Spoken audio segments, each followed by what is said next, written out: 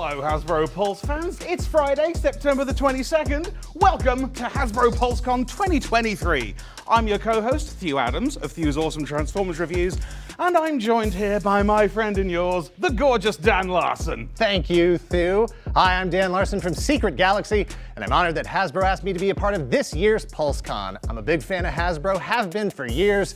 They've got something for everyone throughout the toy collecting community. Thew and I will be here as your navigators throughout the day, keeping brands on track with all the special product reveals, interactive experiences, and so much more. Good heavens, it is so great to be here with you, Dan. For those of you who might remember, I had the privilege of being part of last year's PulseCon pre-show, and I was super excited they asked me back for this year. Dan and I will be sharing the day with you right here in our amazing studio, so brutally live. Dan, I don't know about you, it feels a bit different in here than my home studio back in the UK. Is it the giant screen? Partially. You don't have one of these? Look at this. PulseCon 2023's theme is all about getting to the core of what makes action figures, or rather, not what makes action figures, but how.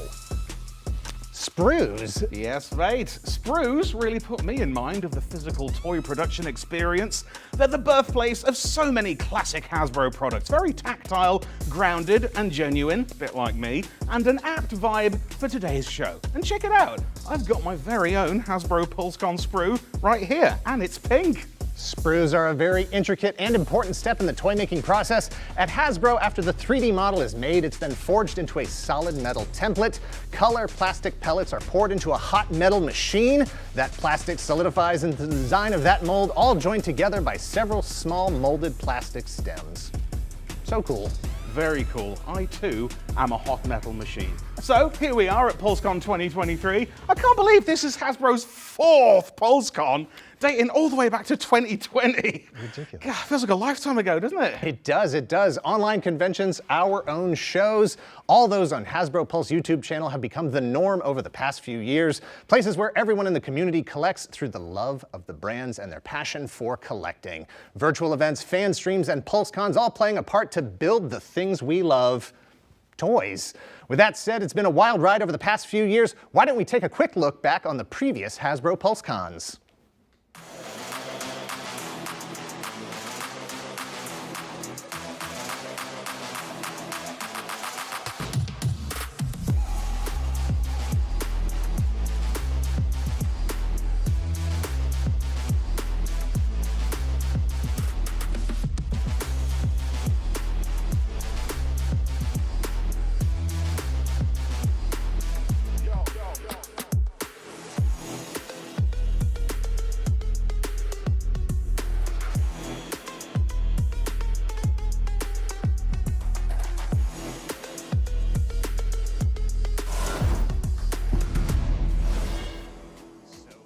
You know, Thew, I watched every single one of those, and I remember exactly where I was, in front of my computer. What was your favorite moment? Personally speaking, for my own bias, I liked it when I was on it. I thought that was cool. That big Tarn hologram. You made the cut. I know. I'm so proud of you. What was your favorite moment? Your favorite product from the past? What would you like to see this year? Let us know in the chat. Yes, indeed. The Hasbro Pulse fan community has grown so much over the past several years, and I can't wait to see what they've got in store for us this year. Come with us over here. Let's go for a walk. Yeah, why not? Oh, look, it's our mate, Emily. Hey, what's going on, mate? Thank you. Hey, Dan, how's it going? Happy Hasbro PulseCon 2023 Day. Well, thank you And for to saying you that. as well. Happy Hasbro PulseCon Day to everybody at home, too. I am over in our host area where we have a selection of classic Hasbro products from our archives. Hasbro celebrating our 100th anniversary this year, and it has been so much fun to get to go dig into the archives and get to celebrate some of those toys that are from maybe a couple years ago, maybe many, many years ago, but it has been so cool. So I have a couple of things out here that I think that you guys might be excited about. But first, tell me, what are some of your favorite Hasbro toys from the last 100 years? Well, it's terribly funny that you should have this thing ready for me to pick out here. This is Transformers Generation 2. This is Hero Optimus Prime with his gorgeous, ridiculous color scheme and big yellow pneumatic smash pad, which fires a big old missile. It's one of the ultimate products of human ingenuity, if you ask me. And I know this is a setup, but look, this is a piece I never had. G.I. Joe is my favorite brand from Hasbro over the years, and I was never able to actually have a flight pod as a kid. I have the new classified one, but I never got this one. And so it's really nice that we're taking this time to oh, that's what you remedy some of those mistakes of the past. It has been so much fun getting to learn more about these. We got to do a great display at San Diego Comic-Con this year. So in the chat, let us know, what are some of your favorite Hasbro products from the last 100 years? Please, if you have like weird offshoot toys that on brands we haven't made in a long time, like let us hear your favorite childhood memories of Hasbro toys, or some of your favorite adult memories of Hasbro toys. Things you might see in the background. Exactly. We've got some great stuff in the background. So there'll be more shots of the background all day, so hopefully you'll be able to see a little bit more of what's back there as well. But you know, while we're talking about this, toys bring so much joy to many of us who play and collect. And Hasbro's DNA is really all about giving back to the community. So as we mentioned, Hasbro is celebrating our 100th anniversary. And so to celebrate, we are kicking off a new charity campaign. That's right, Celebrating with Purpose, Hasbro Centennial Fan Choice Campaign. So in honor of Hasbro's centennial, you can see on the screen here, Alan Hassenfeld and the Hassenfeld Family Foundation are going to donate $1 million to purpose-driven charities. But we don't want to just make the decisions on our end. We are empowering you, our fans, to choose how these dollars are going to be distributed. So you may be wondering, how does it work? For each purchase on Hasbro Pulse, over a set amount of time will allow you to vote for how to distribute this $1 million across these 4 amazing charities. So we have selected 4 cause areas that align with Hasbro's purpose and our 100-year legacy of giving back to the community. So these cause areas and charities include, you're welcome to follow along with me on the screen, but Toys for Tots, covering off on access to play, bringing toys and games to children and families in need. We're live, y'all. We're so live. Games for Change, covering off on our Playmakers category, empowering game creators to tackle real-world challenges. Hasbro Children's Hospital, covering off on play relief, providing exceptional pediatric healthcare. And One Tree Planted, covering off on playing with purpose, environmental sustainability focused on global reforestation. So, as we mentioned earlier, for every purchase made on HasbroPulse.com between now and November 30th, you can vote for one of these charities. At the end of the campaign, everyone is going to be a winner, but the charity with the most votes will receive the most amount of funding. So the funding is going to be allocated to all 4 organizations. Let's see if I can do this from memory. First place gets $400,000. Second place gets $300,000. Third place gets $200,000, and fourth place gets $100,000. That's a lot of money. That's incredible. So hopefully that will be able to make a real change in our community. We're so excited. Winners are going to be announced on Hasbro Pulse in December of 2023. So make sure that you stay tuned. And you know, while we're talking about anniversaries, did you guys know next year our very own Hasbro Pulse is going to be 5 years old? Oh, that's adorable. It feels like Hasbro Pulse has been around forever and that time just has absolutely no meaning anymore. How has it been 5 years? It's insane that Hasbro Pulse has now sort of transcended toddler. Yeah, it's wild. We're like almost about to start kindergarten. Amazing. Yeah. I'm not ready for this responsibility. So over the years, Pulse has really grown globally. So Hasbro Pulse is now available in the US, Canada, the UK, all of the European Union, and select countries in Asia, including Hong Kong, Malaysia, Singapore, and Taiwan. Fantastic, man. I remember when it launched in the UK, it was such a big deal because we had a lot of envious eyes cast across the Atlantic until that finally launched in the UK, and it's kind of brilliant. So I want that for everybody. I want to see that all across the world. And much easier to back HasLabs now. Yeah, fancy that. If only there was a very nice HasLab campaign happening right now, that it would be very easy for our friends to back in all of these Hasbro Pulse markets and select markets where Hasbro Pulse is not yet available. But we are continuously making efforts to expand into more markets, so please keep an eye out for more information in the future. If you guys at home figured out that Emily was brought on to do housekeeping things for the host segment, great news. That's what I'm doing. So you're doing great. Thanks. So for us at Hasbro, you know, we're really fans too, and Hasbro Pulse is all about the community. The love of brands and amazing toys is what really brings us together. I mean, that's kind of why you guys are doing everything that you do. That's why we're here. That's why we're part of this community, and we're so enthusiastic about all of this stuff. It's important to remember that none of this would have been possible without Galvatron. So thank you. And so we always want to hear from you. We want to see you. So please don't forget, if you like Hasbro Pulse, make sure to share, like, subscribe to our YouTube and Instagram channels for more information. Tell a friend, spread the word, help to expand our community. So while we're talking about community, can we all agree today, let's be nice to each other? Yes, please. Let's have a nice chill Friday. Let's keep it on the level. Let's just enjoy some toys, enjoy the show, and not go crazy out there, please. We're making friends here, we're making friends around the world. Yes, we The are. Hasbro Pulse community was born from the thrill and excitement we get from the brands we love and the toys that connect us to them. So whether you're a collector for play or just a collector for display or both, we love to see that commitment. We all know that sweet, sweet experience of getting our hands on the toys we've been wanting and building our own collections in our own way. We're a global community of enthusiasts who rally behind our favorite pop culture, and that is our shared bond here. You're right. And Hasbro PulseCon and the fan streams are where we celebrate that together with each other politely. So in that spirit, let's encourage each other to be nice to each other and just have a blast as one big family. It's Friday. Let's love this. Kick off the weekend. Yeah. And as we've mentioned, we are like very, very live. There is no time delay on what we are doing here and what you are seeing in your houses. So I think that sometimes there is a tendency to, when we're in front of our computers, we forget that the comments that we post online, the people who are going to be receiving them are real human beings with real human being feelings. And so if we can just remember that as we welcome constructive criticism, we welcome feedback, we welcome excitement, but just remember that we are real people too who are going to be reading through all of these comments. And we would also like to still have a very nice Friday. So I feel like on that tone, we kind of talked about community, we talked about charity, we talked about expansion. Let's talk about you.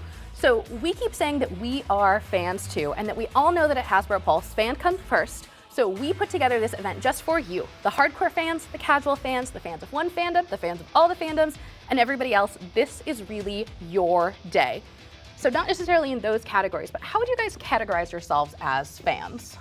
Well, I think without Transformers, none of this would be possible. I wouldn't be standing here doing this. So I don't consider myself a super hardcore fan, but aren't I though? I think you are. Yeah. I think your presence here merits the label of hardcore fan. But I think you and I both, we sort of cover that spectrum of casual fan who are still interested in the day-to-day releases and all of that stuff and just enjoying the things for what they are. But we're pretty hardcore because we make our shows and we get really obsessed with it. This is it. We love it sort of once we have it. I'm not gonna go nuts if I don't see character XYZ showing up over there. Exactly. Although some pretty good stuff coming. So for me, my needs are met. I'm very well served.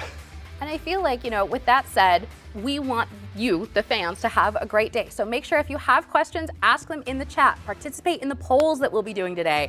If you have any questions, message us on the Hasbro Pulse social channels. We'll have people monitoring the chat all day and trying to get to your questions as quickly as we can. But besides interacting in the chat, we have some other fun ways to keep you in on the action. So with that being said, let's talk trivia. Yes. How do you guys feel about trivia in general? I'm full of it. There's nothing else going on up here. No. It's just toy trivia and blast beats and nothing else. That's Perfect. all I got. I mean, that's really all you need, right? Yeah, you're good. So displayed on your screen, you are going to see a special code, and that is your ticket to play. So first off, grab a smartphone or a similar device and go and scan that now.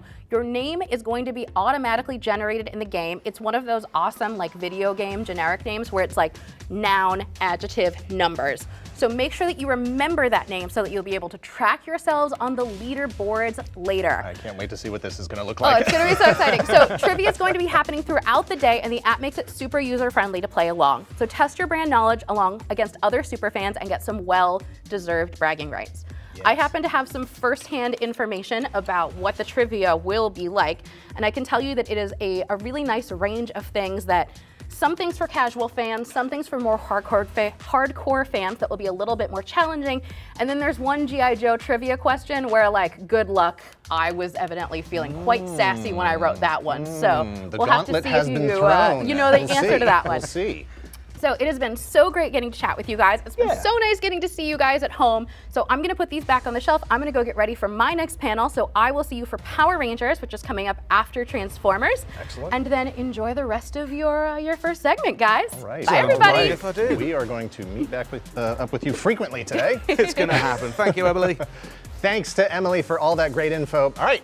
Let's get going. Shall we? Should we get have on with this? Jam-packed show for you today. Over the next 4 to 5 hours, leading you right up to product pre-orders for Pulse Premium members. We're going to bring you brand panels, design insights, and a few special guests along the way. But most importantly, we're going to be focusing on the star of the show, The toys. Hasbro's heard you. We know what you like. We know what you're here for. It's the toys, Just right? get to the toys. Yeah, can we please? So this year we'll have over 30 product reveals. Stay tuned and get ready for that. Speaking of toys, we're giving you a chance to win some of our convention exclusives, and that's not all. 2 lucky winners will also take home the ultimate prize, a Transformers Grimlock auto-converting robot flagship collector's edition by RoboSen. Oh, mate, that thing is sick. So entering is super easy. Just head over to hasbropulse.com/giveaways and you'll find all the products you can win. All you need to do is enter your email for the products you want. It's kind of that simple. It's that simple. Yeah. Now, here's the best part. The giveaway is open all weekend, so you've got plenty of time to enter, but I must stress you don't want to miss out. These prizes are out of this world. You gotta be in it to win it, my friend. So join us in celebrating Hasbro PulseCon. I'm not gonna clap. Enter the giveaway, and who knows, you could be one of our lucky winners. So good luck and enjoy the show. All right, this is it. Let's chart the course for the day. Here's today's lineup. These are approximate times. Transformers is up next. We got Power Rangers at 12:10, Star Wars at 12:30, Dungeons and Dragons at 1:15, Magic will be 1:35, Marvel at 1:55, and then G.I. Joe at 2:40. What our exact times are that pre-orders for Hasbro Pulse Premium members go up at 4 o'clock Eastern Time, and pre-orders for everyone else goes up at 5. That's right, those pre-order times are locked in. Those are already set. But everything else, we're gonna see how we go. Those are roughly when it's gonna happen. So, settle in, and I reckon we should probably ready the shuttle for launch, because our first stop is Cybertron. We're kicking off a momentous celebration of awesomeness. 40 years of Transformers. It's too long. I know, right? Nothing's that old. Speak for yourself. Our Transformers team has big plans, big guests, and big reveals, and it all starts right now. Mark, B-Mac, Evan, roll out!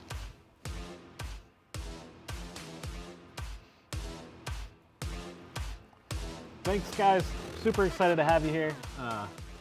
PulseCon all over again, right? We're back. We're back. We made it. We're ready to rock. We're ready to rock. Whether we like it or not, here we are. And like everybody's been saying, we are very brutally live, so if we mess up, we're just going to roll with it. So, as the host, you guys too, we have a Transformers poll, right? So, Yes. go to the YouTube chat right now. We have a poll for you. We're going to get back to that a little later, but let us know who you're thinking about. I know who I'm going to pick from this poll. I think I have an idea of who everybody might be picking from this. I think I'm going to be picking myself here. Perfect. All right. And our good friend Thew is going to come join us at the end to reveal that result and do some other stuff with us. So that'll be a lot of fun. Fantastic. Awesome. All right. Make sure you're commenting in the chat and letting us know as we're going along. So, as they just alluded to, 2024, kind of a big year. Huge year. Apparently, we've been around for a little while. So, let's kick this thing off with a little bit of animation. We'll show that right now. Ooh.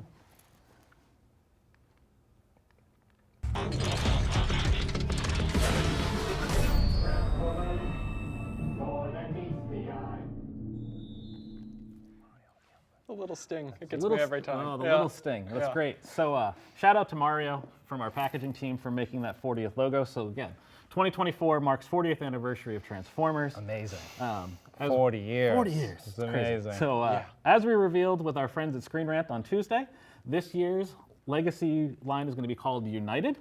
Ooh, yeah. And that was done on purpose, right? You can see the logos there down in the bottom corner. We're talking to everybody, we got 40 years of entertainment that we're covering essentially within the year. So if you've been a fan since We're going to G1, try to dip into all the series, all the animated series, all the entertainment. For the 40 years, we're trying to hit every single pinpoint of that. Because everybody has a different entry point. Because obviously 40 years of history, different cartoons, different comics. Everybody came in at a different today time. could be your first toy. Like, you never Yeah, know. This you could never be know. your entry into 40 years of Transformers history. So, But yes, thank you for all the support over the years. all right. We want to take a look at maybe our poster that appeared over our shoulder Oh, no. here. Everybody's probably already in the comments going crazy, seeing what's going on. So we revealed a little bit of this poster too, right? So I might have photoshopped out somebody's hand and a little bit of his body so you couldn't see what was going on. I can't get over the Emperor of Destruction, Magmatron, just overseeing the 40 years of Transformers. Let's just take a look at that illustration. I mean, it's just absolutely bananas. That character is bananas. But as you can see, there's a lot of things going on. There's a couple Easter eggs, as always, on these posters that we kind of fleshed into the background there. So please say what you're thinking in the comments. And clearly we always make every toy that's on the poster. I hope so, because we still get messages about Polar Claw. Oh, so, poor Polar Claw. I actually came across him in the archives when we were going through stuff for Comic-Con, and I was like, yeah, this is awesome. There he is. It's on the list. He's a very long one. It's a very long list. All right, so you guys want to just get into it. Everybody wants to see plastic, Of course. right? All I right. mean, that's why we're here. All right, so up first, we have our good friend, Energon Megatron Core Class. This will be our first one of the year. Mark's grabbing it now. We're going to get him up on the turntable for you. Thank you for grabbing them. Yeah. And Evan's going to take us through it. Yeah. Let's talk about it. Yeah, so here we go. I feel like Energon doesn't get a lot of love, which actually, if you loved Energon or Super Link, make a comment. Let us know, because then if we hear you, maybe we'll make some more. But yeah, here we have Energon Megatron. It's an iconic design. It's fantastic. Worked on this with Tomo-san. Awesome. So what we did here is that we tried to match the animation deco, because definitely when the original toy came out, the Hasbro toy, colors were a little weird, a little off. I love this fluorescent green. Oh, it's it's so giving good. me Yeah. the pop that I need here. Getting the neon greens right. We didn't do clear this time because in animation it was like a very blocky green instead of like the original toy had it transparent. But yeah, it's just a fun little figure. You can take off his blasters, he can hold them, he can pose them down. It's just great. It's a lot of fun. I love the blaster turret. That's the mini yeah, tank. yeah. That was a nice The tank nod. sword, Yes, yeah. the tank sword is pretty outrageous. It's pretty. The sculpt detail on it is phenomenal, especially in this lighting here. Yeah, I'm happy we were able to get that in there. So good. All right, so we got a lot to cover, so we're just going to keep rolling. We You can do. see these awesome shots on the video wall as well by our good friend Dave White. You'll see all of these lifestyle images going up today with the pre-orders at 4 o'clock, 5 o'clock. It's really good. Energon, Megatron. Let's go back. So next, let's next. talk about real sculpts, right? We've been doing this since Kingdom. We have these awesome sculpts. So how about some Beast Wars Tasmania Kid? Boom. Like, I just can't get over the fact that this guy is Beast Wars coming. second, by the way. Beast Wars as second. we were very kindly reminded. Thank you, Thew. Thank you. That's a shout out to Thew. I said two at one point during rehearsal, and he was like, actually, and I was like, oh, thank you. Okay, I didn't get that right. But yeah, Tasmanian Kid or Snarl, if you collected the original Beast Wars toy.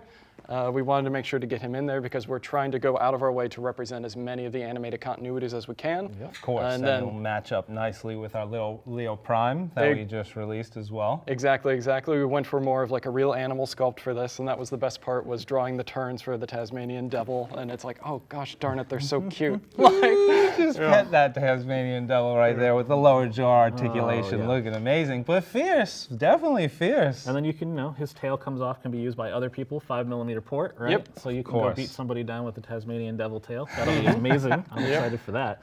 Sculptural details, so that it's just really outstanding that we're bringing this guy to life. I'm so excited for this. Kunihiro-san put in a lot of work with this, and yeah, we were able to bring him to life, and he's just fantastic. He'll look great next to Leo Prime, as we talked about. Oh, definitely. All right. But yeah. So that's 2 core. That's We 2. have 1 more core. Yeah. This one I think everybody kind of online's been speculating a lot about. Yeah. So very excited to actually finally reveal to you what rock is as it was listed in the listing. So this here This is definitely a joint effort. is our Infernac universe Boulder Crash, the first armorizer of the year. You'll see that nice little logo on pack here. So this is our system of building. This is our Junkion, our weaponizer, our fossilizer of the year. Let's talk about this stuff. I mean, since this is the 40th anniversary, I thought, why not dip into the world of Transformers and really start bringing sort of maybe obscure elements of our franchise and our universes into the forefront. So back in the Headmasters, I believe it was. Yep, Transformers Headmasters. Transformers Headmasters. There's an episode with my friend Six Shot, I believe it's called. On Planet Daria, I think. Planet Daria. And there's actually these rock creatures that appear out of the ground, and they actually form this crazy combiner.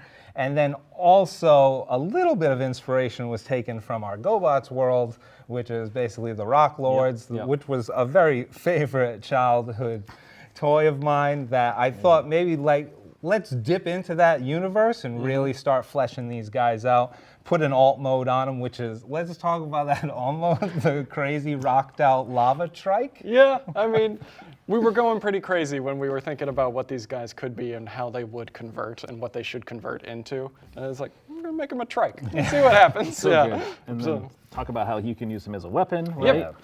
Please So flex that. we saw that a lot of people really loved how the core class Dinobots that we did last year, they had a 5mm port building system and people were able to build crazy monstrosities with them. So we're bringing a bit of that back with this, but essentially this character will convert into a rock weapon that can be used by your other armorizers and things like that. And then the whole system, of course, brought to you by Ajima-san and Mark. So we're going to see a little bit more of that here in a moment. Of course. I love the actual, like, and one of the big staples of this character and all of these characters that we're going to bring you in Armorizers is like really concentrated on actually the finishes and what kind of rock they are. I see that you have some kind of lava going on, much like the poster that was showcased a little earlier. That's always very easy to do with rock, but originally he started out as being based off of red quartz, and then it was like, I need like a powerful like accent hit in there, so that's where the red came in. So good. Yeah, it's a great head sculpt, a great sculpt. I mean, it's really fun. I love that all the bigger characters can actually utilize them as a weapon. Yeah. So what's better than one new rock character than a second rock character? So Mark's going to go grab our next one for us. And for those, who are a little nerdy like we are, Infernac Universe is probably ringing in the back of your head. So, a little bit of tie into Inhumanoids there too. Just a little bit. We're trying to, could combine the continuities there. So let's talk about our friend Boulder Crash. Our friend Magnus. Oh, Magnus. Yeah, I got that totally wrong. That's all right. It's okay. We just talked about Boulder Crash. Yeah. So Magnus here, I worked with Ajima-san on him, a brand new character, and it came out really, really cool. We actually focused more on like basically an obsidian type of stone, and which is basically a volcanic rock, and it's actually a lot of coarse material here. We actually molded in a pattern on the mold here, so you'll see like a nice texture on a lot of the parts, which came out really cool. Just the thing that Ajima-san brought to the plate, which was really an amazing feature here and transformation in his chest, he actually has a hollow spark, so his chest is actually hollow. It's because he really isn't like a Transformers character, he's more of a creature in the Transformers universe. Yep. So, I mean, that little element there like really brought this guy to life in my eyes. So like, just the magmatic rock here is just really looking fierce. I mean, his alt mode is like almost like a land vehicle kind of Hummer. You can actually take off his crossbow blaster here. That's looking like an axe as well. You can fit that on top of the front of the bumper and actually take off pieces of his legs and fit it on the front bumpers as well, and it actually becomes a battering ram, which is really cool. Don't stand a chance. And we definitely should talk about this is the building system. So much like the Junkions, you do not need to rip them apart to convert them.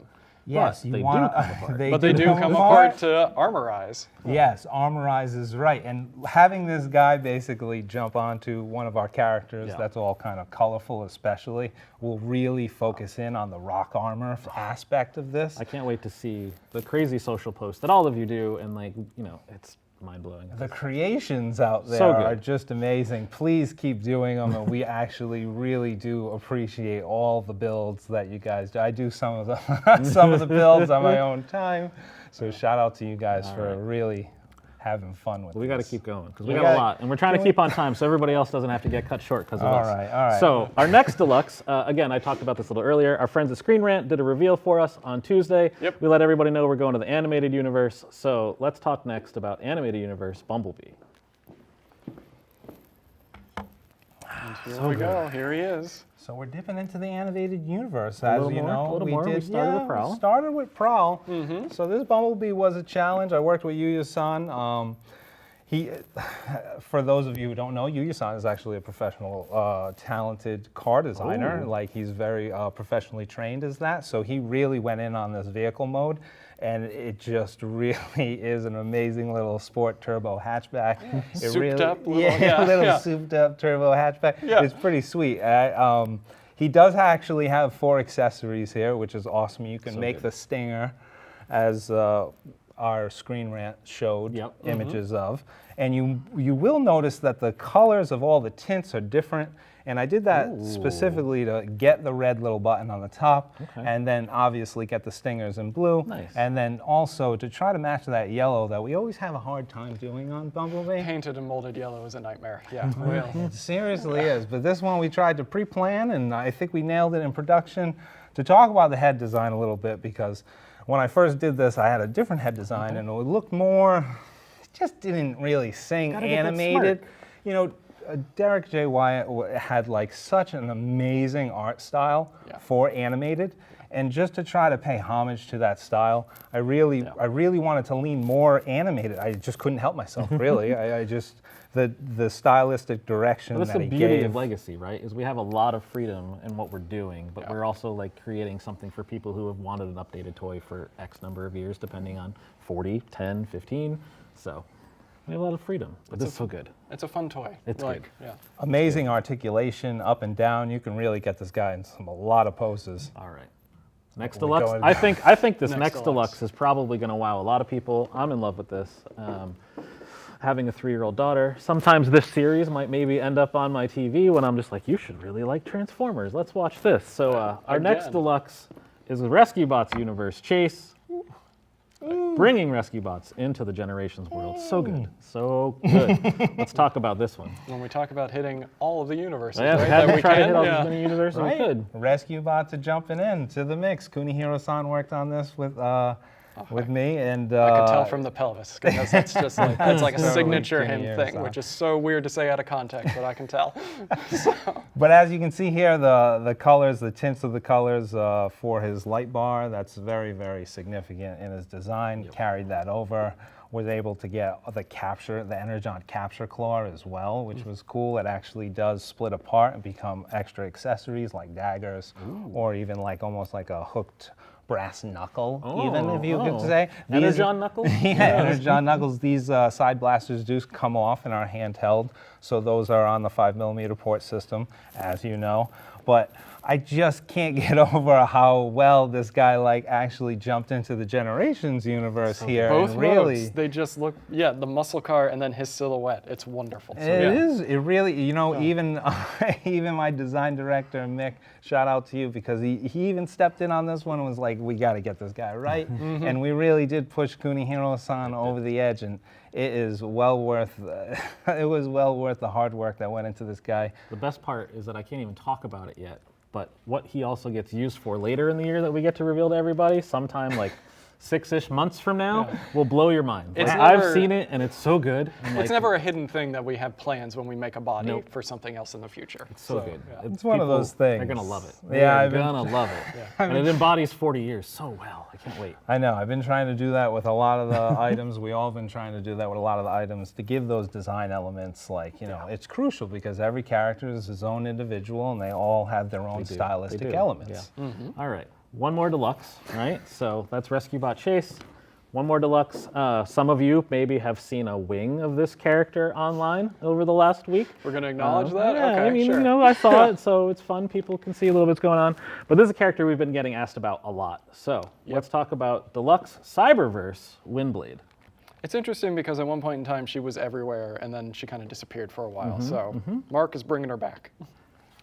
And she looks glorious. Her face tampography, her face paint really came out really wonderful. Her fan still does come off. Now the Stormfall sword actually has a new ability here, as you can see. It is translucent, but it actually is flamed up. So the Energon is so incredibly powerful that it ignites and it flames, and I thought that was a really good thing to do for the jet mode, because the jet is so fast and sleek, and it just leaves the fire trail.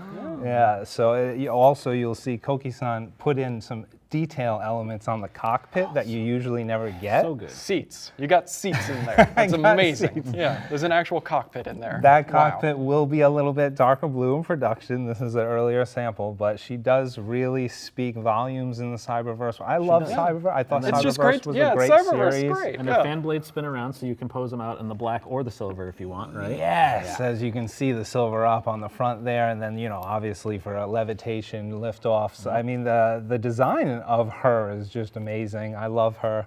I think that this character actually is going to look really good on the shelf amongst with your Shadow Striker and a couple other figures that maybe we'll be dipping into. Oh, there's a lot. Built by the fans, right? Yeah. Yes, yeah, indeed. Fan created. All right. So that does our 4 deluxe. No. Well, we always do Voyager next, right? Because that's the next size. Yes. I think this one might be my favorite of the wave. I don't know why. It's definitely not because of glorious beards that are roaming around the You might be studio today. biased, maybe. I might be biased. This one's pretty good. Prime Universe Thundertron. I think everybody, when they saw this listing, was just like, "What are we getting? How is it going to look?" Well, you were looking for some space pirates, and you can't really dip into the space pirate world without Thundertron here, the Star Seeker. As you can see, his logo is placed on the back of him here, nice. and he also, he's coasting the galaxy in search of maybe perhaps some of the rock characters to look for power-ups to defeat Cybertron. Who knows what this guy's up to? He's looting and pillaging. He's a maniac. And his spaceship that is called. I wonder what. I wonder what the spaceship he's cruising on is. But he does have his peg leg that actually his claw does come off and fit onto the front of the sword, which is a really nice detail that we carried over from the first toy. Ajima-san worked on this character, and as you can see, I really wish my beard did this like I wish my beard was that straight too, for sure. Just straighten that thing out and really hard edge it, because he looks handsome. He's a handsome man right here. Handsome. Well, you know what? If you do a Super Awesome Me figure, you can have that added. Yeah. And then we talk about, he came from Planet Z, right? That's right. He stopped by, cruising the galaxy. He stopped by Planet Z, picked up a little bit of Zoid love here, which is something that Evan is very passionate about. You just into the Zoid universe for a little bit there, but it's he's got a Liger-esque form. He does. It's fantastic. He does have lower jaw articulation. As you can see, his colors are a little bit different. We went with the bronze instead of the gold, which is, and then the Energon ended up being solid. I thought that first toy, some of the clear parts were just a little bit too much. I thought we'd bring it back to the solid here. And we also actually put in some battle damage on his face, which is cool because he's been through some war. Pirates been through stuff? Never. All right, so we have another Voyager. Again, revealed on Tuesday. Sticking back with that animated universe, this one came out really well. Yeah. I'm sure Evan's going to insta add this to the Optimus shelf, right? Always. Always. Never have enough Optimus. So, no. Animated Universe Optimus Prime. Interesting here, we went without the face mask, not something you typically get with an Optimus from us. So that's a big change here. Well, just like the animated Bumblebee, that the face design is so different from all of our other iterations of Optimus and Bumblebee. It's so striking. It's an amazing look. So had to carry that over here. Optimus definitely has been to the gym, though, as you can see. He's built up. He's definitely a little He's got that thick. wonderful Dorito shape. So, So Shusan worked on this character with me, did an outstanding job. The extendable axe is really cool. He does have the 5mm port on the back of the engine there for the blast. Basically attack mode, you could say. And then actually his light bar does come off. It was essential to get the blue and red tint on there, because I know the original toy only had the blue, I believe. So that was a key design element I wanted to toss in. And he just, with Bumblebee and then Prowl, they just stand so strong on shelf together. Yeah. I like how you got, as best you could, the front wheels so you can still drive it around, but they're kind of hidden so it looks like it's floating like the truck did in the show. A little bit on the front there. So. When I looked at that truck mode, I almost fell over. I was like, how am I doing this floating truck? And I know the original toy moved the front wheel, the back wheel to the front a little bit more. So I tried to conceal that front wheel as much as possible to at least give it that same vibe. Yeah, you get the right angles. People will definitely hide it and get it in there. I can't wait for the photos. They're going to do great. And obviously our photos behind us from Dave, always amazing. Again, you guys will see the full gamut of all of the lifestyle photos on the new diorama for Legacy United as everything goes up today. Glorious. All right, one more new reveal. One more. We're cruising along here because, again, we got a lot, but so does everybody else. So we want to make sure you get to see all of the plastic glory today. So our final new reveal from Legacy United Wave 1. This is our leader class. There's a lot of purple on this. I kind of love it. There's a lot of purple. It's good for me, but it's weird because it's purple, but it's good purple. The original toy was actually blue, which was not animation accurate, so we definitely made sure to make this guy animation accurate.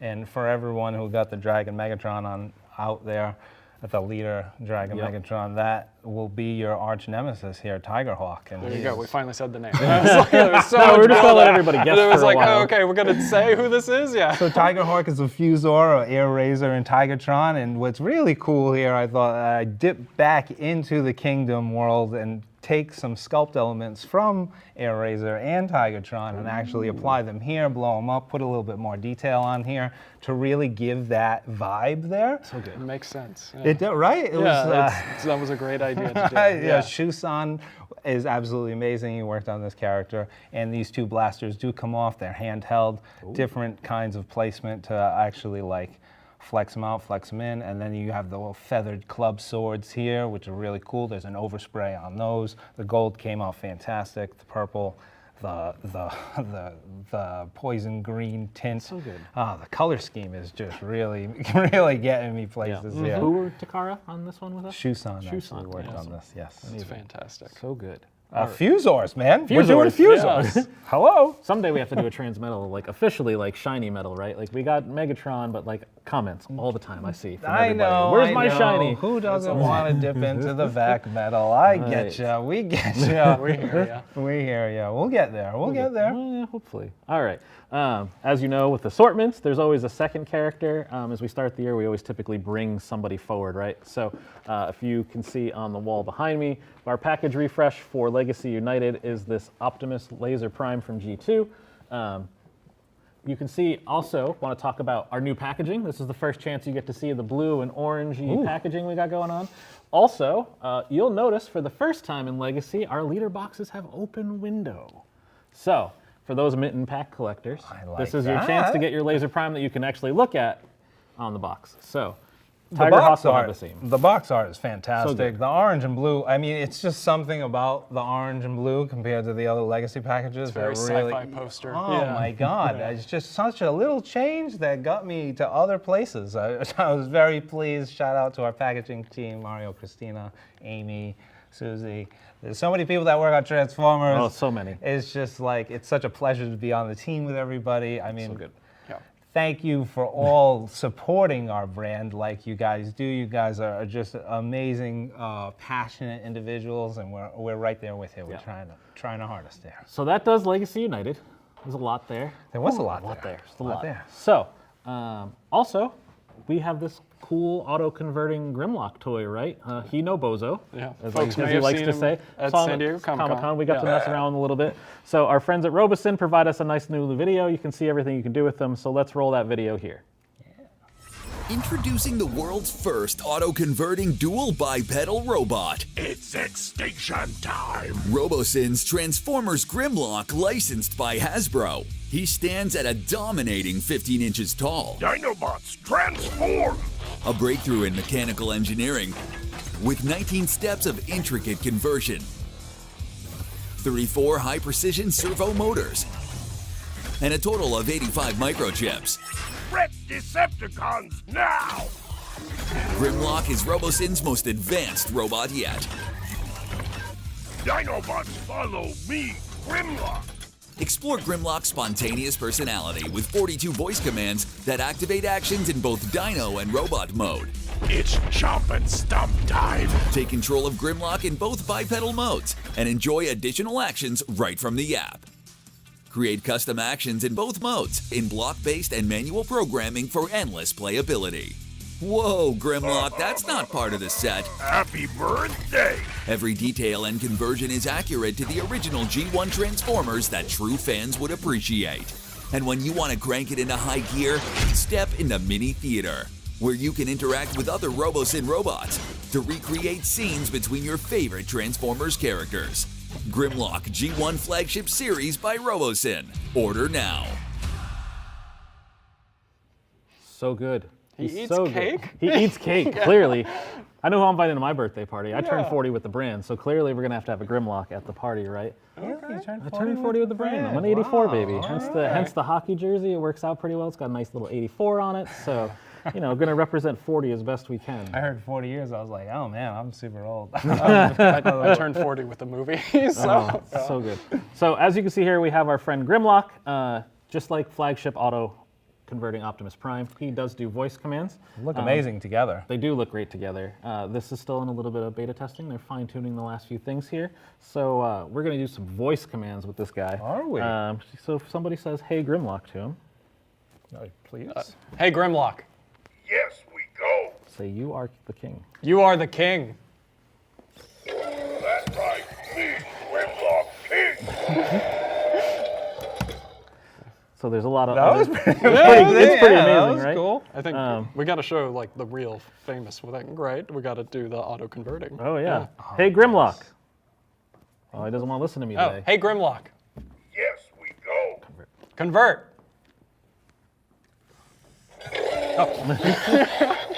It's so good. It's so authentic, right? G1. Yeah. I mean, I just think of the Masterpiece toy like every single time. I look Studio at this. series. Yeah. Station time. Cool new key phrases, right? Dude, Vac Metal, looking beautiful. It's so Here we good. go. Let's see. What's a good command for him while? Oh, all right. While we're in bot mode. Hey Grimlock. Yes, we go. Battle. Got a soundtrack. Oh, So not included right now, but he has his blaster. You can put the sword in the other hand, so you get a lot of fun going on there. Oh, they have these accessories. all right. I love that his visor changes colors to match the toy deco it's so versus good, the right? animation. Yeah, that's great. An essential have to everyone's collection. All right, let's see what else. What's another good fun one we can do here? Hey Grimlock. Nope, doesn't want to listen to me now. Hey Grimlock.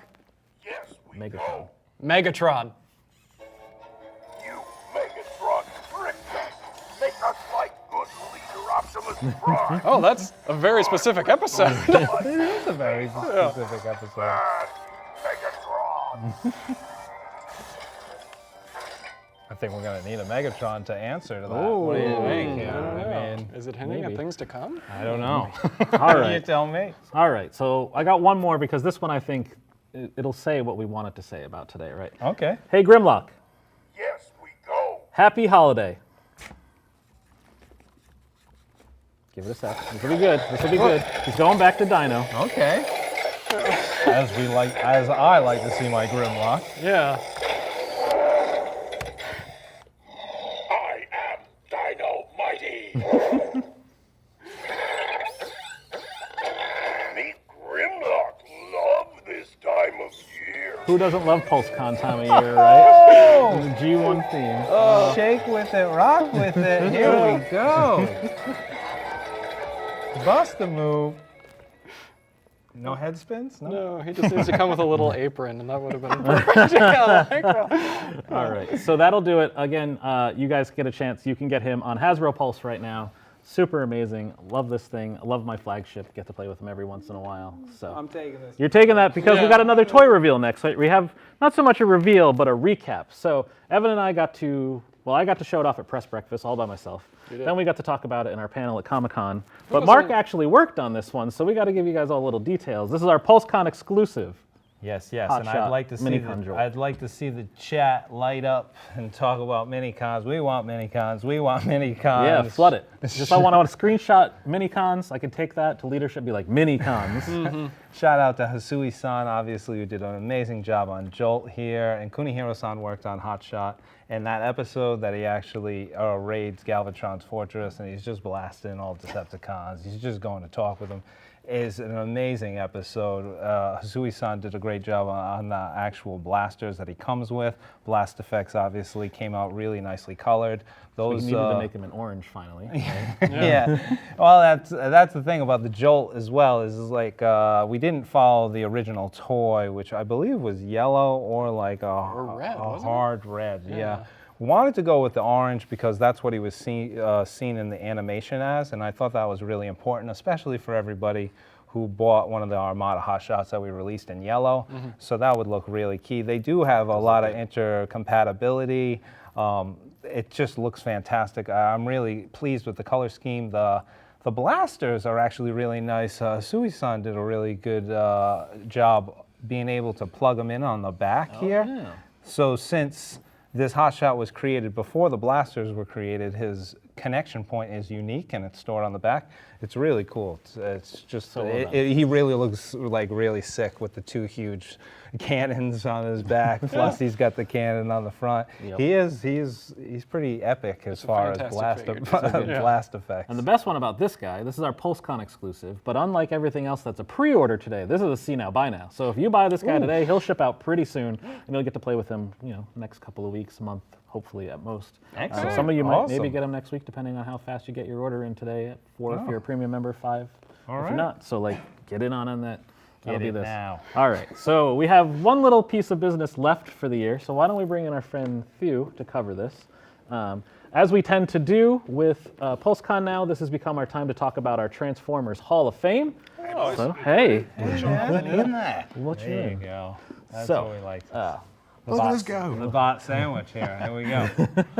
So we posted our Hall of Fame poll on Hasbro Pulse and our Transformers channel. I know a lot of people voted. I think it was over 40,000 total votes when I went through it. So a lot of people 40 voting. for 40. Okay, that's great. 40 for 40. I was like it was did done. that on purpose. Yeah. I didn't. I just the way the fans got there, I guess. So we had 2 choices. We had your favorite fictional character from Robots in Disguise 2001, or Car Robots for the Japanese fans, and then we also had our Toy of the Year from Legacy Evolution. So. What did you have any choices? I mean, for me, for RID, it's got to be Megatron. He turns into a hand. That's wild. That's one of his modes, yes. Yeah. I mean, that's straight in right there. Yeah, good point. For Legacy Evolution, for me, it had to be Skyquake. Just seeing a bit of, just a few of those sort of late G1 details sneaking in, mixing it in with Prime, with the whole Legacy aesthetic, just incredible stuff. And the compatibility with Needle Nose, that's just pandering directly to my needs. That's that UK release, I know. And you know what we did special on that? I don't know if you realize, is on the back engine, we kept translucent clear to try to give that effect of the little viewfinder on it. The mega visor, Yeah, oh my heavens. That's, Little hints. I'm little so hints. spoiled, thank you. You did that exclusively for glad me. you really like that one. We're trying to spoil where we can. So, aside from our poll, we do also always induct a human inductee. So this year, somebody very important to Transformers history. I'm going to let Evan introduce him, though, because I think you could do him the most justice. Well, I mean, how much time do we have left for PulseCon? Because I don't think I would have enough time to sing all of his praises. We're, of course, talking about Ajima-san, who has been a Takara Tomy Transformer designer for the last 35 years. So long. Yeah. Big E. The Big E. And he's just a fantastic individual. It's been a wonderful privilege to work with him over the years on a lot of these items. He created the Motormaster, the Menasor, the new system, like a lot. Junkions. He did the Junkions. He just did the Rock Lord's character. Yeah. Armorizers, so good. Yeah. All right, so our friend Ajima-san recorded a nice acceptance video for us. So let's have a look here. You all can see his thanks. Yeah. トランスフォーマーファンの皆さん、こんにちは。この度、殿堂入りさせていただくことになった江島武雄です。おそらく多くの方は私のことはご存じないことと思われますので、受賞の言葉を兼ねて簡単な自己紹介をさせていただきたいと思います。私は1989年の春、旧宝に新入社員として入社いたしました。その年の秋にトランスフォーマーの開発に就任いたします。当時のトランスフォーマーは最初の世界的ブームから、大きく衰退いたしまして、私が就任してからすぐに US 市場撤退という決めに遭いました。撤退後すぐに、旧宝でも会社内のトランスフォーマーチームは大幅な縮小がされまして、開発マンはなんと私一人になってしまいました。すなわち私はトランスフォーマーにおいてたった一人の開発マンになってしまったのです。新入社員だった私がたった一人で開発を行うなんて、当時の世界情勢がいかにトランスフォーマーに期待していなかったということがよくわかります。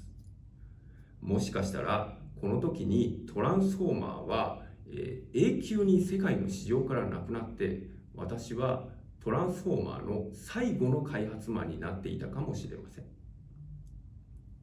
私は US 市場撤退後、残されたヨーロッパでの市場展開において全力を尽くします。当時のトランスフォーマーの立場は非常に弱く、もうそれは本当に苦しかったです。とにかく出荷数量が非常に少ないので、生産工場の見積もりも足元を見られて非常に高く、コストを合わせるのが本当に大変でした。今の開発状況から考えると、もう本当に想像もできないような苦しい状況でした。そんな中で、私はなんとか目新しさでトランスフォーマーを市場に残そうと、いろんな発明をして、次々と特許を取り、なんとかトランスフォーマーを首の皮一枚つなげていくことになります。当時はですね、トランスフォーマーが今日終わってしまうのか、明日終わってしまうのかという本当に悲壮な状況でした。なんとか新規の発明を繰り返して続けていくうちに、私はトランスフォーマーをフルポーザブルにするということで、安全基準と商品価値の両方を両立させることに成功します。それをもとにビーストウォーズの展開が開始されました。その後のトランスフォーマーの大躍進はもう皆様ご存知のことと思われます。私がトランスフォーマーの開発に就任してビーストウォーズに至るまで7年の歳月が過ぎていました。今日殿堂入りさせていただくことになり、あの頃の本当に苦しかった記憶が本当に走馬灯のようによみがえってまいりました。あの時必死で頑張ってよかった、諦めなくてよかった、今世界中で愛されているトランスフォーマーを残すことができて本当によかったとしみじみ思います。これもひとえに皆様がトランスフォーマーを愛し支えてくださった結果だと思います。本当にありがとうございました。一つ言い忘れておりました。私はこれからも新しいトランスフォーマーをガンガン作っていきますので、どうぞよろしくお願いいたします。今後ともよろしくお願いします。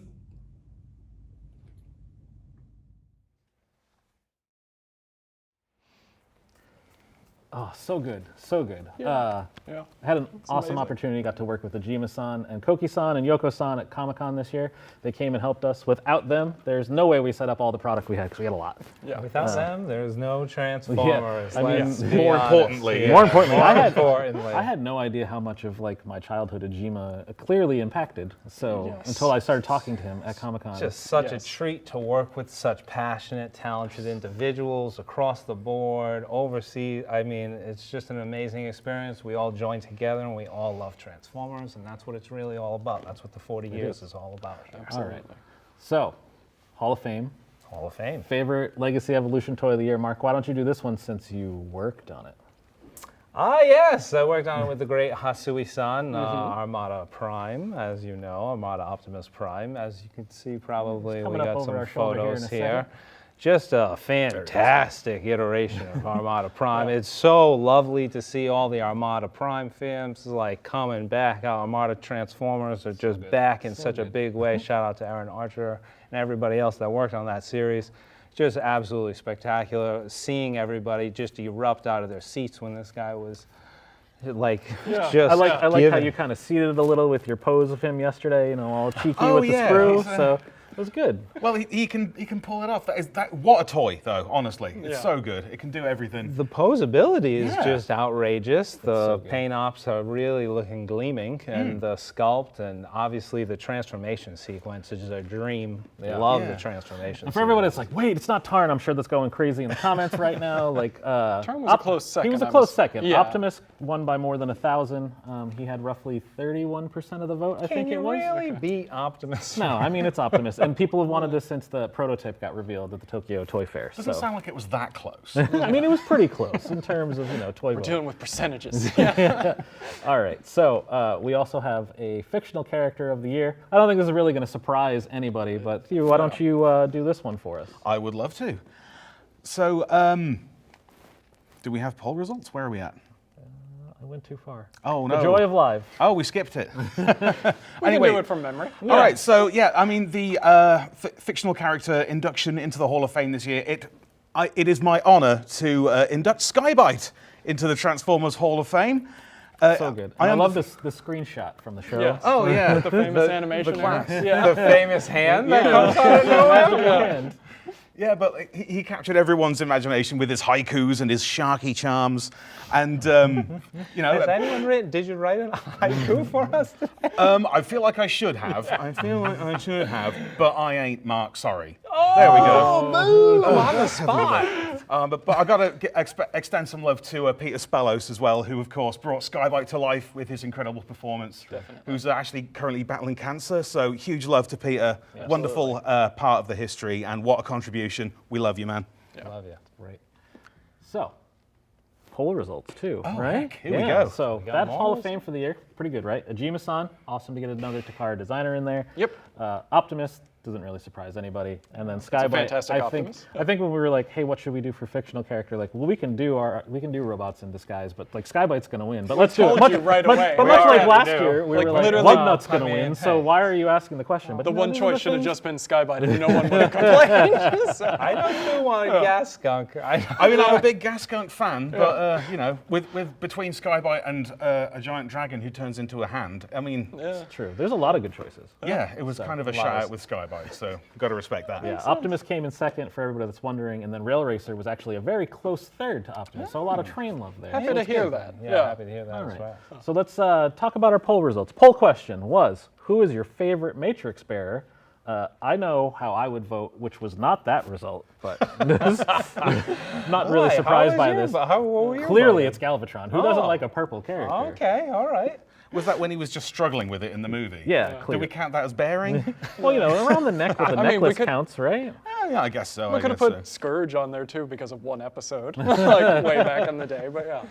But it had to be Optimus Prime, didn't it? He's the guy. I mean, he's the mascot for the whole place. So if you put him in there, it's like Skybite. It's going to happen. It's going to be Yeah. him. So yeah, respect to that. Absolutely. All right, so that does it for us. We're gonna let Thew get back to his hosting duties. We're gonna do the proper little wrap up part here. So we have our oh, actually, I'm a liar. We have Q&A first. I forgot about this. Is fun. We're Live not stuff completely here. done. Yeah. Let's talk about some comments too. Let's do So let's that. see. Space Pirates, OMG. We love you. That's great. Rock Lords, that is badass. We agree. The point of this is Q&A. Well, we're gonna get to. I'm doing Okay. some comment shout outs Okay. too. I want Evan's jersey. I forgot to talk about the jersey. well, right. they're here. So So- our friends at Geeky Jerseys hooked Evan and I up. You know, obviously I had to go Decepticon. We made Evan go Autobot since he's the lover. Oh, sorry, I got to spin. There Oh, 84 yes, Starscream there it on the is. back. So So can't go sharp. wrong with that. Let us know how you feel about these. There'll be some of these available on Hasbro Pulse in the future. They're just not up as of yet. So thanks and shout out to them for hooking us up with those. Looking wicked sharp. Oh, we're filming in Massachusetts, so we got to get that accent in there. All right. So let's see. Question. Sorry, I'm going through this. Okay. Should I leave you guys to this? Sure. Sorry. We'll see you soon. Don't leave us. Don't leave. All right. This one I actually kind of like, and this is interesting because I didn't really think about this. Hey, so there is a game for Transformers Prime. Could we get Prime characters in Studio Series Gamer Edition? Absolutely. That answers that. You've been doing such a great job with those figures, man. Very, very exciting. Thank you. I know a lot of people have. I've actually gotten a lot of comments on Instagram about the Thunderwing that shows up in the Transformers Prime video game because he's like Titan scale. Oh, and then he's enormous. goes back to like that Stormbringer comic. Yes. Yeah. So everybody's I like, love that design. I think that was Don Figueroa, I believe. I think so. I want to say that, but But I yeah, could be wrong. absolutely. Studio Series at this point, it can be anything. Yeah. This one's pretty good. This is kind of more of an opinion question for us. Who is the best Dinobot? It's Sludge, isn't it? Ooh. Well, yes. Everybody would say Grimlock because they have to say Grimlock, but I always liked long-necked dinosaurs as a kid. So I it's think I Sludge have to for say me. one that maybe people haven't seen yet that they should probably know is coming that I saw on Evan's desk the other day that looks really good. Oh my goodness! I couldn't leave your office. You had them all displayed, and I was like, They leave a powerful impression when all 5 of them are Wow. together. Yes. wow. Let's see. Oh, we got a lot of Bring the Minicons. That's awesome. Thank you. Yes, thank you. Question. Any news on HasLab Death Source? This we were going to cover. So yes, Death Source is into production. Evan and I will get a recorded video for you guys, an unboxing experience. Somebody forgot to check the box when we filmed for Comic-Con. That was me. We got there, we started doing an unboxing recording, and Death Source was still in Rhode Island. So we had to scrap that. So we'll do it in the studio when we get back to the office in a couple weeks here and get that out so you can see what you're going to get in your package.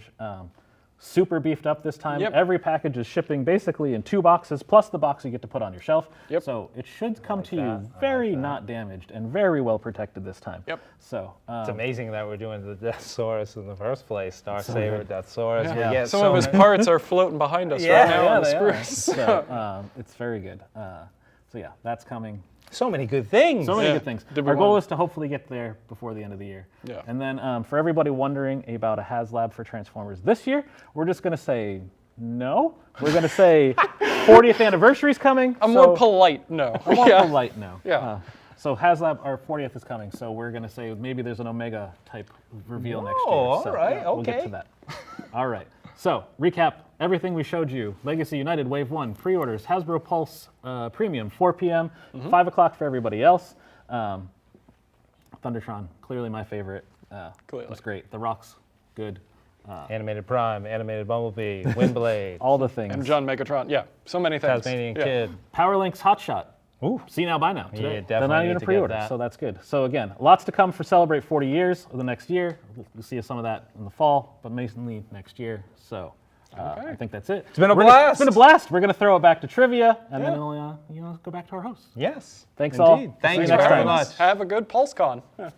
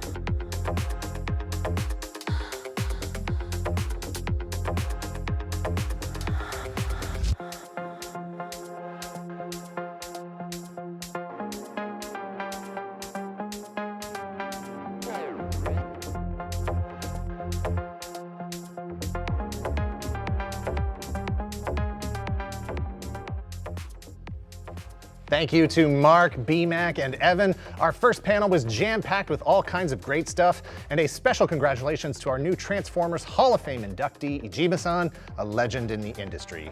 I gotta tell you, maybe a predictable comment, but I loved everything about that panel. Cheers for letting me crash the set, couldn't resist. Let's take a quick look at some of those highlights, shall we? So we had in core class, we had the Rock Lords inspired Boulder Crash, wonderful. Love to see Energon coming back with core class Megatron, and Beast Wars 2nd Tasmania Kid. Absolutely stunning stuff. In the deluxe class, we had animated Bumblebee, Rescue Bot Chase, Magnius. Yeah. This is some fun stuff, man. But Magnius looks amazing. And Cyberverse Windblade. Love to see her coming back. Voyager class, we had Thundertron with his big glorious beard, and animated Optimus Prime, Transformers animated, back in the house. Absolutely love to see it. Robot lips. Yes, baby. That's what they call me. But rounding out Wave 1, we have Leader Class Beast Wars Tigerhawk with the crossover sculpting from Fusors. Yeah, so good.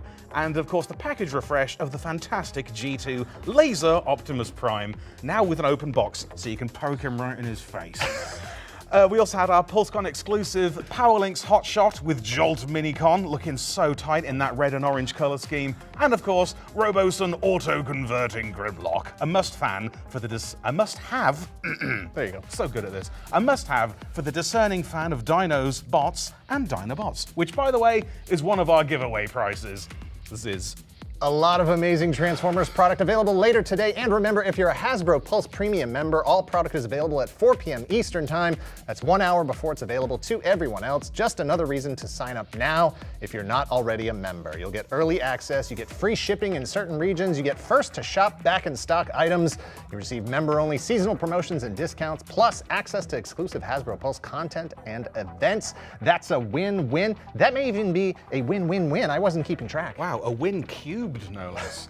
But yeah, before we switch gears on Transformers, how'd you get on with our first trivia round? Hope you got those answers in, Hasbro Pulse fans, because we have a lot more of that coming ahead. I was looking at your paper, so I was Can't believe cheating. you do that to me once again. But remember, we want to hear from you too, so don't forget to share any comments in the chat and follow those polls. And of course, if you like Hasbro Pulse, like I do, make sure to share, like, and subscribe to the YouTube and Instagram channel for more info. Tell a friend, spread the word. Okay. All right. Power Rangers. Oh gosh, I'm gonna get this wrong again. Better throw this over to someone else before I get it wrong. Are you ready, Ranger Nation? Shall we welcome the Power Rangers team and hear what's about to come our way soon? Say hello to Jordan and our good mate Emily. God, it's been so long since we saw each other. Go, go, Power Rangers! Hello, Ranger Nation. We are so excited to be here with you today. In case you missed our lovely introduction right over there, my name is Emily. I work on our marketing team, and Jordan on design. And we are very, very excited to be here with you today. So we'll give you just like a super quick segment overview. So we are going to introduce our Power Rangers poll. We have 2 products that are going up for pre-order today. We're going to have a special video from our friend Simon Bennett. We'll talk a little bit about Cosmic Fury. We have a little bit of a preview or a reminder for some of the awesome Super 7 Ultimates Power Rangers figures that are available now. We'll talk about Selfie Series. I'm looking at our pedestal of things that are hiding behind us. Super secret. And then we'll disappear. We'll have a good time. Sound great? Sounds good to us. Before we start, is there any way that we can widen our shot a little bit so that you can see the excellent footwear that we are currently rocking today? That's right. Megazord slippers. Megazord slippers. We feel cool. You should feel cool if you have these. They just arrived in the mail. We're super stoked. And they have little grippy dots on the bottom so that you don't fall on hardwood surfaces. So in case you hear little squeaky noises while we're walking around, it's our dope slippers. I feel cool in them. How do you feel in them? Super cozy. A little bit too warm, but you know what? But I feel like once it gets like, it's a little like spooky season, this is gonna be real nice. Absolutely. Right? Yes. So anyway, as you can tell, we love a good opportunity for dress up. So we're gonna go into, thank you for the close up. They are just as much fun as you think they're going to be. So you can get your Megazord slippers now on fun.com if you would like to as well. Poll, right. We're doing the poll. So our poll and trivia questions today in honor of our epic return to space for the Power Rangers franchise. All of our poll and trivia questions today are going to be space-themed questions. So we are going to start off our poll. which of the following is your favorite Power Rangers Megazord? So we have first choice, Galaxy Megazord from Power Rangers Lost Galaxy, amazing. The Astro Megazord from Power Rangers in Space, spoiler alert, one of us up here is a big Astro Megazord fan. The Delta Squad Megazord from Power Rangers SPD, or if you're really, really excited about Cosmic Fury coming up, the Cosmic Megazord from Power Rangers Cosmic Fury. So let us know, take a look at the poll questions, answer the poll, and we will circle back to that at the end of the show to see which Megazord reigns supreme. Absolutely. I think I got my gut feeling on what might win, because I like a lot of Ranger fans are around my generation and have an inkling? some inklings on what might be We'll see if you're right. in the lead. We'll see. I don't want you to bias anybody by, it's not like no, you guys know I've what already biased. It's not like people know what Megazords you've brought to life in the line or anything This is that true. would perhaps, point towards your inclination to anything. All right, absolutely. anyway, we're rambling. We're good at that. So we are going to launch right into our first pre-order of the day. So this is I'm really, really excited about this. We are expanding our comic book collection and Lightning collection. Yes. And so we are very excited to welcome an Omega Rangers 4-pack from our Boom Comic series. Yes, check them out. The Omega Rangers did make their debut in the Boom Comics Studios series.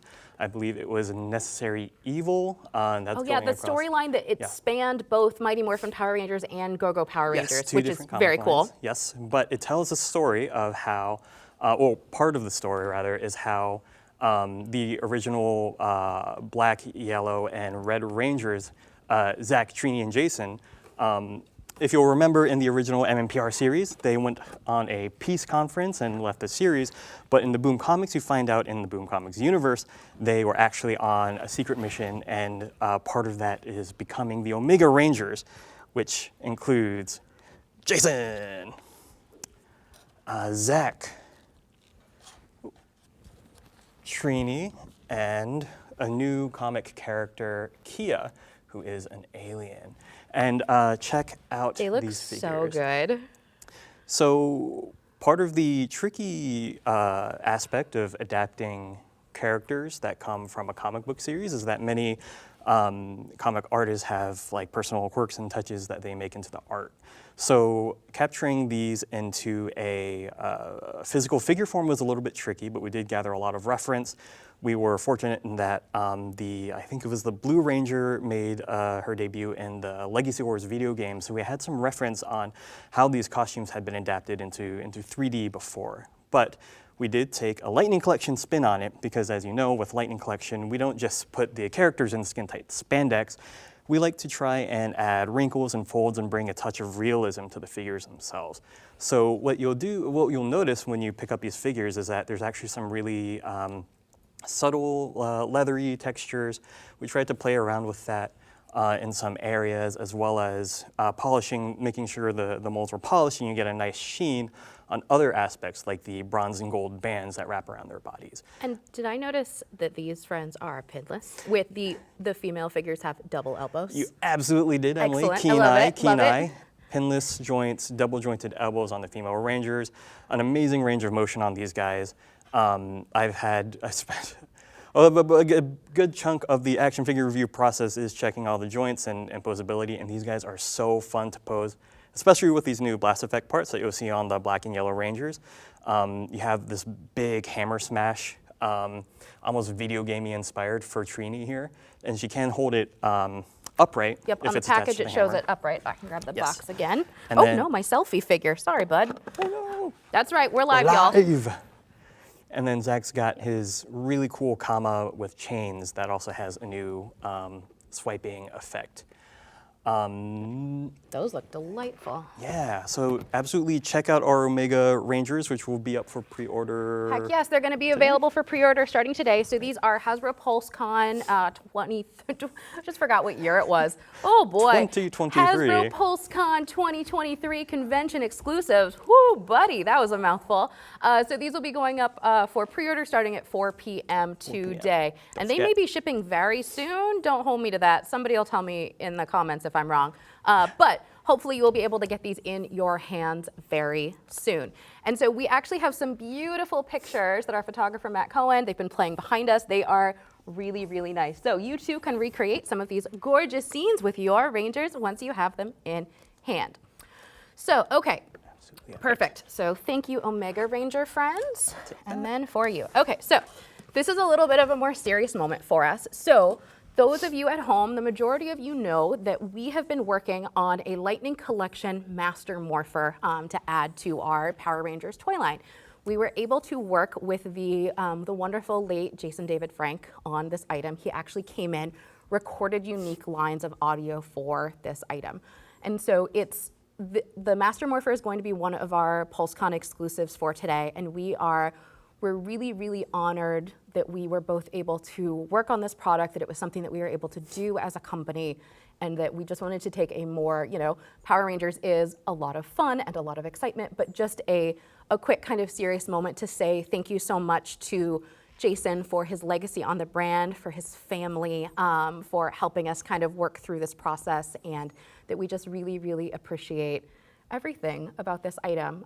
So in honor of the release of the Lightning Collection Master Morpher and of Jason's legacy, Hasbro Pulse will be making a donation to the JED Foundation, which is an organization that provides support and resources for mental health protection and suicide prevention among young adults and teens. And so for many of us at Hasbro, both Tommy and Jason were really some of our childhood heroes.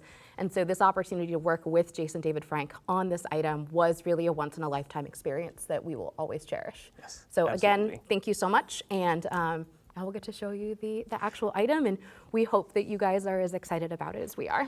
Yeah. So I just want to stress, not only did he lend his amazing voice to the product and showcase all new recorded lines, full of a lot of Easter eggs and fun callbacks that Ranger fans might recognize. He was also a very big advocate for Power Rangers fans as a group and for this product being made as well. So we owe him a lot and his help bringing this product to life. Yes. So that's the box. Let's take the product out. Yes. So first thing you might notice is this beautiful sculpted base. There we go. Yeah, and I'll just plug it back in here to showcase the base in its full glory. So this is an all-new tooled base. It is very, I think we're trying to go for monumental vibes, right? So it's rather than be sculpted with a techie or kind of Power Rangers sci-fi inspired detail.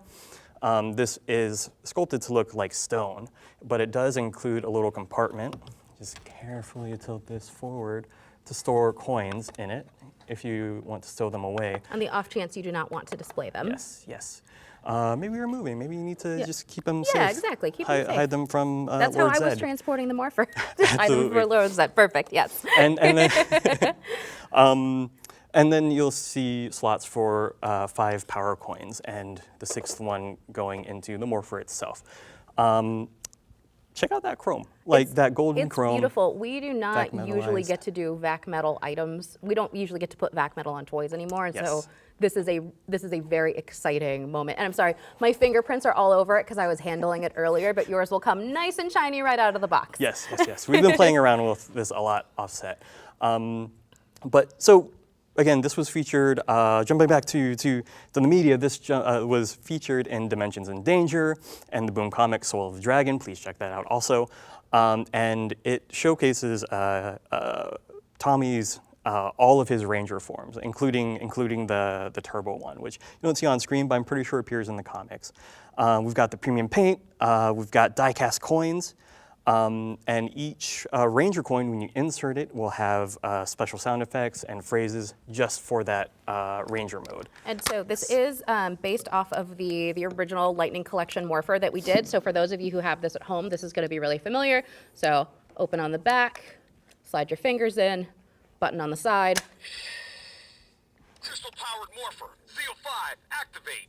If you could hear that. Sorry, I was pointing it towards my mic in the hopes that you could hear it. But there are new and unique voice lines for each of the coins. They will kind of randomize so that you can have a new experience every time you pop that Morpher open. And it's do your morphin sequence with it, which is very fun. Yes.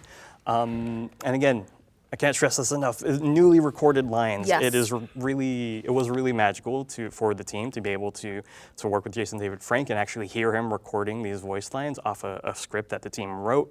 There's a lot of callbacks and references to his legacy, and a lot of Easter eggs too. So make sure you pick this up, play with it, explore it as a toy. It's a fantastic toy, screen replica, and shelf piece. Yeah. So make sure that you head over to HasbroPulse.com starting at 4 p.m. today, 4 p.m. Eastern time today for Hasbro Pulse Premium members. This is one of our convention exclusive items, so quantities will be fairly limited on it. You'll want to make sure that you get yours in hand.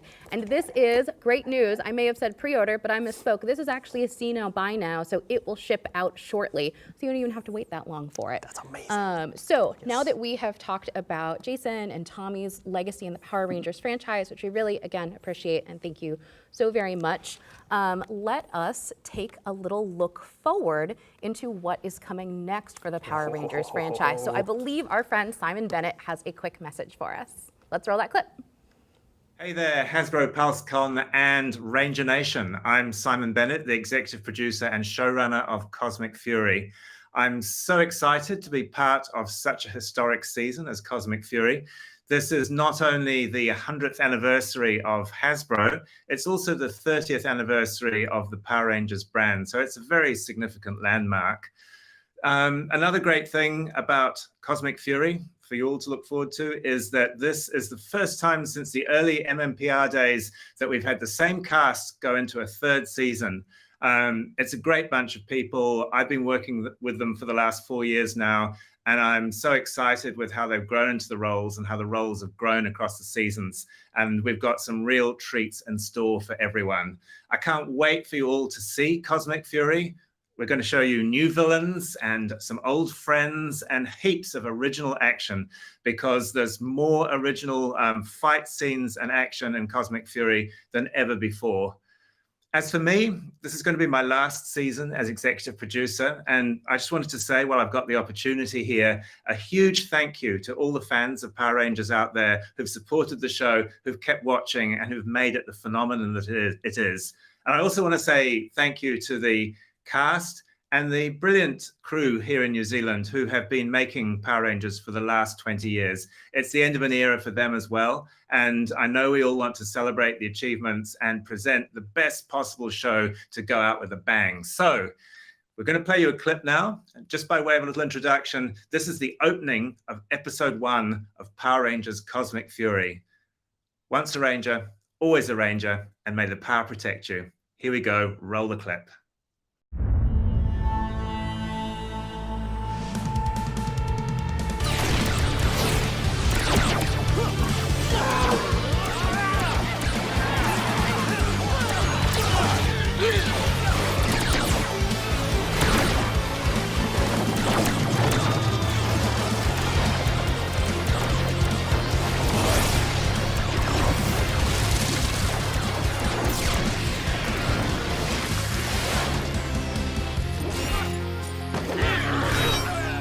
Where is he? Where's Zed? Here you are. Let's toast to your freedom. Yes, I am thirsty for conquest.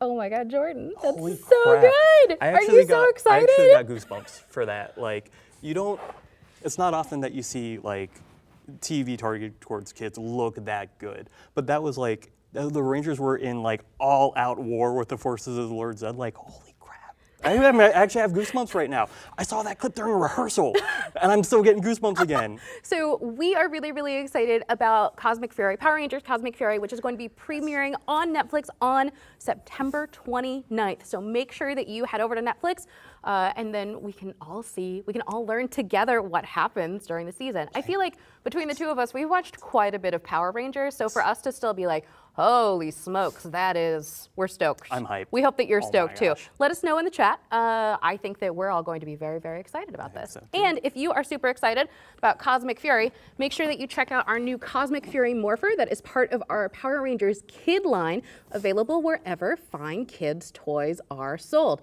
It's pretty cool. 20 light and sound effects. Makes you look extra neat. Yes. Delightful. New Cosmic Morpher design. All original, exclusive to Power Rangers. Please check it out. Yes, please do. Yes. So on that note, next we are going to do our selfie plug. So great news, Selfie Series 2.0 has arrived. If you order your new Selfie Series 2.0 figure this weekend, great news, you get a Hasbro PulseCon convention exclusive sleeve for your box. Ooh, it's shiny. And your figure will come with one of 3. If you get the Power Rangers figures, they'll come with these stands. If you get figures from another brand, they will come with their own unique branded stands. They are beautiful and definitely not something that you are going to want to miss in your collection. Selfie Series 2.0 is rolling out new beards and glasses. Check out my super cute pink glasses. And then additionally some new hairstyles to check out. So make sure that you head over to these are only available on the Hasbro Pulse app. Head on over and check it out. Perfect. All right, we're just whipping right through. The Star Wars team is like, come on guys, let's get to Star Wars. No, they're not actually. They're very wonderful people and we are all friends in real life and we have as much time as we need. So our friends over at Super 7, if you are still in the mood for some more Power Rangers figures, make sure you are checking out the newest Super 7 Ultimates wave for Power Rangers, currently available for pre-order on HasbroPulse.com. 4 amazing new figures. I think we have some pictures that we can pull up for them. Let's see if I have said the magic words. I did say the magic words. Excellent. So 4 all new figures. That's right. There is a black and gold MMPR Megazord, a glowing MMPR Green Ranger, and then cool. I don't know if this is actually the first time in action figure form, but certainly the first time I have seen them. Bulk and Skull coming to the Super 7 Ultimates line. Jordan, this is beautiful. I love this. So always great. I love a good Megazord figure. Looking sharp. Yep. Sharp. All of the great accessories that you have come to know and love from the Ultimates line. Classic. Next up, we have Bulk and Skull. Let's delightful. go. Those face sculpts are doing great. Great job, Super 7 team. Slew of accessories. Excellent accessories. Love the hot dog. Just Beautiful. like the 90s. Beautiful. Amazing. So many accessories. They're great I think this is the accessories. first time in many years that they've been available in figure form. It's Maybe fabulous. ever. And then please take note that this is not just your average MMPR Green Ranger figure. This is a glowing MMPR Green Ranger figure. Right. So make sure you head over to HasbroPulse.com now in order to get those Super 7 Ultimates figures pre-ordered. Check them out. All right, so now we are on to our poll results. So remember when we were talking about Megazords earlier and which Megazord is your favorite? Let's see those poll results, guys. Which one is your favorite? Astro. What? Whoa! Oh my God, the screen is so small. Are those tied? I think that's close enough to call them tied. That's okay, amazing. All right. Okay. I was very excited for the Astro Megazord, and I fully expected that to win. But I will admit there was small corner of my heart that thought, hey, that Galaxy Megazord's It's pretty pretty cool. sick. It's pretty cool. It's pretty sick. Oh, I get it. You know, it's a classic 5-Ranger formation Zord, beautiful colors, great design, great season. So hey. That's fine. I'm okay with this. Jordan offers a concession for this win. So we are very, very excited about our co-poll winners. So thank you guys for hanging out with us, Ranger Nation. It has been so lovely to see you on this wonderful Friday. So make sure that you are going and pre-ordering your Omega Rangers 4-pack and your Lightning Collection Master Morpher, as well as your Super 7 Ultimates line. And I think that that's it from us. So we are going to throw it over to some more space-themed Power Rangers trivia. And then may the power protect you guys. We'll see you later. Bye.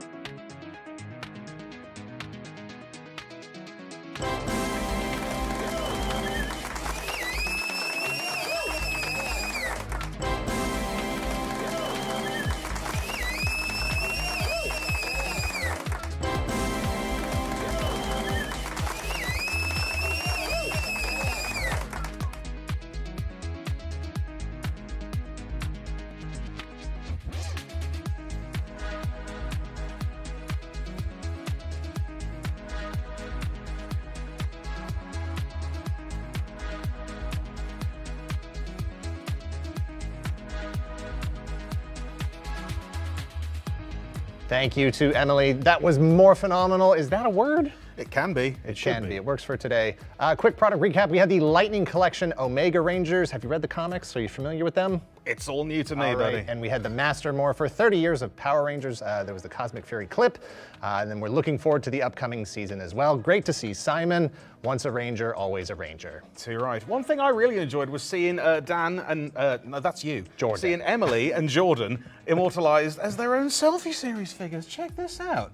Hasbro was nice enough to give us our own selfie series figures.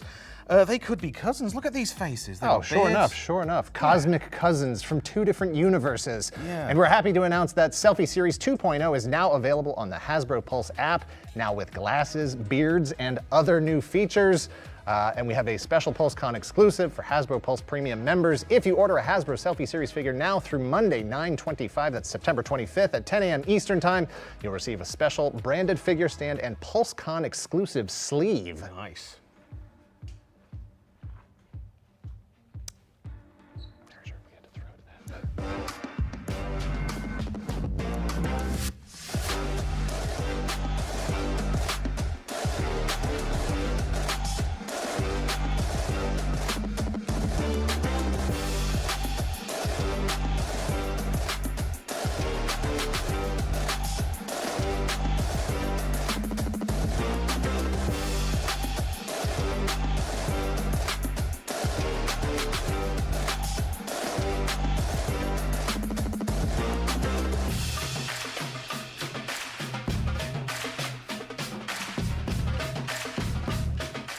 Okay, fans, those trivia questions keep popping up after each brand panel, so make sure you're getting your brain out, following along, and playing throughout the show. Any comments or questions for us? Let us know. And of course, make sure to share, like, and subscribe to the YouTube and Instagram channels for more info. Tell a friend. Spread the word.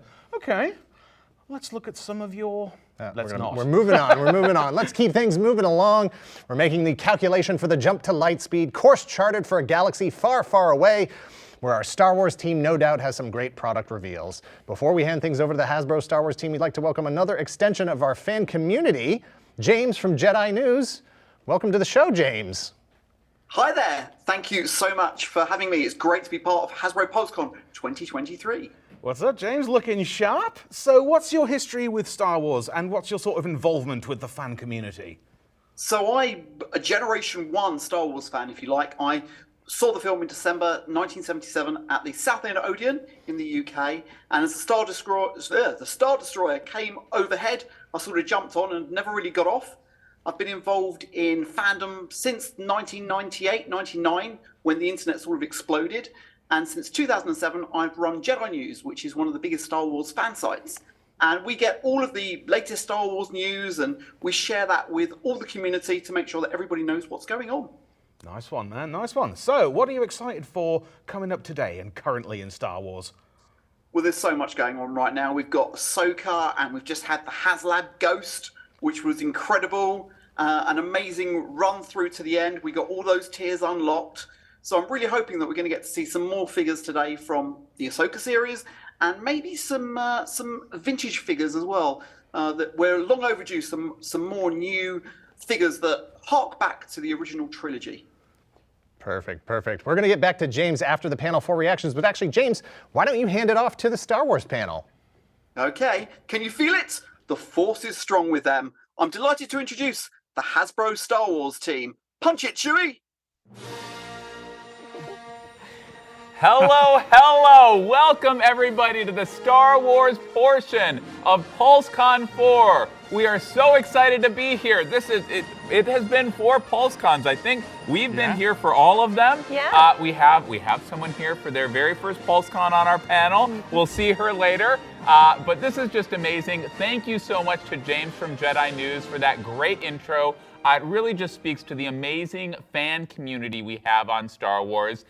James is a great representative. We love interacting with members of the community at conventions. He mentioned the HasLab. Obviously, we launched that at SDCC. More to come on the HasLab later, some little tidbits there. But just huge thanks to James. We love interacting with those folks. We're excited to join you all today to share some amazing news with you. We're going to have reveals from all the segments: Vintage, Black Series, Premium Roleplay. We're splitting up the stream today. There's not enough room on the screen for all the members of the team, so we're splitting it up between Vintage and Black Series. As you can tell, with Emily on the screen, the incomparable Emily, we're starting with Vintage here.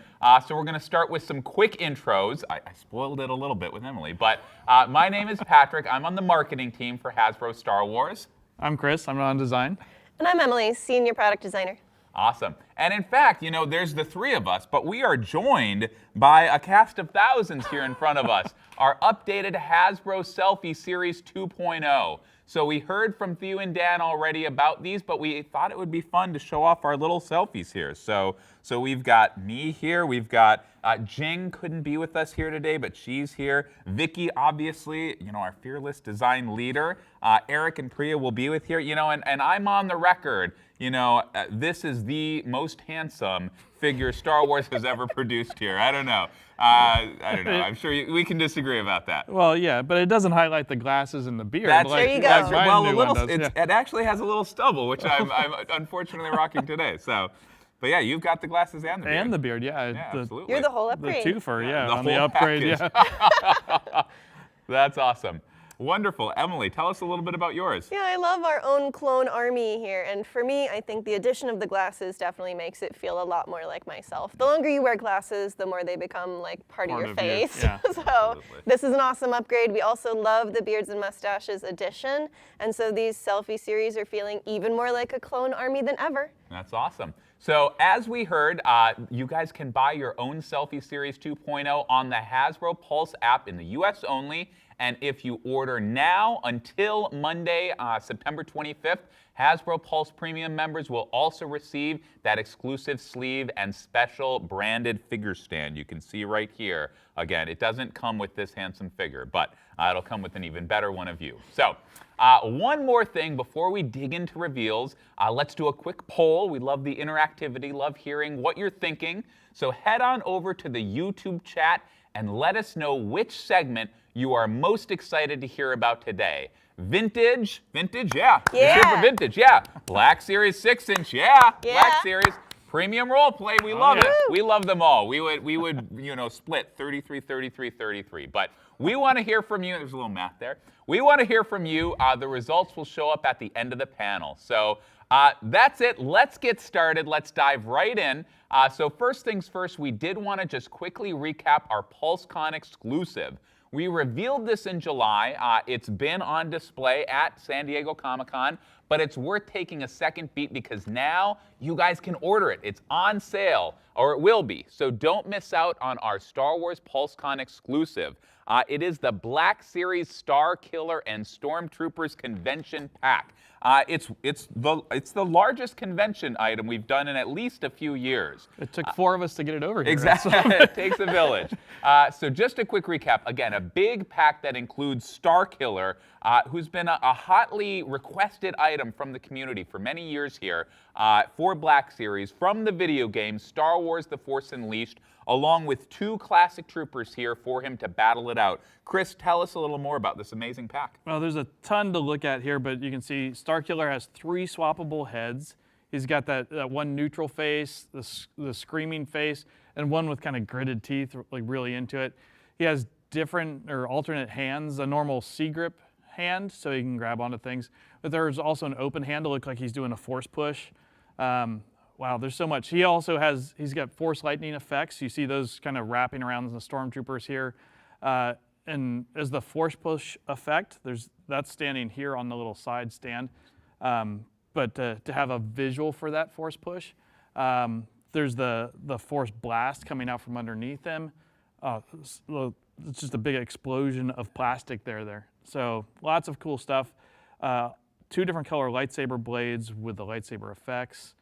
And then the packaging, super fun there too. So for this pack, we've got that sleeve, and when that sleeve slides off, I mean, you're pulling off kind of the recreation of the game box art that was recreated with the figures, but then you get to see inside, and you're seeing it on screen now, some of the great display of those figures inside. Yeah, that's awesome. I love you guys are able to, with these convention items, just really things we aren't able to do in mainline, but to your point, like really just blowing out the accessories, creating these moments for such an iconic figure, his entry into the line. So it's really cool. Yeah, so much credit to our branding and packaging structure teams, like all digging in deep on these sort of Marie things. and Andrew always do a great job. So there's so much that goes into this pack. This one in particular is going to be amazing to pose out. This pose is great. There's many more. In fact, we had Isaiah from the Black Series Instagram page snap some toy pics, Hasbro toy pics, we love it, of this item for us. So it's up on his Insta now, so definitely go check it out. This pack is available for purchase today exclusively to Hasbro Pulse Premium members beginning at 4 p.m. Eastern Time. And a quick note here, this PulseCon marks the first time Star Wars is now participating in that early out window. So not 5 p.m., 4 p.m. for Hasbro Pulse Premium members. You'll hear more about that with other items, but just wanted to make sure. I know in past years we've been kind of accustomed to that 5 p.m. time, but 4 p.m. For this item. So, and then in the mainline channel at 5 p.m. Eastern Time for other fans. So definitely don't miss out. What else do we have today, Chris? Oh, well, so much. But moving on for some reveals today, we're going to start today with vintage reveals, like we said, but before going into Black Series later in the day. So, but keeping with kind of that gaming theme, gaming is just part of the Star Wars universe. It's in the blood of Star Wars. There's so much there. And there's a lot of gaming fans on the team as well. I mean, Emily and Eric are both huge gamers. There are others, but Emily and Eric being on these figure segments, very key to all of this. I crush it at N64. My N64 at home, I am the champion. You still have all the cheat codes ready to go. Up, down, down, left, right, all over it. Right. Konami. Oh man, and one of the very successful games in more recent years is an app game, and that's Star Wars Galaxy of Heroes, a mobile game that lets you battle with crews of heroes and villains. And revealing today 2 characters from the game, both HK-47 and Jedi Revan. So we strive to make our refreshes more interesting, and this one definitely falls into that category with Revan. Introduced here, a brand new costume for Darth Revan with his Jedi form. So. Yeah, we loved the way that this one reflected the ability all the way back from Knights of the Republic to choose your path in the game. And the mobile game really built on that with this new look. It was super fun to create that style for him, and this is all in white. This is definitely his redeemed path version. So that was super fun for us. And as well, I just loved the opportunity to include his companion and potentially enemy, the deadly and hilarious HK-47. This twisted droid was previously offered in toy form as a Build-A-Figure in the Legacy Collection, so we had fun with the opportunity to bring him out in a completed form. In the game, Jedi Revan only comes with one of his 2 lightsabers, since again he's chosen his path, and HK-47 comes with that iconic blaster. That's right. And as for packaging, this is a fun 2-pack execution for the Vintage Collection. So it's packed with a closed box, you see that here, with a little diorama on the front highlighting the 2 figures, but kind of in the classic Kenner style, but in that gaming environment. Inside the pack, there are 2 blister cards included, so each figure comes on its own card. The pack is available for Fan Channel in the US and Canada, or toy specialty stores, including Hasbro Pulse in Pulse markets outside of the US. And that includes all of EU, as well as Singapore, Malaysia, Hong Kong, and Taiwan. This will be on shelf spring of 2024. It'll be a pre-order exclusively to Hasbro Pulse Premium members, like Patrick was saying earlier, at 4 p.m. Eastern Time today. And for shared fans, starting at 5 p.m. Eastern Time. You got the first litany of retailers and times. And I got through it. I got through it. Yeah. There we go. It's not always the easiest. All right, so moving on, we'd love to introduce a main villain from a different show. From Rogue One this time, it's Director Krennic. So, fun one here. We've wanted to do this figure for a long time, and trying to do him right and bring him out. We've gone in, and with that new officer body we have that helped out, but he's got a custom cape sculpted here, so some of the details great on that for all the special details of that cape, the collar and the badges and stuff going on there, as well as his portrait. We wanted to do him for a while and to do that portrait right and catch those details of his head. The holster on his side, it's a fun detail. It's off on kind of the opposite side you would expect because the actor here is left-handed, so needed to draw that blaster a little differently. We love bringing the portrait, like I said, to life, even the subtle details in the grays of his hair. So then you're seeing here the packaging for him. We have a really nice film out that leans into kind of that Krennic attitude a little bit there. So nice, subtle, and kind of honing in on that character style. That's awesome. And this one's been highly requested by the community, right? I think you guys are doing a great job of, tuning into the polls and the petitions and the brackets, and I think we're chipping away at some of those brackets, and I think we're going to make folks happy today and in the future, I think, right? Absolutely. I think so. That's our goal. Yeah. It's always wonderful to hear from the community on what you guys are looking for, and we always pay attention. Yeah, awesome. So, moving on to a more recent entertainment, obviously a huge live-action show we're all loving tuning into is the Ahsoka show on Disney+. So we've shared a few reveals in the Vintage Collection already related to the show. That was Vintage Ahsoka, Sabine, Morgan Elsbeth, HK-87, and Hera. So much fun doing all of those. And also revealed Thrawn from Rebels. So while not in Ahsoka in this form, this was his animated form, just a relevant character to the series. So next up, sharing a few more today, one figure in the new entertainment that we definitely wanted to get out is the ultimate sassy droid, Chopper. So, woo! So this one is a figure we've loved adding to the Vintage Collection since we can always use more droids. He comes packed with detail, and personally my favorite thing that we were able to add to this is the tilting neck joint for that. Little attitude going on there. Is Chopper here in the studio? It's right here. It's such an accurate impression. So he's cracked me up, all of his lines in the show. And he comes with as well arms that swivel at the joint by his head for additional expression. The little small arm in his body can also pull out for that pose. So as well, his third leg can be pulled out into kind of 2 positions so that he can sit straight up or in the diagonal position, aiming for all those different Chopper poses. And at the top, he also has an interchangeable radar dish, so he can do his diagonal tilted tracking, and as well the little targeting piece that he tossed at the other ship in the show so he can track that little radar dish. It's tiny on there, but it's there. It's a little bitty accessory, but it's fun. You can glue it all over your ships. Smallest accessory in vintage, or? I don't know. We've done some tiny ones. There was a shift knob in there somewhere. Yeah. That's probably no longer there, but it's been lost. And just one more note, the deco for this one is based on his live action appearance. So we love this sassy droid. He's going to be so fun in your line. Right, and a fun thing for the packaging on him, the film out was provided by Lucasfilm, as all of them are for us, but we did some minor editing to the background to extend that hallway so it filled up the space, kind of in classic Kenner style.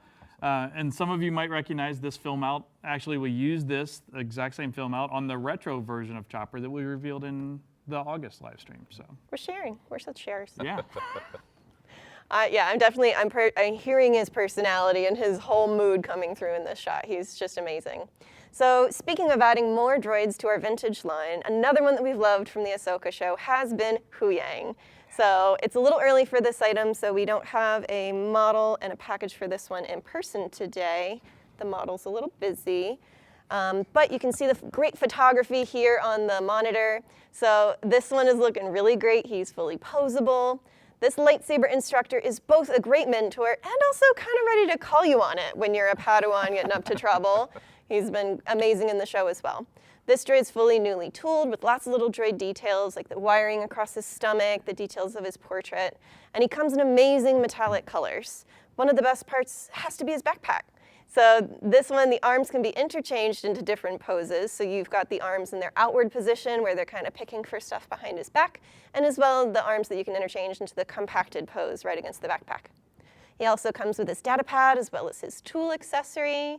So he's going to be super fun for the line as well. We love adding all these droids. He's also a little sassy, right? Like it's a sassy droid season. Got some attitude there in Ahsoka the droid. And I think because we brought in HK earlier from the global game, I mean, this is a whole trio. Standing up for themselves in Ahsoka. It's good. Speaking up.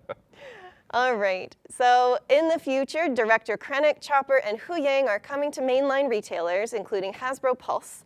Director Krennic and Chopper are available spring of 2024, and like we said, it's a little early for Huyang, a little of an early reveal, so that one is available summer of 2024.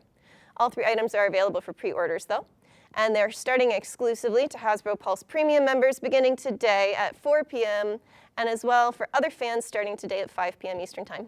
Awesome. So before we move over to Black Series, we did just want to take a moment to talk about HasLab. You're seeing it on your screens right now, or you will be in a second, and just thank the community again for the amazing success on the Ghost HasLab.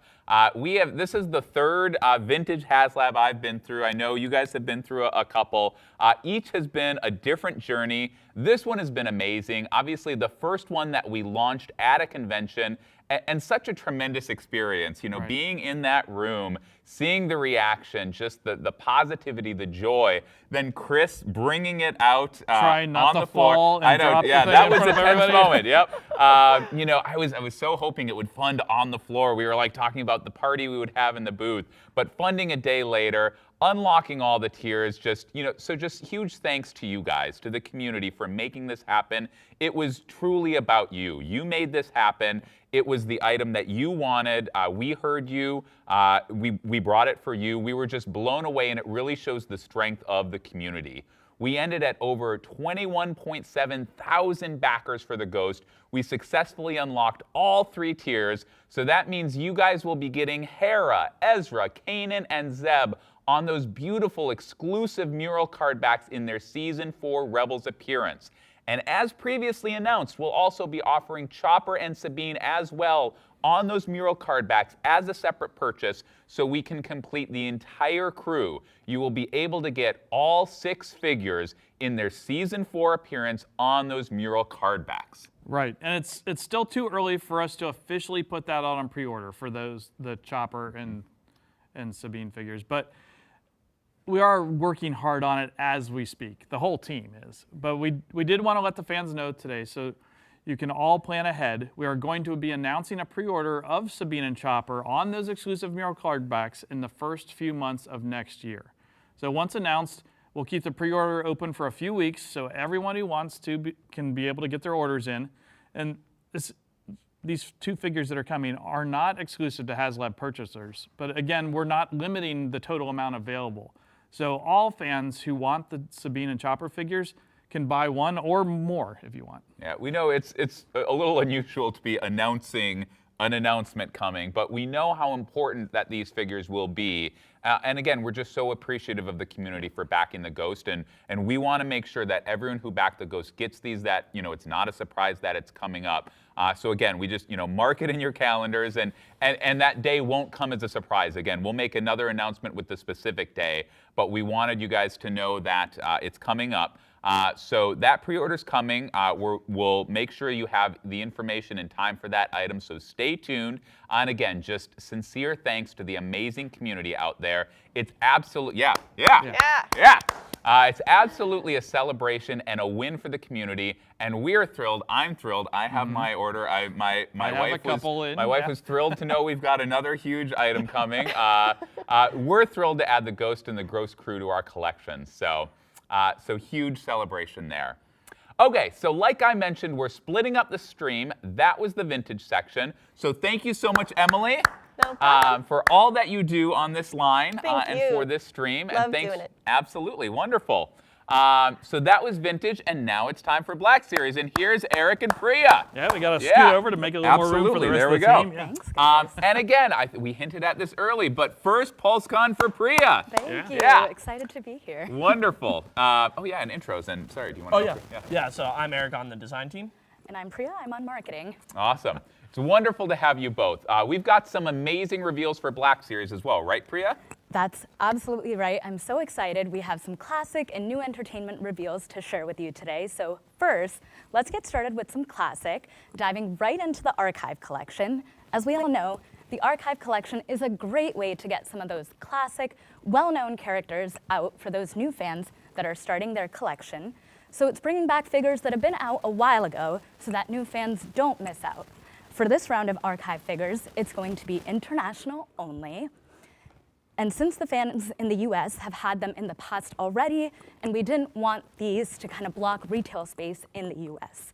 So these archive figures will be only available outside of the US, again, for those casual fans that are starting out. So for the first archive character, we're going classic, starting with a trooper that's super timeless, the Stormtrooper, as you can see here.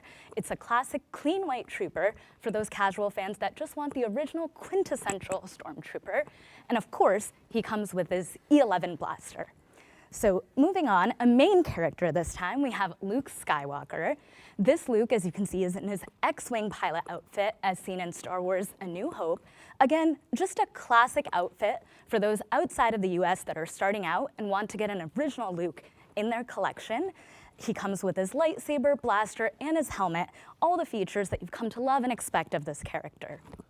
Yeah, and keeping it going, we also have another main character. We have Darth Vader. This is a Darth Vader refresh from the Star Wars A New Hope with soft goods skirt, cape, and his iconic lightsaber. And yeah, just a quick detail, the New Hope Vader has a fabric that goes over his shoulder pads, just a nice little way to tell the difference between some of them. There are subtle differences throughout all the movies.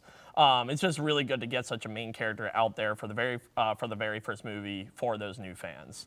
And finally, we have a more recent character from a new show, one that we've seen a lot in the Mandalorian series, is Bo-Katan. And she comes with her removable helmet, her 2 blasters, jetpack, and a lot of great detail, a really great portrait of the actress, and just a really cool Mandalorian main character we wanted to get back out. So true to archive collection, these come in those classic carded packaging with that black and white illustration in the front of the pack. These archive collection figures are not going to be up for pre-order at this time, so it's reveal only. Again, not carried in the US, will be fan channel, including Hasbro Pulse in Singapore, Malaysia, Hong Kong, and Taiwan. And mainline in all of EU as well as Canada. So moving on to newer entertainment, obviously we have reveals for Black Series tied to the Ahsoka show as well. Super stoked. And we're absolutely loving the show so far. We're excited for the last 2 episodes. I am stoked. So this past week was amazing. I know, it was incredible. There's so much. Won't spoil anything, but go check it out. Yeah, if you haven't, go now. Well, go after PulseCon. And we've already shared quite a bit in previous reveals.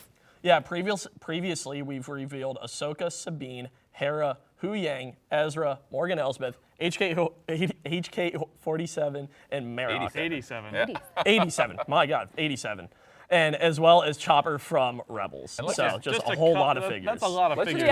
When is the last time that we've had that many Black Series figures, like day and date, with new entertainment? It's been a long time, and yeah, to be able to have a lot of these like out with the show, like when it first aired, is amazing. Like it might be a movie. It might be like 6-7 years ago. Exactly. So awesome work. So we're really excited to be sharing some more today. First up, we have a main villain who's given us some amazing action shots, Baylan Skoll. So Baylan is a completely new figure. He has really cool greenish patina weathering on his armor, and it kind of gives them this almost seasoned, rusted look. And he comes with a really cool looking lightsaber. Yeah, and actually for this character in particular, he has a longer blade than most other lightsabers we've done. He actually has the same length lightsaber as Darth Malgus, since he has that broadsword style saber that we saw in the show. He kind of wields it a little bit differently. He wields it like a broadsword, so it's a long saber blade. Yeah, really cool. Even the color on the saber is also subtly different. It's a little bit more orange than we normally do. You can also see he comes with a PVC skirt that flexes out of the way to really allow for articulation. So Baylan's number 9 in the Ahsoka line look. I personally love the expression that he's giving us here and on the packaging as well. Very menacing, kind of everything we've come to love about him. Super, super force to be reckoned with. And finally, joining Baylan is his apprentice. Love seeing her in action through the show as well. Just a really cool looking character we need to get in. It's Shin Hati. Shin is another brand newly tooled figure. Really cool looking armor with some great weathering on it, on the armor itself to give it that age look similar to her master. So, and she also has the same colored lightsaber as Baylan, that same orangey red, but it's actually a regular length lightsaber blade versus the longer one that Baylan had. And I just love both these characters in the show so far. They've been amazing. They've been really cool. They've been really dynamic. And she also comes with a PVC skirt that is split to allow for that articulation, and just great detail throughout with an amazing portrait. Our team, Tom and Bailey, did a really great job sculpting all of these characters. She is number 10 in the Ahsoka line look, and right next to her master in our line, and posed at the ready to take on any fight. So just a great side art of her on the packaging. So these two figures, the Black Series Baylan Skoll and Shin Hati figures are mainline figures, including Hasbro Pulse, of course. They'll be on shelf in the spring of 2024. Again, they'll be on pre-order exclusively to Hasbro Pulse Premium members beginning at 4 p.m. Eastern Time today, and in mainline at 5 p.m. Eastern Time for all other members of the community. So moving on to premium roleplay. We have some exciting news to share with you today, and we're going to stick with Ahsoka live action. So first up, let's start with a lightsaber, one that's had quite a journey, quite a history throughout Rebels, now in the hands of Ahsoka's Padawan. It is Sabine's FX Elite lightsaber. Let's take a look. Talk to us about this one, Chris. As mentioned, there's a lot of significance to this lightsaber. Having switched hands between Ezra and now over to Sabine, its new owner, she's made some modifications to this, and this reflects some of those. The ears on the top were one of the features added by Sabine. So just great overall, cool looking hilt. This thing has, we can turn it on here, and it's gonna be a look, wow, see, that's even bright under the studio lights, that's great. But typical to FX Elite sabers, it has the real metal hilt, but what's special is that on this one, there's actually a whole rubber grip material here on the handle. So a great look and feel on this one. And of course, being our premium FX Elite lightsaber, it comes with all the features that we've come to love about this line. Progressive ignition, blaster deflect, wall cutting, but that's not what we're here to talk about. So back to Chris. Right, well, yeah, good on you for getting through those. Normally that's me having to go through all those features, but like some of the others, this has a barrel plug in the top that gives it a clean look when you don't have the blade in, so you can display it with the blade off. And we just love seeing the saber in the show and are thrilled to have it in the line. But moving on, that's not it for role play. We have one more reveal, a helmet this time. And we've gotten to know this character well through many seasons of the Clone Wars, I would say, and have built kind of a lasting and deep connection to this person. But this character has also developed a deep and meaningful relationship to Ahsoka. So it's kind of fun to see him for a moment in live action, and that's right. It's Captain Rex. Yeah. So we're just super excited about this one. I know we say excited a lot, but it is kind of how we live our lives, is in the world of excitement. Yeah. But when Rex moved from a Phase 1 to Phase 2 clone trooper, he made some modifications to his helmet. He wasn't quite happy with how the Phase 2 helmet in the show fit him. So we tried to be true to some of those modifications here. You see that with the new visor shape that Rex brought over from his Phase 1 helmet, along with the matching interior that matches up all the shapes and stuff inside, special to that. On here you see some great weld line details and weathering inspired by his live action appearance, as well as the hash marks on the helmet that are pretty distinctive to Rex. Just an amazing display and role play piece with the rangefinder and the voice changer that we have in this. The voice changer is kind of typical to what we've done on some of our other trooper helmets, so it gives you that nice effect. But when the rangefinder goes up and down, there's actually sound effects for that rangefinder built into it, so that's pretty cool. But both the Sabine FX Elite lightsaber and the Rex helmet are mainline items, available spring of 2024, up for pre-order today, exclusively, as you guessed, to Hasbro Pulse Premium members beginning at 4 p.m. Eastern Time, and in the mainline channel at 5 p.m. Eastern Time for all other fans. Of course, you have to provide your own accent for this item, You right? do, yes. All right, so that's it for product reveals, but we've been doing this the past few years. We love it. More news, we've got pipeline reveals to share here. So it's been a busy few months, the past few months. We've had a lot of news recently between SDCC, the August live stream, the Ahsoka live stream, PulseCon. So it's a lighter pipeline. The cupboards are bare. Not too bare though. We've still got some stuff, but there's a lot more news still to come into the year, the rest of the year. This isn't it. So as you guys know, the pipelines are a look further into the future. So stay tuned for more details about these items in future reveals, future events. But we just wanted to, as we always do, share an early bit of news with the community. So starting today with the Vintage Collection. So we've got our first pipeline for today. I'm excited about this one. It is Officer Disguised Cal with a redeco of BD-1 from that great universe of Jedi Fallen Order and Jedi Survivor. So that'll be a great one to get into the line. I think you're mostly excited just because it looks exactly like you I mean, that's a hand. I mean, now there's a duel for most handsome figure in the line. I don't know. It's a close one. So he looks great. Get back to me when they have that N64 figure in the line. But next up for pipeline reveals, we've got the Mandalorian Judge from Mandalorian Season 3, but continuing to build out that great cast of Mandalorians from that last season. And then up next, you can see that box is bigger. That's because it's a troop builder pack of Phase 2 clone troopers in 3 different designs. We're getting a lot of great troop builders into the line, so you can build out those great troop builders with this next pack coming to Pulse and Shop Disney. Eric. Thank you. So moving on to Black Series. First off, we know that there are many new fans out there. We would love to be able to help them out start their collection, sharing that we have some main characters that will be out for casual fans, so they will always be able to be picked up. One of those key characters to start their collection. So announcing, we have A New Hope Darth Vader, and we have the Mandalorian in his Season 3 look. Then we have a Phase 1 Clone Trooper. This is going to be a shared fan exclusive on the new clone body. And then a Mandalorian Night Owl that we've seen from Mandalorian Season 3, exclusive to Target. Awesome. So those are the pipeline reveals today. Again, we've got more news in coming months, so it's going to be an exciting end to the year. Before we end, we did send out a polling question, so let's check out those polling results. See what you guys said. Very excited. Let's see here. Which segment?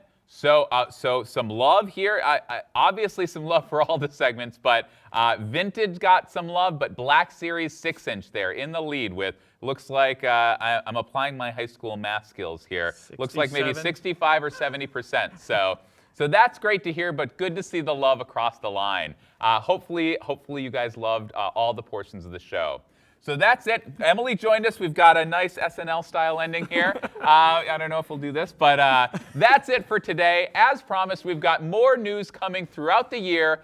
Definitely stay tuned for future events. Until then, thank you guys so much for joining us. Thank you for an amazing end to the Ghost campaign.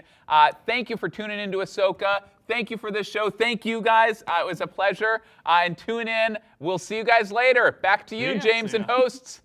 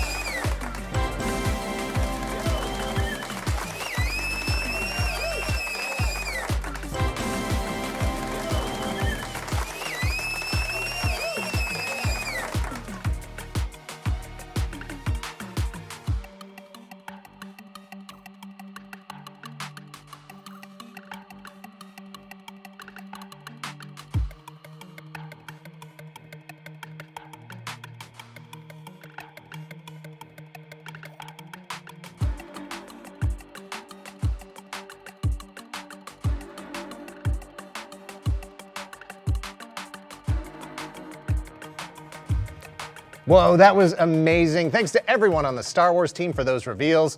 Let's bring back our friend James from Jedi News to get his take on the panel. Yeah, get back in here, buddy.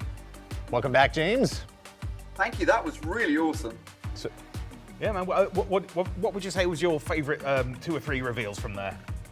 Well, I really liked Director Krennic from Rogue One. I think that's going to be a real big hit. A lot of fans have wanted that for a long, long time. So that's really, really good news. I really like Professor Hugh Young from the Ahsoka series. I think that's really, really great as well. And I have to say that Patrick Schneider getting his own figure. Oh, whoops! Cal Kestis getting his own figure in the Imperial outfit looks absolutely brilliant too. Yeah, man. So How do you think we're doing for sort of Black Series and Vintage Collection, sort of on balance there? What do you think? I think it's a good mix. I think there's something there for everyone, whether you're a gaming fan or whether you like Ahsoka or, original trilogy with Rogue One. So I think there's a good fit there for everyone. Do you have a lightsaber collection? Are you going to get that Rex helmet? I do. I'm very, very partial to the odd lightsaber. I may have 20 or 30 in my collection. Oh boy! So adding the Ezra one would be good to have. Very much so. That's wild. So James, before we let you go, I've got to let you. Before we let you go, I must ask you one more thing. How are you getting on with the Star Wars trivia? Yeah, I did pretty well. I think I'm getting enough to build up my Grand Admiral rank. You get all those little pellets on your badge there. Absolutely, yes. Love to hear it, man. Nice work. So thank you, James, for joining us for Hasbro PulseCon. I know the Star Wars fans really enjoy your input and value your content, so keep up the amazing work that you're doing in the fan community. Thank you very much, and to the both of you, may the Force be with you, always. And also with you. May the Force be with you. Right on. Thew? Yeah? Check out my Star Wars selfie series figure. This is Dan Jarin, the Dandalorian. Oh my gosh, look at him. Yeah, this is my guy. I call him Thew Adams. We love that. I love him in the orange jumpsuit, looking extremely classy and like he's ready to go and fly out into space and shoot your guy. It's you in an orange suit with a blaster. It is. It's the ideal human male body type.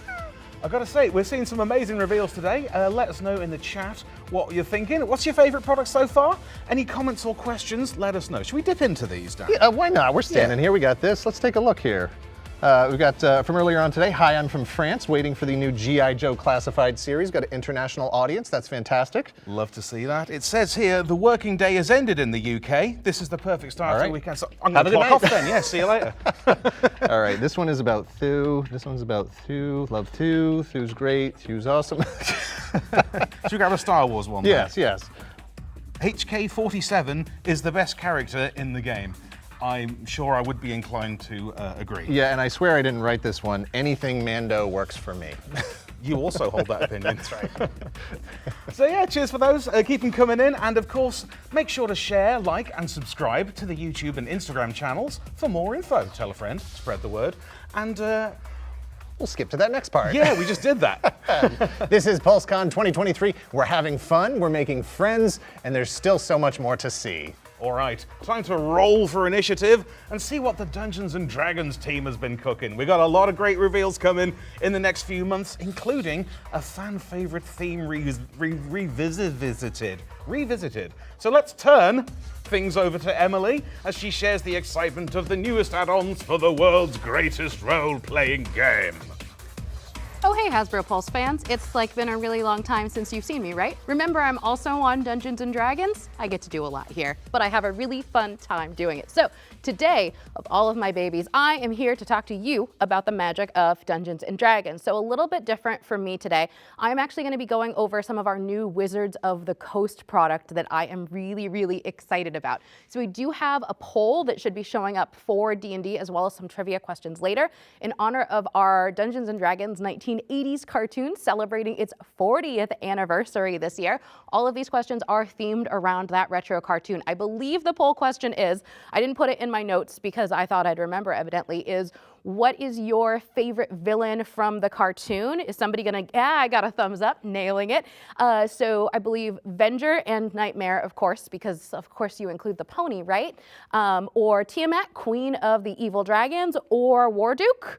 Double thumbs up. I'm nailing it. All right, guys, tell us who your favorite is, and we will check back in after this segment is over. We will get excited about this together. So, up first, getting my books out. We have some very cool books that just came out. So, Slay Monsters and Save the Town of Phandalin in the newest adventure for Dungeons & Dragons. Oh, let me scoot my remote out of the way of that shot. Nailing it. There we go. In the newest adventure for Dungeons & Dragons, Phandelver and Below, the Shattered Obelisk. So adventurers levels 1 through 12 will solve mysteries, stamp out the growing corruption, and have a classic D&D dungeoneering adventure perfect for players and dungeon masters, both new and experienced. So Phandelver and Below, the Shattered Obelisk just released and is available now on D&D Beyond or at your local game stores. So which hand is this? This one is the regular cover, and then this is the really beautiful alt art that I was able to find the other day and wanted to include. Let us know in the comments, are most of your D&D books the traditional covers or the alt art covers?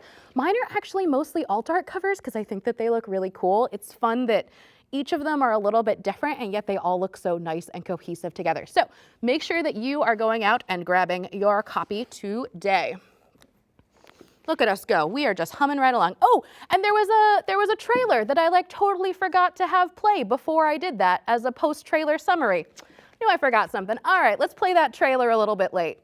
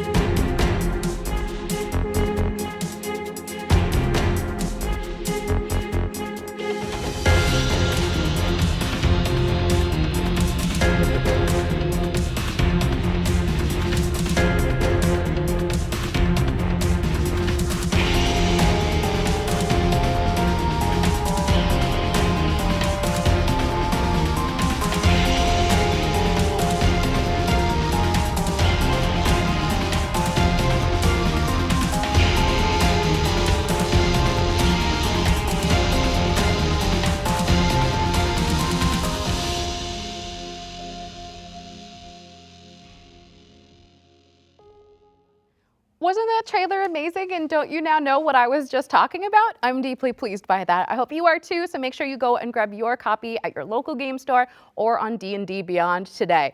All right, and I'm not gonna make this mistake for the second time, so if you'll excuse me having two trailers back to back, would you mind rolling our second trailer, please?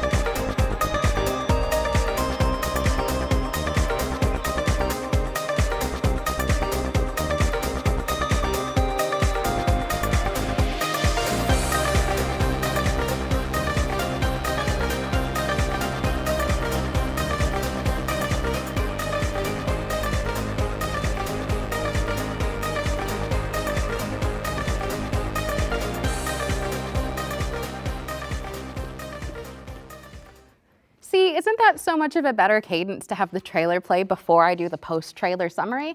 As we reminded you earlier, we are super live, you guys. So we are just rolling with the punches and having an excellent time. So great news, infinite realms and possibilities await in the return of fan favorite setting for Dungeons & Dragons, Planescape's adventure in the multiverse. So this contains new player options and provides Dungeon Masters everything they need to run adventures and campaigns set in Sigil, the City of Doors, and the Outlands, the hub of the Outer Planes. So great news, this is not just a one-book friend, it's a 3-book set. So you get that beautiful slipcover that's gonna look really nice on your shelf. I haven't actually opened this yet, so I'm gonna try to not knock anything over while we're doing it. So your poster and DM screen are hanging out in here. Now I'm gonna tip this down. There we go. This seems like a disaster waiting to happen, right? So check out that gorgeous artwork. Ooh, that's a wide shot. Apologies, I can pan too if that's easier. Ooh, not even, there we go. Oh. Yeah, that's really nice. So your Dungeon Master screen that comes along with this set, I'm going to set over here so that I don't knock it down. So then we'll start off with, I think my notes are, I have some notes for these. I apologize. So the 3 books contained in the product set includes Sigil and the Outlands. Aha! Book number 1, we are nailing it. Where was I in my notes? Sorry, these are a lot of notes. I'm just stalling for time. We're nailing it together. Sigil and the Outlands, which is an adventure book for levels 3 through 10 with a jump to level 17. Then we have, oh no, I am so sorry. This is the setting book. I apologize. Again, live show. Sigil and the Outlands, setting book. Then we go to Turn of Fortune's Wheel. This is what you want for your adventure book for levels 3 through 10 with a jump to level 17. And then your book of over 50 foes and allies, Mort's Planar Parade. So essentially 3 books, 1 beautiful set. You are going to want to have them all to enjoy. So Planescape's Adventure in the Multiverse releases on October 17th. That's right, we'll just scoot this over. Pre-order the physical digital bundle for early access on D&D Beyond. Pre-order any digital version of on D&D Beyond for digital exclusives, or pre-order the alt art physical product at your local game store.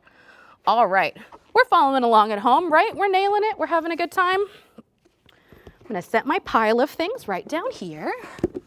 There we go. All right, and now, I just opened this and I was really excited about it. That's right. Introduce more magic and whimsy into your game with the Deck of Many Things, a supplement for Dungeons & Dragons, highlighting one of the most iconic magic items in the history of D&D. So this product features the Book of Many Things, which is a supplement, and that you can see here. It's the same artwork. It's beautiful in both places. So it's a supplement that illuminates the deck's mysteries for the first time ever. Contains character options for players, over 30 new monsters, over 50 magic items inspired by the cards, and a host of other tools for dungeon masters. So in addition to the Book of Many Things, the physical product also contains a 66-card deck of many things and an 80-page guidebook showcasing each card in the deck. So what I was not expecting when opening this was how gosh darn pretty this is. Check that out. So this is your Deck of Many Things. Comes out of this slip cover. Opens beautifully just like this. Inside you get some more of that fantastic artwork. So this is your card reference guide that's going to be inside. This has a real pretty ribbon. You just pop the book out right like that. So there you are. And then your cards are nestled right inside. Should we get a little crazy? Should we look at some of the cards? I love this for us. All right. Ooh, gold foil on the outside. Loving this. These are gorgeous. All right, check some of these out, guys. Amazing. You are going to be so very, very excited when you get these in your hands. So, great news. You can pre-order the Deck of Many Things physical bundle for early access to the Book of Many Things on D&D Beyond. Pre-order the digital version of the Book of Many Things on D&D Beyond for digital exclusives, or pre-order the Deck of Many Things alt art physical product at your local game store. Nailing it. This is amazing. And then we have, okay, now I have created quite the mess on here. I understand why the team did not want me to open this before. So we'll put these friends back in here. Sorry, we're cleaning as we go. How's everybody doing? How's the chat going right now? What's been your favorite thing that you've seen so far? What are you excited for the most? Gonna hear about a little Magic the Gathering next. Our friends from Marvel Legends are gonna come hang out. I'm gonna be back to talk about G.I. Joe later. But before we do that, great news, a little bit more news for you Dungeons & Dragons fans. An enchanting crossover awaits you with Magic the Gathering's newest set, Wilds of Eldraine. So I don't know if you've seen the Wilds of Eldraine cards. They are gorgeous if you are a Magic fan, but great news. Monstrous Compendium Volume 4, Eldraine Creatures, explores a collection of 25 denizens of the storybook realms of Eldraine in a digital-only supplement for Dungeons & Dragons. Featuring creatures such as the Goose Mother, Witchkite Dragons, and Ginger Brutes, Dungeon Masters can use this supplement to add some Eldraine flair to their games or launch their very own D&D adventures in Eldraine. So available now only on D&D Beyond. Great. We're just humming right along. We're having a great time, guys.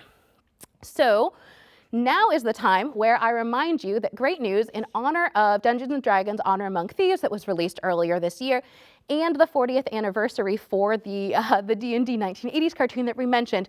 Just in case you've missed it, Hasbro made a D&D toy line, and they are beautiful. So some of my personal favorites that I thought I'd show off today that are currently available on Hasbro Pulse include our 6-inch Golden Archive monster collection, including my friend Xanathar here. He's one of my favorites. He comes with, let's see, can I do this backwards? Yeah, I can. Comes with Silgar, because he would be sad without him. Then we have our amazing 6-inch Displacer Beast with bendy tentacles. Move my remote. And one of my personal favorites, our Woody Owlbear that is going to be coming out soon. I think that these figures are so much fun. They add a little bit of extra whimsy to your figure collection. So make sure that you're grabbing those today on Hasbro Pulse. In case you say, well, you know, Emily, I'm not really a 6-inch figure collector. What else do you have for me? Great news. Have you ever been really, really excited about dice, but also feel like it would be amazing if they were able to, I don't know, maybe transform into some of your favorite D&D monsters? Well, great news for you. May I introduce you to the amazing world of Dicelings. That's right, these are the world's first converting D20 dice that turn into your favorite D&D monsters. So I will put out a couple of our dice so that you can see what they look like. Each of them come in a different color scheme. Those are like kind of close to having the ampersands in front, right? And you can get monsters such as, remember our bigger displacer beast friend? Here he is in a hologram form. Here is one of our green dragon friends. The dragons are some of my favorites to put together. The secret is a torso twist, in case you're following along at home. We have an amazing woody owl bear. There you go, bud. And one of my personal favorites, you didn't think we were going to do dice that transform into something else without giving you a mimic, right? Check out the tongue on this thing. Absolutely disgusting, absolutely amazing. I will note that these are not like legally weighted dice for tournament play, but we've encountered a lot of dungeon masters who are either using them as kind of challenges during their games, maybe a skill check, or just as kind of fun fidget toys to carry around. I usually have a dragon in my backpack with me. So all of these are currently available on HasbroPulse.com or wherever fine toys are sold. Please go and check them out. So on that note, we really are just humming right along on this. We are going to look at the poll conclusion for which of your 1980s D&D cartoon villains is your favorite. So let's see that response. It's a mystery. Ooh, okay, Tiamat winning by a little bit. I love it. You have to respect a dragon who really has her own cult dedicated to her. I feel like she kind of had this on lock. It was unfair to the other villains.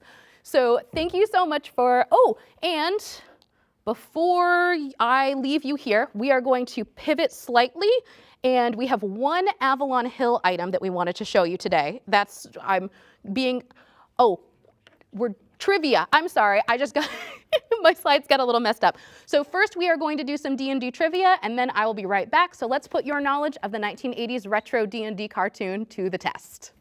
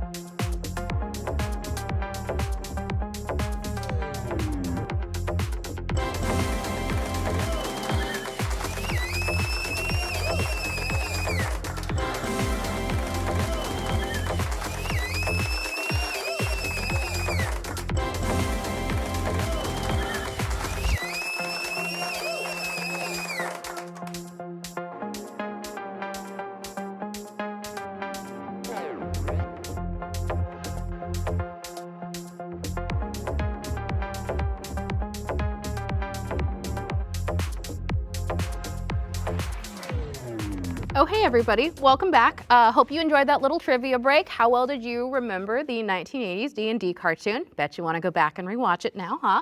So while we are in the realm of gameplay, wanted to share a quick update from our Avalon Hill team, which I totally spoiled before the trivia, but that's okay. We're live. Remember, we're live and we're real people. So check this out. Custom-made Hero Quest dice. That's right. There we go. That's a beautiful picture. Featuring a purple and turquoise swirl inside of clear resin dice. So this set of 6 dice themed to the Dreadveil feature custom symbols on all of their sides and come in a collectible carry tin. But that's not all, guys. This comes with a great scroll. It's very, very cool. It actually transforms into a rolling mat for your dice. It is an incredible complement for your Hero Quest game. It even has a hidden compartment to carry your dice in it. You are gonna look so cool the next time you roll into a game night with one of these.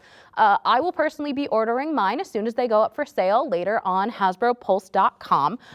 So I think that it's going to be an absolutely fantastic addition.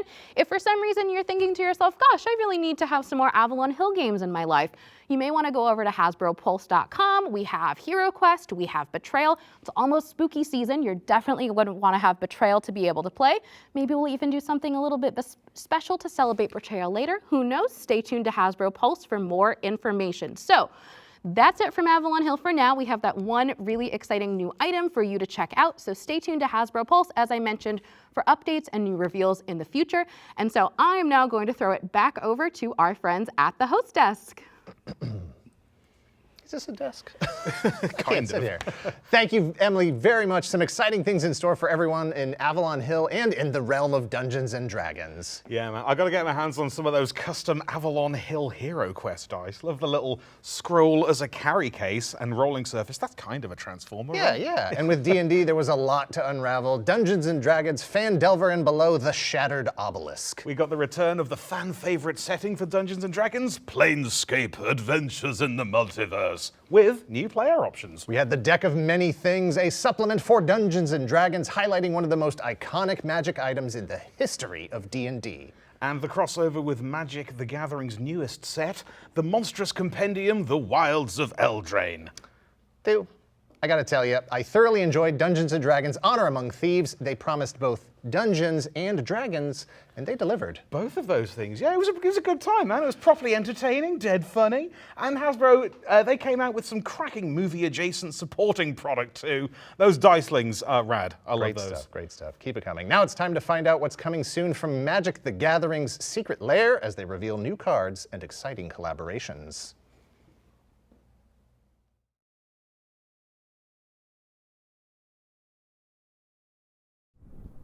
Hello PulseCon, how's it going? My name is Steve Sanu. I'm the Global Product Marketing Manager for Magic the Gathering Secret Lair here at Wizards of the Coast, and I am so excited to be here to bring you this special Magic the Gathering Secret Lair PulseCon panel direct from Wizards of the Coast headquarters here in Washington.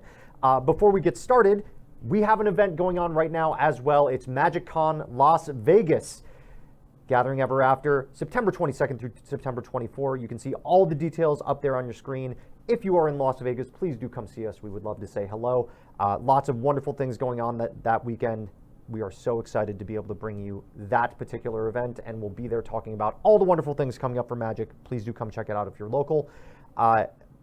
But that's not what we're talking about today. What we are here to talk about today is all of the wonderful things that we have coming up for PulseCon, and I couldn't do it without our special guest today, Senior Business Manager for Secret Lair, Emily Floyd. Emily, thank you so much for being here. Thank you for having me. I'm so excited to be here today. It is such an awesome time with us. You know, we've got our team here in Washington, we've got our team over in Vegas, like Steve was just talking about, and of course our friends leading PulseCon in Rhode Island. There's so much happening, but today we just have so many awesome Secret Lair collaborations and announcements to talk about for PulseCon, so we're excited to get into it. Yeah, and I know that we're really excited to jump in and reveal all the cool things that we have coming up, but for people that know a lot about Magic the Gathering, a lot of PulseCon viewers may know a lot about Magic the Gathering by this point, but they might not know a lot about Secret Lair. So for those that may not have been initiated into Secret Lair yet or not know about Emily, what exactly is Secret Lair? Yes, welcome to the Secret Lair. You are on the inside now.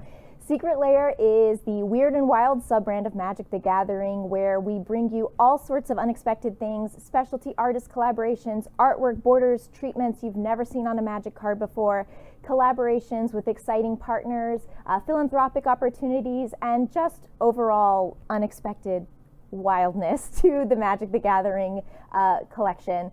So, of course, you can find us in many places as of this year. You might see us at MagicCon or other local gaming events. You may see us at your friendly local game store with exclusive Secret Lair drops, but you can always find us in our home store, magicsecretlair.com, where we bring you exciting drops all throughout the year with something special always to find, but always for a limited time. That's right, and we have a sale going on right now, the Fall Super Drop 2023, which is actually pretty representative of almost everything that you talked about. True. You can see what we've got available for sale, a big selection of the cards that we have on sale in our Secret Lair Drop series.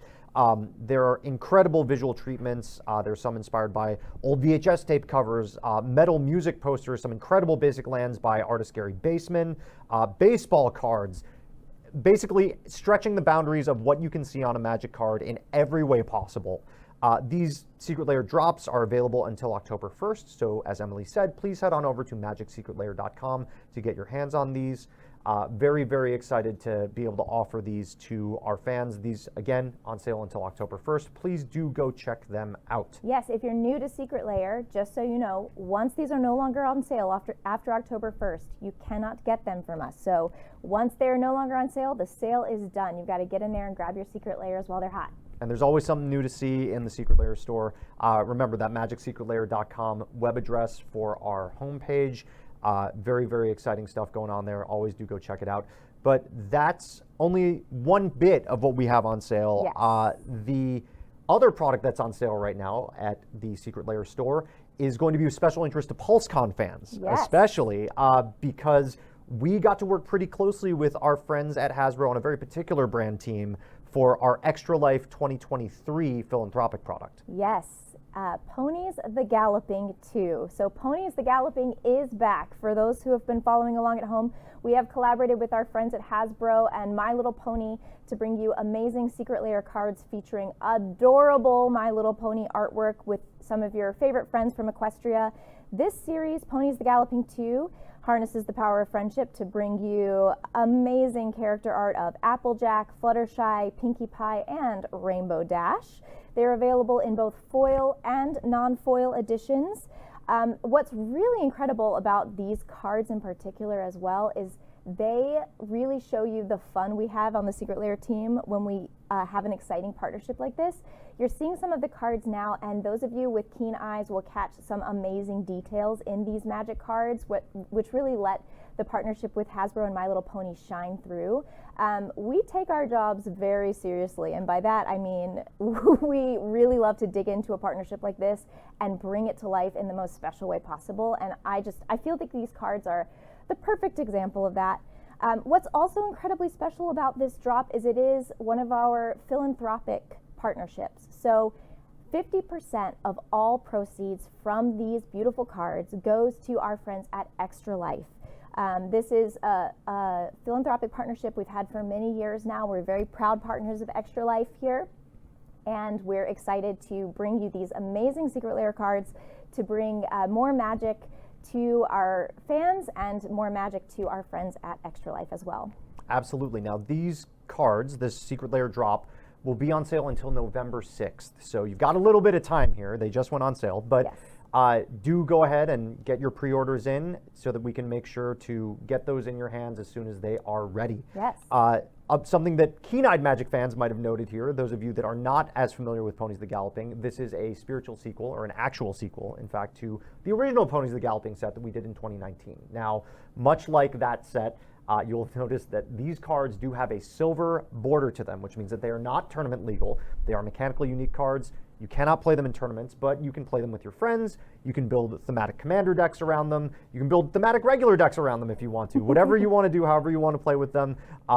Have some fun with your friends, really enjoy them, and get the opportunity to see these wonderful characters represented on a Magic card. I know for a fact that the designers behind this particular set are very big fans of My Little Pony. Yeah, you can tell. They take it very, very seriously, and it's wonderful to see them express their joy of that particular world and those particular characters through the lens of Magic the Gathering, through their actual job designing Magic cards. It's just really amazing to see. And we had such a blast with our partners at Hasbro, really working to bring these details to life in the drop. So you see that magic come through in the full product. It's going to be really great. Do check it out. Head over to magicsecretlair.com. You can get your pre-orders in right now. It is always a pleasure to work with our friends at Hasbro, and it's so exciting that we got a chance to finish that cycle that started in 2019 with the original Ponies of the Galloping. But that's not the only collaboration that we have with them this year. No. And we get to do a product announcement. I'm so excited. We get to do a full product announcement for something that was a true collaboration with another Hasbro team. Yes, yes. This is something we have been so excited to announce for such a long time here. We are so thrilled to bring to you the Nerf Limited Lightning Layer Blaster. This is an incredibly special product that has taken collaboration between the Magic team and the Nerf team over at Hasbro to really bring to life one of the most iconic Magic cards ever, Lightning Bolt. So the Lightning Bolt is represented in every detail of this special designed blaster, from the deco details to the 2 Secret Layer Lightning Bolt cards that are included with every blaster. Now, of course, with the in addition to the 2 Secret Layer cards, you also get 2 shells holding 3 darts each, which of course represents the 3 damage dealt by the Lightning Bolt card.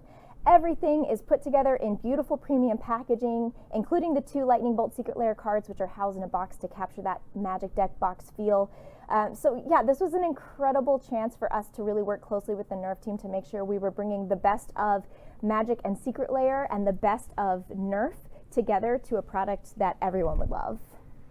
That's right. And our friends at Nerf were actually kind enough, thank you very much, shout out to the Nerf team, to send us a copy of the Nerf Limited Secret Layer Lightning Layer.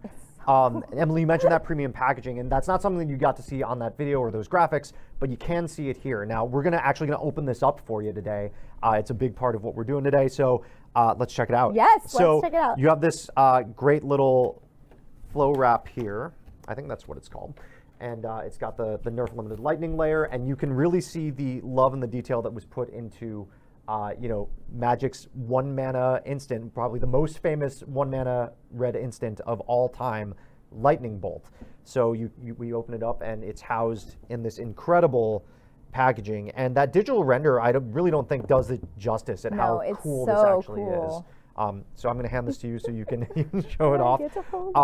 Now, I know that Magic fans will be most interested not just in the blaster and what it represents, but in the Magic the Gathering card Secret Layer component of it, which is housed in this box. So you can see it's got the red mana symbol on there, and if you open it up, you can see, there they are, you can see housed right here, there are 2 individually wrapped lightning bolts that you can only get through this product. It is wonderful artwork from the original Lightning Bolt art by Christopher Rush, so do check that out. We showed it on the screen earlier. There are 6 Nerf darts here as well, and you can see sort of the product information, and the Magic the Gathering card back is right there in the box. So really, really incredible attention to detail with this product. And so fun to play with.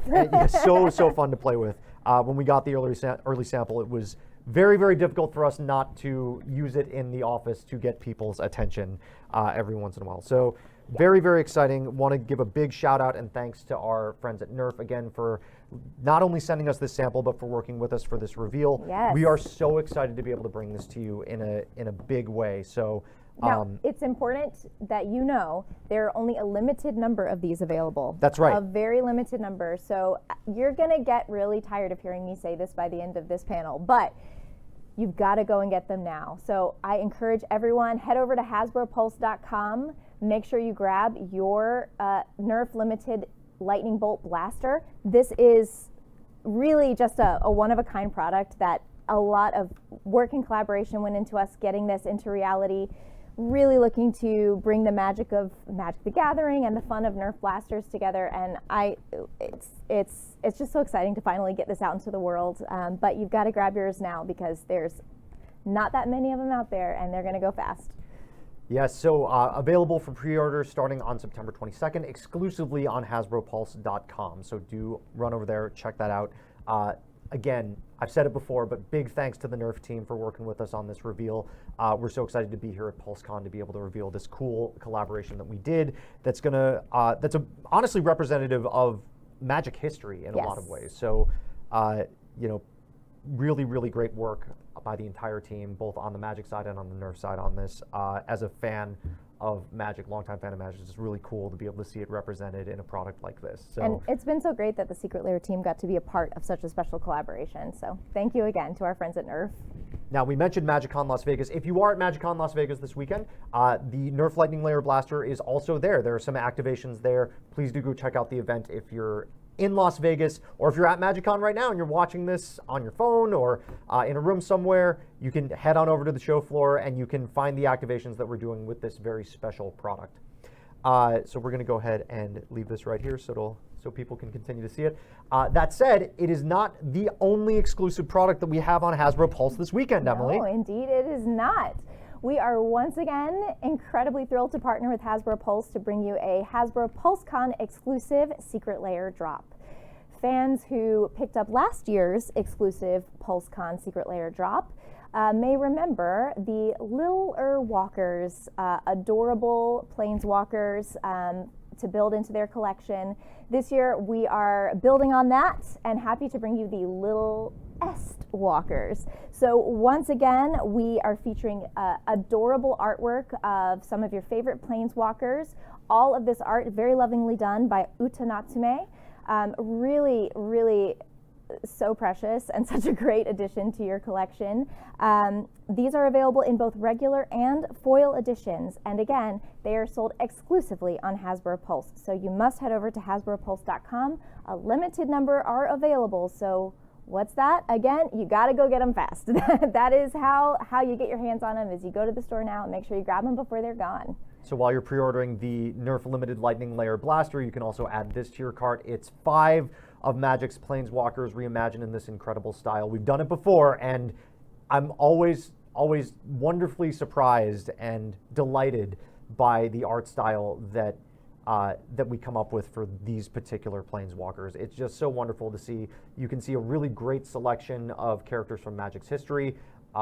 Really, really incredible stuff here. Do go check them out on HasbroPulse.com. Now, there is one more thing that we're going to be able to talk about in relation to that particular Secret Lair drop that we have exclusively on HasbroPulse.com. Magic fans may recognize the name Gatherer's Tavern. Now, for those of you that don't recognize it, they are an incredible design studio that put together some really great statues of our Planeswalker characters Chandra Nalaar and Liliana Vess. Those statues are incredible, and they put together a really special offering in relation to the Littler Walkers Secret Lair drop. Yes, these are actually for the Littlest Walkers Secret Lair drop. Thank you very much. Which is incredibly special because they partnered with us to make these very special figures in true celebration of the Hasbro PulseCon Secret Lair exclusive. So we're so excited to bring to you, from our friends at Gatherer's Tavern, these adorable Littlest Walkers figures. These are available on HasbroPulse.com. They are available with all 5 figures that you see here. So all characters represented in the Secret Lair drop are brought to life in these adorable figures. But of course, it's Secret Lair, so we need to add a little something secret and special to the mix. So you'll notice on the right side of the screen there, each figure is also available in a very limited gold edition. So there is a little bit of a chase here where for each set of figures you buy, you have a chance at 1 or more of the figures being that special gold edition. You've got about a 1 in a 20 chance to get that unique gold finish on your figure. So once again, these are available in a very limited quantity. You need to head over to Hasbro Pulse to pick up your set. Or, if you're really wanting to get the full gold collection, you might want to grab a couple. And they're a great complement to the Secret Lair exclusive drop as well. They bring your cards to life. Now, we should note that these figures are planned to be more widely available at a later date, but as a very special PulseCon offering, a very limited number of sets are going to be available for pre-order on Hasbro Pulse today. So while you're adding your Lilith Walker Secret Lair drop and your Nerf Limited Lightning Lair, maybe you just want to click add to cart for the special pre-order on this figure. So thank you so much to our friends at Gatherer's Tavern and to our friends at Hasbro Pulse for enabling this special collaboration to happen. This has been really an example of one of my favorite things of working for Secret Lair is you never know what's going to happen. Every day here on this team is different, and every product, every collaboration is so unique. In this case, we got to work with both our partners at Pulse and our friends at Gatherer's Tavern to bring something really special to our fans that really brings that Secret Lair art to life in a way that we've never really seen before. So this was an incredibly special project for us. That's going to do it for us today. So many things that we revealed. Many things. So much stuff. Remember, please, that the Nerf Limited Lightning Lair Blaster and the Lilith Walker Secret Lair drop are available to order on Hasbro Pulse right now, so head on over there. The Lilith Walker's figure are available for pre-order on Hasbro Pulse, and Ponies the Galloping 2 for Extra Life 2023 is available for pre-order on MagicSecretLair.com. So many things to remember, but please do go ahead over there, check out those products. We hope that you love them. We've had so much fun being here today to reveal to you all these wonderful things. Big thanks to our partners at Hasbro, our partners at Gatherer's Tavern for helping us to reveal all of this stuff on stream today. Thank you so much for being here, Emily. Really appreciate it. My pleasure. And thank you out there for being there too, and thanks for being fans, and have a wonderful and fantastic PulseCon weekend. Bye. Bye.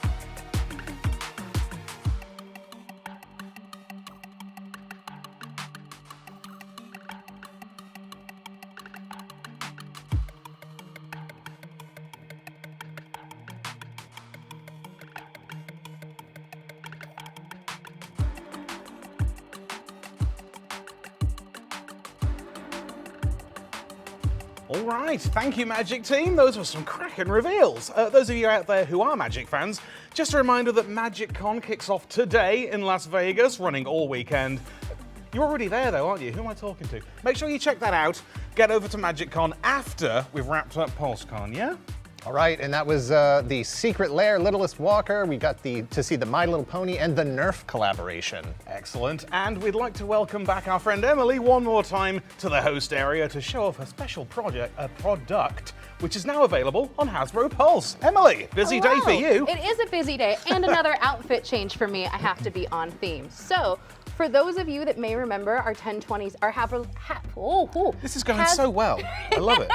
Hasbro Pulse Premium 1027 event last year. There we go. I got it out. You heard me. We premiered our the very first high-end roleplay item that we have done for Magic the Gathering. So this is our Chandra Pyromancer Gauntlet. So the gauntlet is getting ready to ship. This is actually a production model that I am wearing today. So just as a reminder, the power button is right here. Comes with 3 different modes with 10 different levels of intensity each. So we click this button here, the smoke and the mist and the light start. You can amp up the intensity. Oh, that's so sick. Look at that. Pretty cool. Comes with 3 different size gloves, adjustable straps to fit a wide variety of different arm shapes. Comes in this beautiful packaging. If you hit the button once more, you go into fireball mode. Oh. There we go. Look out. And then we have lights only mode as well. Just for show. Just for show. It's pretty great. So in addition to the gauntlet, you get 3 different size gloves, you get a charging cable, you get a beautiful charging kind of stand for it as well. Here are some beautiful lifestyle shots of some of our models rocking that gauntlet.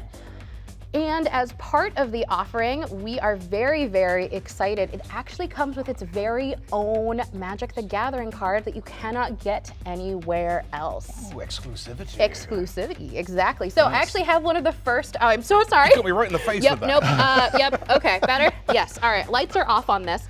So this is our Chandra Pyromancer Gauntlet card. Let's see if we can zoom in on that a little bit. So this is one of the very first productions. There we go. Yeah. Ooh, foil. There we go. It's looking pretty nice, right? So every one of your Chandra Gauntlets that you order will come with your very own card, some beautiful artwork, everything that you need to have a rocking good Chandra cosplay experience, really, other than your outfit and everything else. That's it. That's all you need. Obviously. So on that note, you know, I feel like we've talked a lot about product today, but in like a great way, right? Like we're excited. We hope you're excited. That's kind of what the show is. Yeah. Perfect. Well, we've covered a lot of ground so far. Thew, what's your favorite product? The favorite one, I mean, I've just been zapped in the face by that, so I'm developing a grudge against it. That's fair. But for me, my favorite has been probably Magnius from the Transformers. Predictable pick, it is me. But you know, I love a terrifying black robot made out of rocks. What do you think, Dan? You know what? Everything's been great so far. The Star Wars stuff was amazing. The Omega Rangers from Power Rangers was also incredible. Please let us know in the chat what your favorite products are and what you'd like to see going forward, what you're expecting to see from our next 2 teams. And of course, make sure to share, like, and subscribe to YouTube and Instagram channel for more information. Tell a friend, spread the word. Okay, we're gonna head on to the next segment here. Amazing. All right, it's time to step, I think, into the multiverse and turn our attention to all things Marvel. So our team has some giant updates on the Giant Man HasLab and some even bigger product reveals, including some never-before-seen figures from Hasbro's Marvel Legends product line. So without further ado, the Fab 3. Ryan, Dwight, and Dan, assemble! Woo! All right. Yo! Thank you, hosts. Welcome to the Stuff of Legends. We are the Marvel Legends team representatives for you this afternoon. I am Ryan in marketing, joined by Dan, also in marketing. And then we've got the living legend himself, man in the middle, Mr. Dwight in design. You guys excited for PulseCon 2023? We're back. We're back. We're all here together again. Friends again. Oh, look at you. It's great. Guys, I have been assured that the power lines outside have been checked. We've got backup generators in place, so you are going to get the full Marvel Legends PulseCon experience this year. We made sure of that. We made sure of that. And hey, thanks everyone for tuning in on this wonderful Friday. You know, you're tuning in here because you love action figures and you want to share that passion with your fellow collectors, right? We are here because we love working on action figures and we're contractually obligated. That's a joke for my Blink fans out there. So Let me hear it. Wow. All right. No, but seriously, guys, we are fans and we are collectors ourselves. It's been awesome to see these other brands unleash some awesome stuff, and we've got a great mix of stuff in store as well. We've got comic stuff. We've got MCU stuff. MCU stuff. A lot HasLab. HasLabs, of course. What else? So the next thing we want to do before we jump right in is remind you guys, Selfie Series 2.0. So we've got our brand new, hot off the presses Selfie Series figures here. We're all wearing glasses because there's really bright lights, and so our figures needed it. But just a reminder for you guys, Pulse Premium members, if you order today through Monday, you will get a very special exclusive PulseCon slipcover, and your Selfie Series 2.0 figure will come with a exclusive display stand as well. So if you haven't already, go check that out on the app, right? Selfie Series 2.0 with new hairstyles, sculpted beards, and mustaches, so Dwight could get all that full detail in, and some glasses as well. So that is Selfie Series. Go check it out. That's my beard. I tried to grow a beard. You tried? Did not work out. Yeah, Dan and I can't really do that. All right, so next up is our interactive kind of portion for this. So we did this, I believe, in 2021, but we're bringing it back. This is the Legends PulseCon interactive fan vote reveal of sorts. So how this is going to work is Tony and the awesome model shop team has made 3 advanced digital renders of future Marvel Legends figures, but we're only going to reveal one for you today. On the bright side, you get to pick which one is revealed. And Your vote matters. Everybody's vote matters. I want to, on the side, vote for what I want to. Okay. All right, so let's take a look at the options here. There are 3 choices. Dan, what's the first clue or category here? All right, option number 1 for the reveals is a Marvel Legends character previously released only as an alternate head. I wonder who that can be, Ryan, That's quite a clue. Dwight, what's the second option for them? Got me reading, and the screen's much smaller today than rehearsal. Marvel Legends character previously released in a convention exclusive. Oh, so those are 2 very specific clues. The third clue is a very broad one. It's a first-time Marvel Legends character that has never before, had an action figure. So that could be anything. So put your vote in the poll there on the stream, and we'll check back in at the end, and we'll see which one came out on top, and we will reveal a brand new, never before seen. Do we get to vote? Marvel Legends figures. If you want to take out your phone on the side, you could do that. But one. Right now, we're gonna talk about our ongoing HasLab campaign, Giant Man. I think everyone's pretty aware of the offering, but wanted to give you guys some behind-the-scenes look into how awesome this figure is. So with that, let's welcome 2 special guests onto the Marvel set here. We have got Hank, aka Giant Man, Hank Pym, and we've got Matt. Hey Matt, good to see you. How's it going? Hey, good to see you. Excited to be here. So we know what you do, but tell all the fans what you do here at Hasbro with us. So I am one of the photographers at Hasbro. I'm full-time in office every day. We have a large team that involves more photographers, our great production team, the asset handlers, and my job is basically photographing the toys, building the dioramas, and just making them look as awesome as they feel to play with.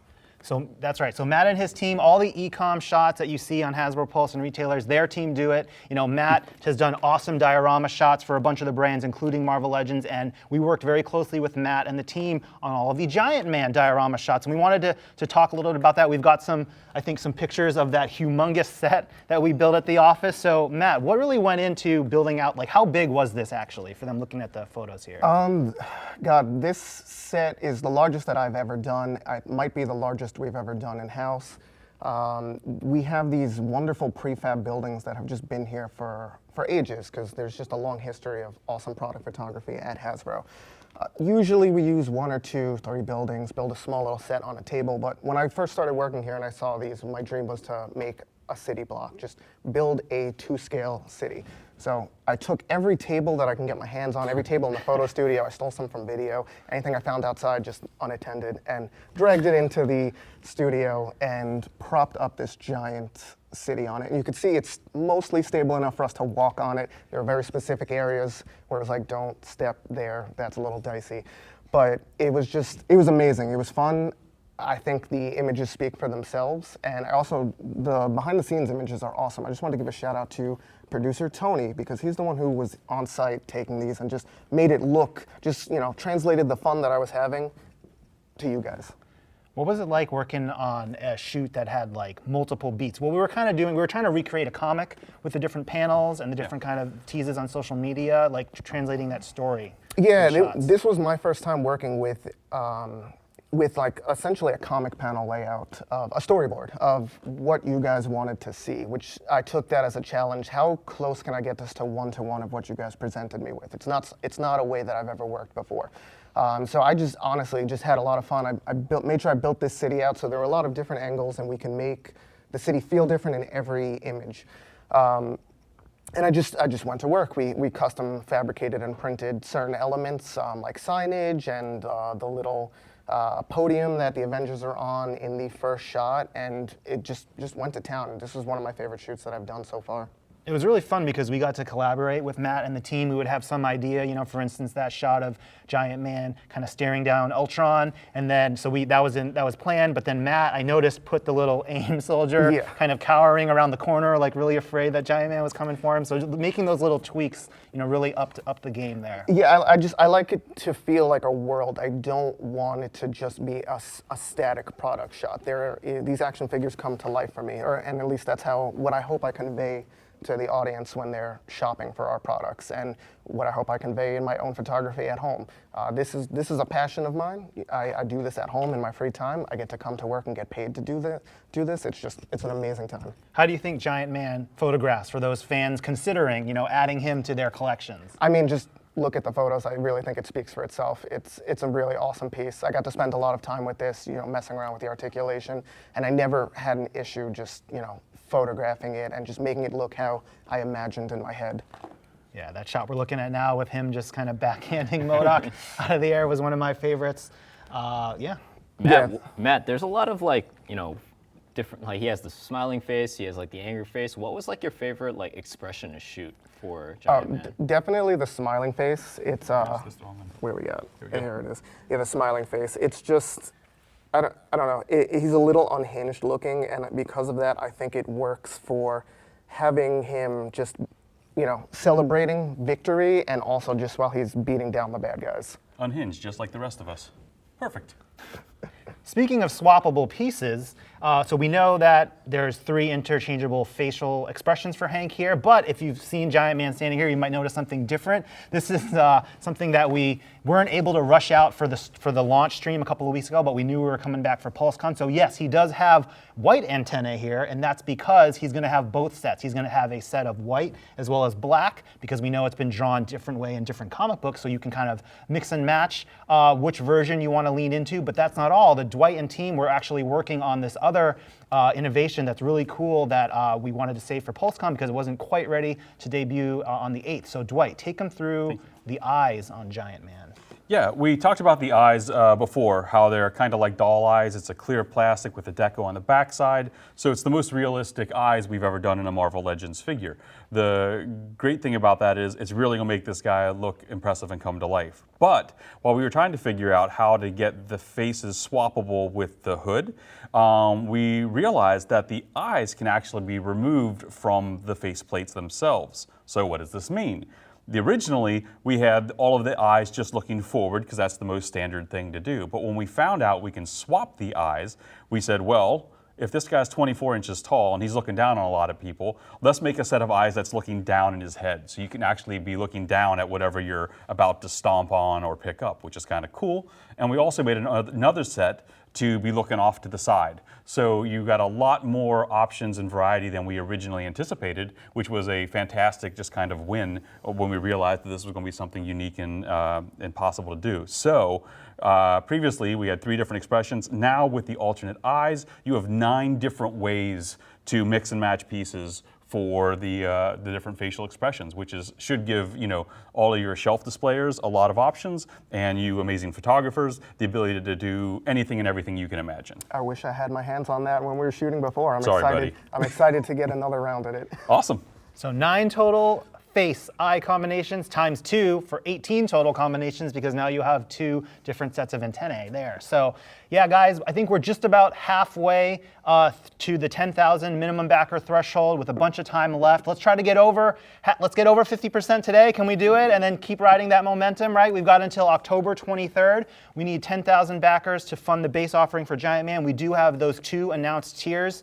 As we stated, everything up front, we put everything up front. So again, that's the zombie faceplate and zombie antennae at 12,000 backers, and then the alternate scroll head for your Secret Invasion Giant Man at 14,000 backers. So go check out the page if you haven't seen it already, and any of you East Coasters or anyone traveling to New York Comic Con on October 12th, we're gonna be there. We're bringing Giant Man with us down to Comic Con, so come check it out there. Also, I forgot to say, we got a lot of questions because everybody has questions about these types of projects. And one of the things that I don't know if I mentioned before that I wanted to make sure was very clear, because it was something that had you guys all wondering, is all of his limbs will be ratcheted very similar to Galactus. So it'll be all nice and click-clacky to be able to stand in place. This is a prototype which doesn't have that, so kudos to you for making this work. But the actual thing will have really nice joints, just like or similar to Galactus, to really be able to lock this guy into position to hold whatever you would need. Yeah, ankles, knees, hips, shoulders, elbows, all what you guys will need. All right, so that's Giant Man. Thank you for joining us, Matt. Thanks for having me, guys. Take your son back home, he's gonna take Hank with us. You know, get some more shots in. You know, we went from Dan Larson, Secret Galaxy, to Shooting the Galaxy. Matt, our esteemed Legends photographer, Hasbro photographer. All right, so let's jump into the next item here. We revealed this at San Diego as a sneak peek, but this is going up as a see now, buy now today. So this is Detroit Steel. Dwight, what's going on with this massive 9.2-inch figure here? Yeah, this is an amazing, ginormous Iron Man villain. It's all about America. It's got all the Americana stuff going on, all the reds, the whites, the blues, the stars, and you really can't appreciate how impressive this thing is without putting an Iron Man with it for scale comparison. So here is our new Extremis Iron Man that came out earlier this year, put them on the same plane, and now you can see just how massive this armor is. You know, you gotta, if you gotta beat something, let's make it look impressive and intimidating. So Iron Man really needs to put in for it. So we think this thing looks amazing. It's ridiculous, and it's just what you'd expect from some crazy, oversized Iron Man villain. It's a massive figure, lots of deco on this guy, lots of crazy weapons, a lot of detailing. This will be available to purchase right away today, starting at 4 p.m. exclusively on the Hasbro Pulse for Pulse Premium members, and then at 5 p.m. for everyone else. So that is your Detroit Steel PulseCon exclusive, as it were. You got a chainsaw forearm and a minigun forearm. You guys try to come up with a better combination for forearm weaponry than that. We dare you to, if you can. If you can. Let us know in the chat.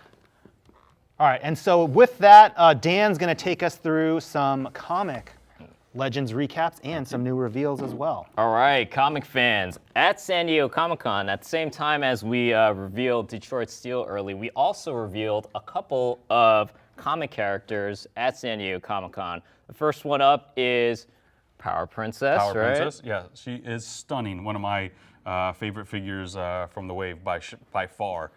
She turned out absolutely sensational. If you love the Squadron Supreme of America, you need to pre-order her. Exactly. Complete the team, complete that team. The next item that we did reveal early was our engineer's favorite, Justice. Here, you want to talk us through Justice a little bit? Yeah, Justice looks awesome. Long time overdue doing this version for the line. Giving you one more new Warriors, because that's always awesome to add to teams as well as completing teams. So he's got a new torso and cape and head sculpt, which looks fantastic on the figure, and we're really proud of the way he ended up. I think new Warriors fans, they're going to be excited because of another figure that's going to come out a little bit later. But another figure that we revealed at San Diego Comic-Con early was Vision. I love this Vision, man. It's on that new Vulcan-ish kind of body, right? Absolutely, yeah. This is the most updated, best Vision we've done to date. New parts, gorgeous cape and head sculpt on Vision. So I believe it's our first Vision with the butterfly rockers. So it's got an updated articulation system. All pinless arms and legs, as you guys know off of the Vulcan base, and he looks absolutely remarkable. All right, I hear Dan Larson already making so much noise, but this was his favorite. He's lurking in the background for a closer. He's been trying to steal this one all week, but Crystar, let's talk about Crystar here, Dwight. Yeah, just a few more minutes and you can wander off with him. Just give us a few. Crystar of the Crystal Warriors. This is something new for us. It's when we have the opportunity to dive into new pieces of Marvel lore, we love it. And this is one of those pieces that's been untouched for a long, long time. But it was a piece of Marvel Comics lore, and we thought it was time to break him out in an all-new sculpt with shield and sword. And he looks spectacular in his translucent blue. So it's a really, really remarkable figure. We got a lot of positive responses from Comic-Con. So now let's see if you guys, love this thing as much as we do. And if you support him, maybe we'll get a chance to do more characters from this piece of the Marvel Universe. Yeah, so at San Diego Comic-Con, we didn't reveal exactly how all 4 of these guys were going to come together, but Ryan... In a 4-pack. Yeah, they're all coming in a 4-pack. No, so we're actually going to reveal for the first time our first 2024 wave. This is going to be on shelf in early 2024. Some might get it early later this year, but it is part of a comic Build-A-Figure wave. So the first character that we're going to reveal today for PulseCon is sort of a Savage character, wouldn't you say? Savage, baby. We have Savage Namor. So it's been quite a while since we've done a classic version of the King of Atlantis, and here you go. You have Savage Namor with his trident. He's got a whole assortment of hands, from punchies to swippies to swimmies to punchies to grabbies. Everything you need to have this figure hold his weapons and look awesome. He's got some gorgeously ornate armor on his shins and forearms, a new belt, and one of the most impressive manes we've done on a figure in a long time. I mean, if that's not like a... It's that 90s hair, man. Yeah, I mean, that's got some punk rock going on there. It's Savage, baby. I really love Savage Namor, but I actually like his cousin a lot too, Namorita. Nita here. You want to talk about Namorita? Yeah. Beautiful in blue. She's got all of her glyph-like tattoos across her body. She's in the light blue tone. She's got, obviously, the wings on her ankles, and a gorgeous head sculpt with either wind-blowing or swim-moving water hair drifting. Yeah, Yes, your hair drifts when you're underwater. She also has swimming hands as well as punching hands, and she looks absolutely beautiful. I gotta say, Kristen and the team in Model Services has been doing a beyond phenomenal job of all of the decos. As you guys have seen, the photo reel on these classic figures takes these things to sights and levels never before seen on this scale. So 100%. Shout out to Kristen and the rest of the team. I know a lot of people in the chat probably are like, where's the classic version of Namorita? We should just say, hold on tight, be patient, right? Absolutely, with everything. With everything, so don't worry, guys. The next item, though, within this classic Marvel Build-A-Figure wave is Black Panther. I just love that gold and black, man. Look at him. Yeah, this was one of my favorite Black Panthers from obviously from the comics, but from the Toy Biz era of Marvel Legends. And it was a real treat to kind of revisit that really, really gorgeous figure from the past. So this is T'Challa with an awesome new cape and all of his gold ornamentation. So pinless, right? I believe so, yeah, pinless on the arms and legs. He's also on the Vulcan buck, so you guys have an idea for his proportions and size. And he just looks absolutely remarkable with all of that, the cape kind of blowing and the high collar. He's going to be awesome for your guys' collections coming very, very soon. All right, but I'm super excited because of this Build-A-Figure. Look at that. We put out Sentry last year, I believe, boys, and we definitely wanted to put out the Void. So the Void is the Build-A-Figure. Look at him, Dwight. You guys did a great job on this one. Thanks. Yeah, well, when Bob's having a bad day, we all have bad days. They're normally not this bad, right? I mean, hopefully. But when Bob has a bad day, evil space crab monster thing comes out to, destroy half of cities or people or such. So we have this awesome translucent Void character. He's big and bad. He's got all of his crustaceous-like limbs coming out of his back, all 8 of his limbs, plus his arms and legs. So he's got a lot of things going on. He's almost all entirely translucent, because when he debuted in the comics, he was always like lit by crazy bright power sources of light. So this will allow you to, put some backlight on this thing and it'll really look like it's glowing and really make it look even more fierce and intimidating for your shelves. What's new on him aside from the obvious legs in the back? He's got an all-new torso system for the legs to attach. He has all 8 non-articulated limbs and a new head sculpt with the extra gross, creepy, claws, like it's got the Beetlejuice thing going on, right? All those claws coming out of everywhere. I'm gonna scare my girlfriend with that Build-A-Figure. He's even got these little mini claws in the front coming out of his sides, which you can see in the zoomed up pictures there. You put that on the floor at night and say, "Oh, babe, what's that?" And you hit it with a flashlight. Your marriage might be really short, my friend. Oh, don't say that, bro. Let's not do that. We wanted to say that just hang on tight because pre-orders for this is not actually going to be today. It's actually be October 3rd is when you're going to be able to pre-order the Build-A-Figure Void Wave. Shout out to our creative services team, Alan, Ben, Sean, everybody who works with Marvel Publishing to really get that artwork on the side here. We got some great artwork from like Bob Larkin, Scotty Young, Jay Lee, Bob McGinnis, Ed McGinnis, I should say, and we really want to say that all of these, whether it be from the packaging or each individual figure, it takes a village to make, so shout out to everybody there. These are obviously back in the window box packages. Back in the window boxes too, with the side art, love to see that. All right, I think we're gonna go to our next one, so. All right, so that is our comic. We're gonna do a little mini set change as we talk through the next theme here. So comic fans, hopefully you guys saw some stuff that you enjoy, and now we're gonna go on to MCU. And so there's been some speculation on what kind of figures we're gonna do here, but this was a film back from 2021 that was so big, we're still making new figures of it, and it was such an awesome experience. Of course, we're talking about Spider-Man No Way Home, and yeah, let's just jump right in. So a bunch of new characters based on this film. The first one we have here on the turntable, this is MJ in her No Way Home outfit here with her sweater. And then pop quiz, Dwight, because I did look this up before. What is this awesome accessory that she comes with? What's it called? Oh man, I'm gonna say it's a whirly thingamajig. Close. Yeah? I believe it is the Machina de Cadavus. I looked it up. Hopefully I pronounced that right. But that's what we teased, that accessory we teased at San Diego Comic-Con.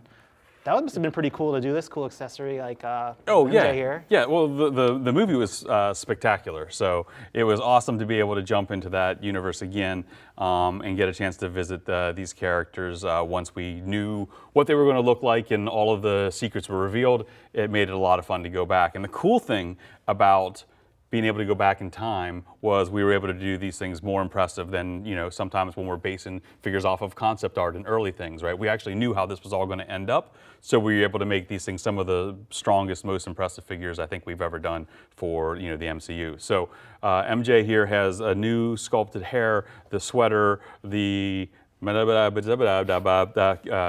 cube that contained Doctor Strange's spell that went wonky, because you could say it again, but it still won't process. So I'm just going to go with the spell holding cube, and she's got alternate hands to hold that, and she looks absolutely beautiful. All right, so for the next figure, I think it's a really good figure because he's a really good lawyer. He's everyone's favorite. Matt Murdock, as we saw him in No Way Home, since then he's popped up in She-Hulk on Disney Plus as well. But this is based on his look there. For a suited figure, at first glance, it just looks like another gray suit, but it's actually got some great articulation. What's going on here with Matt? It does. It's by far our best suited body we've done to this point. Matt has fully articulated arms and legs. They're pinless now, which is great. So we have a full pinless, normal size suit. Matt comes with his ruby shades. He's got his walking cane, and he's got the brick that he caught, from the back when it got thrown through the window. Don't do that, guys. Throwing bricks through windows is bad. It's going to lead to all sorts of liable and litigation, and then you're going to need a lawyer. And I guess it's okay because we got a lawyer right here, but still, don't do it. It's not a nice thing to do. And on the brick it says, "We believe Mysterio," just like it did in the movie. And the brick is fully wrapped in like newspaper text and stuff, so it looks like it's right from the film. And it's pinless arms and legs. I love that. That's too. right. Great detail. The shots for this wave were done by Matt, who we just spoke to. So I think there was one shot of Matt kind of running and jumping with his stick Yeah, here. I'd yeah. say, would you guys say like Matt Murdock is among the most agile and limber lawyers? Like top 5, right? Gotta be. Well, I mean, you got Jennifer too, so Yeah, yeah, top I five, guess yeah, this, so- you know. I All right, guess so you can get him in some cool poses there. So let's In fairness, we haven't seen their lawyer friends that they hang out with, so I mean. Foggy could be, yeah. Yeah. Who knows? I Who mean, knows? you know, but yeah, okay, top 5. All right, so next let's go to a villain. So this is a villain from the film. We know fans have been wanting to get some villains from this, and so we have a all-new Sandman with some really fun-looking parts here and interesting sculpting detail, Dwight. Yeah, the fans are not the only ones. We were really excited to be able to jump in and get a villain or 2 done this year. Sure. So, Foreshadowing. yeah. So first off, we have Sandman. He is just a little bit taller than a normal figure. You can kind of see him really quick here next to Matt. I'll put him up there. Actually, you're on the other screen, so it doesn't matter. But there you go. There you go. Boop, boop, scale. So a normal scaled Sandman, which is nice. We did a ginormous version of him back for Spider-Man 3 quite a few moons ago as a build-up. And this one has alternate forearms that allow you to take his normal proportions and give him oversized, transformative forearms and giant grippy hands. So you can have him reaching out to attack or assist, you know, any figures that you might need to deal with. There you go. I love that shot of him reaching out with the 2 big sand paws. It's pretty sweet. Sand paws. I'm gonna call him Sand Paws from now on. Sand Paws. All right, guys, but I'm here. Oh. Before we do that, sorry to cut you off, Dan. So we're gonna say, right, like we've got, I think probably Dan's favorite figure coming up, but a Spider-Man No Way Home collection would not be complete without some actual Spider-Man characters. But what we did want to say a little bit, right, is let's go in the Wayback Machine, all right? December 2021, Spider-Man No Way Home comes out. Awesome surprises in that film, right? Some we didn't even know about. As soon as we watched that, we texted each other. We were texting each other. We got straight to work, right, on that Pulse exclusive No Way Home 3-pack, which came out this summer or spring, I think. If you remember, we pre-ordered that all the way back in July 2022. And so, guys, as we were working on the development for that 3-pack, not all of the unmasked likenesses were available to us. But flash forward to over a year later, we're now in September 2023, we're now able to do these Spider-Man characters with their unmasked portraits. So we're very excited to offer these detailed figures for you, but we just wanted to kind of go through the order of events there. So with that setup, what were you going to say about this next figure? That this is one of my favorite figures of the year. It's got to be our friendly neighborhood Spider-Man. Looking great Look there. at that. Dwight, talk about this figure and the likeness, and this is pretty much all that great articulation and deco, right? Absolutely, yeah. We didn't skip a beat on this one. It has all of the web lines piped with that proper dark silver that the Friendly Neighborhood Spider-Man had in his hero costume. He still has his masked head and a couple alternate heads, but along with that, we have this fantastic likeness for Peter. So he looks really, really great. First time doing this in many, many, many moons. So it was awesome to get a chance to revisit this character and do him in his full glory. Let's talk about your favorite Spider-Man, though, from this year, Dwight. Amazing Spider-Man 2, baby. Here we go. Yeah, this is still probably my reigning favorite spider body we've ever done. Also, we have Peter here with his awesome full articulation, the double torso, the butterflies, pinless arms and legs, doubled up. Also has his masked head and alternate hands. So Peter looks amazing in his amazing costume. So that just makes sense. I might have lied and said this next figure is actually my favorite Spider-Man of the 3. They're all our favorites. We'll allow it. Okay, we'll thanks. allow it. Thanks, Matt, guys. what do you say? Is that pass mustard? Yeah, he says he allows it. Okay. So we're good.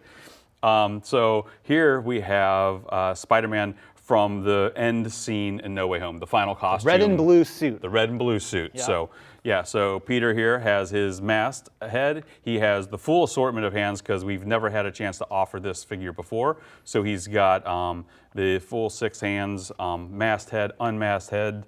So Peter. And in the middle here, this new red and blue suit, because this is the first time we're using this body, this is the similar, it's got the raised sculpted web lines that are painted black. Yes. Right? It's an all-new figure with the exception of that head, which I think we used that unmasked head before, but it comes with that. So this is going to be, it's not going to be a Build-A-Figure wave. This is going to be an awesome blister-carded wave for those mint on pack collectors like myself.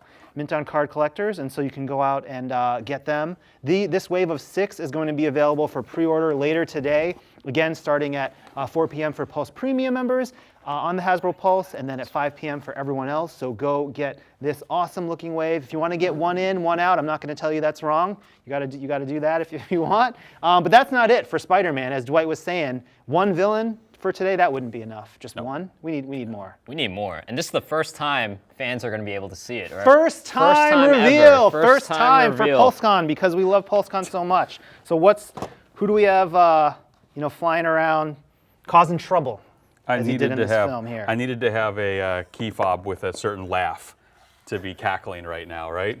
So along with my cackling laugh, which I'm not going to do because I would be ridiculed forever, I'm just going to put him out there and let you guys see this glorious version of Green Goblin. So what we have here is Green Goblin as he appeared in the final battle once Norman lost control and the Goblin took over. We have this amazing action figure, full articulation, all of the armor, tons of deco, double pinless arms and legs, an awesome unmasked likeness with a hood. He's got his goggles, which you can see down on the base down below, and he's got the alternate helmet that he was wearing at the very beginning of the film. Let's see if I can pop him off here real quick. Come here. Oh, these came off, so there you go. Boom. So the glider itself has articulation points, so they can kind of pivot up and down for different types of posing. And the ankle supports also move and rotate, so you'll be able to get his feet adjusted however you would like. So the glider itself is in multiple pieces, tons of deco and detail. Show them the bottom. Yeah, this thing is like, fully realized. It has all of like the piston type details which support the wings and all of the purple and silver and a little bit of the green glow. So this thing is absolutely spectacular. He's got his weapons, he's got his blades extended as he ran through Mr. Friendly Neighborhood Peter, which was not a nice thing to do. Don't throw bricks, don't run people through. Just don't do it, it's not nice. And he's got a pumpkin bomb that can be removed from his hand, so. And how's he connected to that, how does he stay on the glider there? He's got the little stirrup thing going on? Yeah, a little stirrup thing that pops in the feet really nicely. And like I said, depending on how you move the figure around, they can rotate left and right as well so that it can hold whatever pose you would want. So a really spectacular figure. We're very proud of this one. We hope you guys love adding him to your collections very, very soon. Speaking of Peters, though, I think one of the most famous lines from the film is, Dan, what is it?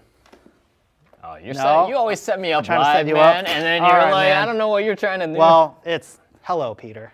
All right, what are we talking about here? We're talking about Doc Ock, as we teased at San Diego, in our San Diego Comic-Con panel with the little tentacle there. This is our deluxe Doc Ock figure with 4 times what, Dwight? 4 times wire bendy tentacles. This is what I've been playing with back here for the last 5 minutes of the feed. I was wondering if people were going to see you just playing with it. So what we have here is a spectacular looking Doc Ock. He's really, really awesome. The wire bendies are incredibly rigid. Why, you ask, are they so rigid? Because not only does he come with the 4 tentacle pieces you would expect, as you can see on the top, he has the triangular tentacle head that opens and shuts, and he comes with the ground-based tentacle pieces, which are a little bit different in design. But we've made them so that they're all interchangeable, so you can see this thing opens and shuts, and you can have that thing closed down to make the little kind of point when it all folds shut.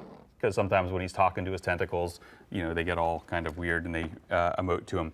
But we have the pointy ones, we have the other kind that go on the ground, and we give you a big flat version so that you can put this guy down on the flat ones and have him elevated up in the air above your collection. So Doc Ock can actually hover a few inches above all of your characters, wrap Spider-Man up in the other tentacles, and have a lot of villainous fun with this amazing Doc Ock figure. I love this figure. I love the bendy wire tentacles. The fact that he can support his own weight, that's really cool. I love it. All right, so these two deluxe villains, we're revealing them today. They're not going up for pre-order, so you don't need to rush out. You can focus on the blister card Wave of 6, but these will be going up for pre-order, I believe, next week. Yep. In about a week's time, and then that Avengers Void comic wave will be the following week. So we're trying to space out, the pre-order anxiety there for you all. So anything else about No Way Home we wanted to say? Thank you for your patience. I know a lot of people have been waiting for No Way Home figures. Trust me, we were waiting too. Once we saw it, we were texting each other about No Way Home. So we are so happy that we were able to bring these characters to life. And we're not saying we're done. Oh, true. We're not saying we're done. Not necessarily. We know there's other things out there. Some shocking things and some giant, creepy sewer-dwelling things. So we're cool. We understand. We're aware that those things exist, and we haven't forgotten about them. Just to let you know. In due time. All right. In due time. So what do we want? Let's check in on that fan vote poll. Can we pull up the little graphics of which character or which clue I think took the lead there in the end? Do we have that? The winner is first-time character. I was totally wrong. I called it, bro. Yeah, you did? Yeah, all right. yeah. All right, so this is going to be so keep those other clues in mind because they're, try to see what they're going to be when they're revealed eventually. But Dwight, let's take a look and show off a first-time action figure character, a newer character. Yeah. Let's take a look. What do we got here? What we have here is the Red Widow. The Winter Guard is another faction in Marvel that we've done a couple of them over the year. We have a classic Red Guardian and we have an Ursa Major. So if you already have those two figures, now you have a third member of the Winter Guard to add to the team. So we're not going to talk about any of the other bits and pieces. And I tried to give you guys a hint. I said, look at number 1 because you might have got a little bit of peek behind some X-Love, but we'll just have to wait for another time, I guess. No more clues. And we'll just leave it with no more clues. Okay, I'll shut up now. Get the but hook. But Red Widow is still awesome, and she's going to be another character for another team to keep working on. All right, well, thank you guys for voting for that. I think before we get out of here, let's just check in with the live chats and comments. I've got a tablet here. There's not too many. I think the first one says, Dan Larson, you are the man. That's not really a question for us, but I think we'll take it. We'll take it. You are a man, so congratulations. No, the man. Oh, the man. Okay. The man. No, but seriously, there's something about Giant Man. So he says, there's one question from the chat. What was factoring in when determining the height of Giant Man? It's beautiful. Oh, well, thank you for thinking it's beautiful. We have done 2 awesome, ginormous figures to date. Galactus around 32 and Sentinel around 26. And we, strongly believe that Galactus, being a cosmic being that could technically be larger than planets if he's fully charged, should be the largest of the collection. And we do realize that Giant Man can grow, if you look at the handbook, up to 100 feet. But we thought to have him be able to interact well with the Avengers and other villains of normal scale, 24 inches seemed like a very reasonable and still quite impressive height to strive for. So a little bit smaller than Sentinel and Galactus, because if you want your hero to have to battle such giant threats, it's always nice to have to take on something a little bit more intimidating than yourself. That's the heroic, that's the heroic struggle. So that's kind of why we ended up with the 24 inches. Yeah, it makes sense. One more question. It says, this is a pretty easy one, but what is your favorite figure you've released in 2023 so far? I'll go first to give you guys. Giant Man is not eligible. That is not coming out in 23. I know, these are all 2020. These are only 2023 comic figures. There's so many choices, but I'm going to go. So Dwight's going Strife there. Just follow him up the wall. He's so amazing. My selection, I'm probably going to run off camera, but yeah, he's down in the corner there. I'll go Deluxe Blob because I love that Toy Biz Build-A-Figure. It was a very nice gift, and now I have a modern version. So I have the old Toy Biz, the old Hasbro early days of Marvel Legends and the new Deluxe Blob. Dan, what was your favorite? I really like the Hasbro Pulse exclusive Doc Ock from the Spider-Man animated series. That's like makes one of sense. it does. Makes sense. It does. It's a big year for Doc Ock. It is. Doc Ock fans. Lots of wire bendies, people. I hope you're very happy about that. All right, so that is most of the Marvel Legends panel. One thing I wanted to talk about, but I forgot earlier. So go get your selfie series, but also on the Hasbro Pulse. Since 2019, when we were at San Diego Comic-Con, we had these special shirts made up, and I called them Collector Quips, and we wear them just for our panel. And you know, only 4 years later, they are now live for sale on the Hasbro Pulse. So guys, don't give up on your dreams. If you have a dream 4 years later, it might come to pass. But these are really fun. One says mint on card, that's for me. One says one per case, because Dan is so unique and awesome. And the other option for Dwight is wrong costume. So thank you, Jarrett, at the office for helping us. Oh, we've got it. Yes, we got it. Evan came through. All right. Where's mine? Where's mine? Mint on card. Yes. One per case. Yes. Oh no. There you go. These are nicer. These are nicer quality than the ones we had made. I'm just saying, guys. These are very soft. Yeah. So if you want to be snarky like me, this is the one for you. This is the one that you guys always tell me when that's not the costume I wanted, Dwight. Wrong costume. So that's the nexus for this wonderful shirt. So you can be as cool as the Marvel Legends team. We've been rocking these for 4 years on various streams and I didn't know we were cool. Yeah. Well, hey, when you get T-shirts made, then you're cool. So thank Again, you, Pulse team. 4 years. Wait Thank for you, four Pulse things, team. 4 years. Thank you, Pulse team, for that. Stay tuned to the Hasbro Pulse, guys. Super fun. PulseCon is awesome. We're gonna throw it to trivia now. Marvel Legends trivia. Bye. Kicking it to trivia.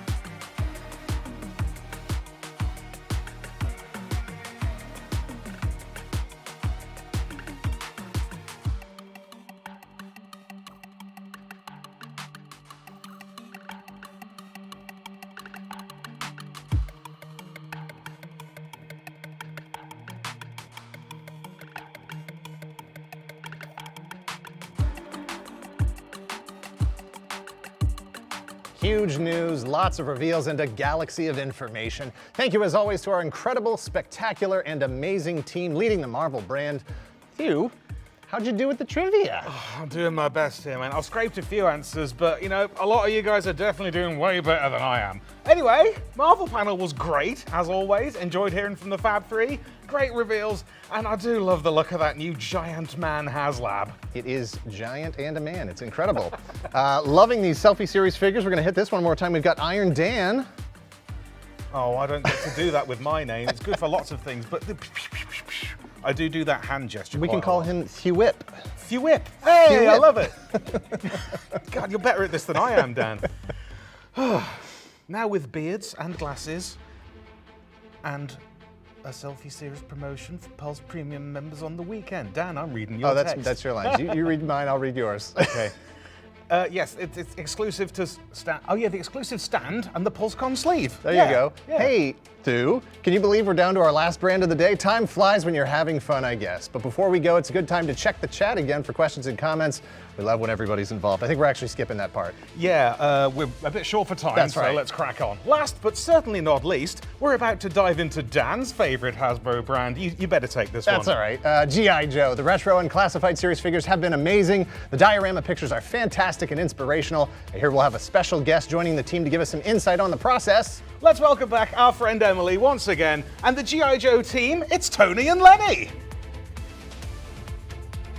Hello again, Hasbro PulseCon fans. We are so excited to be your very last brand panel of the day. Yeah. So on the off chance that you have missed me in any of the other things I've done today, or have missed my wonderful, amazing, delightful co-workers, I am Emily. I work on the marketing team. Very flattering. Yeah, I know, right? You're welcome. I can flatter you more later if you'd like. I'm Lenny and I'm on design. I'm Tony. I'm a master model artist. And you may, oh shoot, I'm so sorry. I was looking at the wrong camera. Hello, camera number 2 over here. We are all learning as we go. So great news for those of you who are familiar with our G.I. Joe panels. We are going to follow a roughly similar cadence today, except great news, there is going to be a G.I. Joe poll and trivia questions at the end. Cool. Along with that, the last one is that diabolically hard trivia question. Ooh. So I'm really excited to see who is going to get that one right. Dan. Probably Dan. Yeah. And me, because I wrote it and I Googled it. We got a ringer on set. Yeah. So we'll have our poll first. We'll do some of our name reveals. We'll do some digital render reveals. We'll do some pre-orders. We'll have our amazing, spectacular, lovely human being photographer, Matt Cohen, come on and talk to us a little bit more about the pictures he's been taking. We love hanging out with Matt. He is, as I said earlier, delightful human. We'll do a little trivia. We may do some Q&A if we have time. We're at the end. We can squish our panel a little bit. If you have any questions for us, please feel free to put them in the chat now. Remember that we cannot comment on upcoming figures, so save your questions for something that we can actually answer. We're not going to answer any questions. No, we probably won't. But just in case, put them on and we'll get them on the iPad and we'll figure it out. All right, so. We are going to start off with our poll, so it should be in the chat now, but I believe, I don't have it in my notes because I was negligent, but I believe it is, if you were building out your own personal army, which of the Cobra kind of troop builders would you prefer? I'm going to get thumbs up from over here if I can do this. Bats, Alley Vipers, Cobra Troopers, Snow Serpents. Aha! Nailed it. Yep. All right, so let us know who your favorite is. We'll let you know who our favorites are later as well. Cool. But we are going to kick off with a lot of things, and I believe, did I fix this on my notes? A lot of things. Yes. Yes. There are great. a lot of. We nailed yes, it. Yeah. perfect. Name only, but yes. Hold on, sire. Let me get out the list. So we're gonna start with a list of 7 name-only reveals, and we're gonna go through them pretty fast so that we can make sure that we have time for the rest of the panel, right? Yes. We're very bad at going through things quickly. So up first, we have Metalhead. Yes. Which we are very excited about. Yes, Super excited. I'm not going to get into details. Night Creepers. Night Creepers. The Cobra Ferret. Ooh, Nagahide. So good. Comings with maybe a friend. Couple of them. Maybe a couple of friends. Can't have Nagahide by himself. That'd be lonely. No. All right, please. Retro Beachhead. And since we know you guys loved it the first time, we're going to put on a retro card. The Eel. And because we also know you loved these guys the first time, Retro Snow Serpents. So just as a reminder, for those of you who may have missed this news in the past, when we announced that we were going back to being able to use plastic in our packaging, we are bringing our classified series retro card back figures back.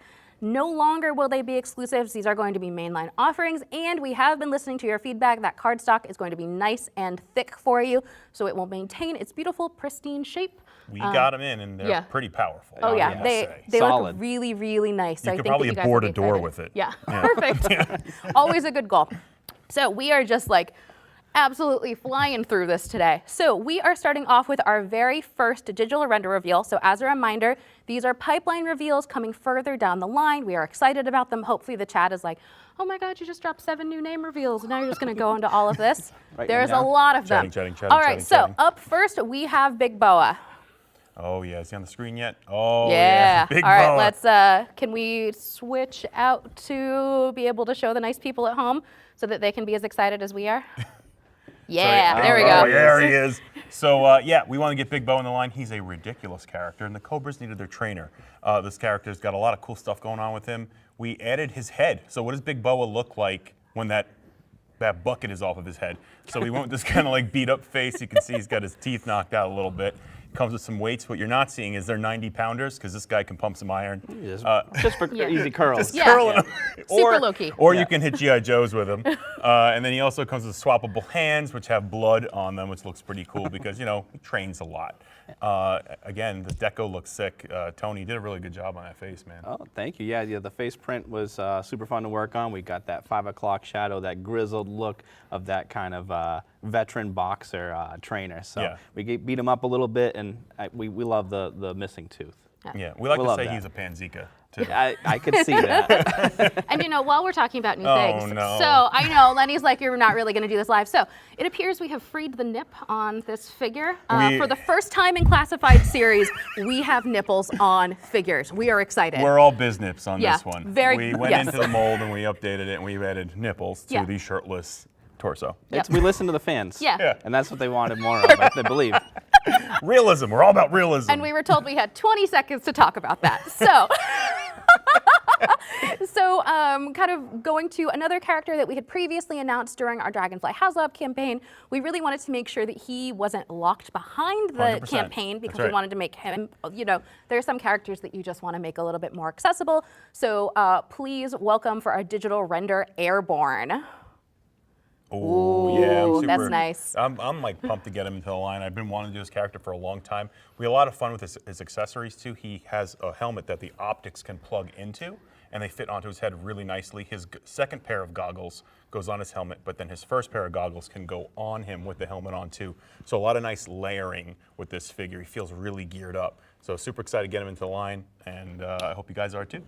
Yeah, and for the color scheme, you know, love that bright color of the O-ring figure, but we kind of dialed it down a little bit. We classified it just so it's not as gaudy at that scale. Yeah. But yeah, an awesome version of this classic figure. Yeah, gorgeous. All right, and then Airborne, I believe, will be released. He'll be coming to you before your Dragonfly arrives, so he'll be waiting for his ride. He's gonna be like, yeah, like, come on, guys. But we'll be excited about that later. All right, humming right along. That's right. Up next, we have got Quick Kick. There he is on the screen. Ooh, yeah, he was fun to work on. We wanted to get a lot of fun things on this character. We kept pretty true to classic design, but there are some updates with the color. We did want to get his Fudgy bar in there because, as you guys know, he was a stuntman for the Fudgy commercials. So we want to get him in there so you can pose him out with it. He also comes with a ninja star that he can like kind of throw. He comes with his nunchucks that'll holster on the back of his belt, as well as 2 swords that holster into the backpack, and swappable hands. We've been listening to you guys. You want those fists? You want those chops? He comes with them, so get ready to punch some cobras with him. I feel like there's no way that you can say that the G.I. Joe team doesn't love both Easter eggs and accessories. Yes, we accessorize. Yeah, we are, you know my opinions on that, so yes.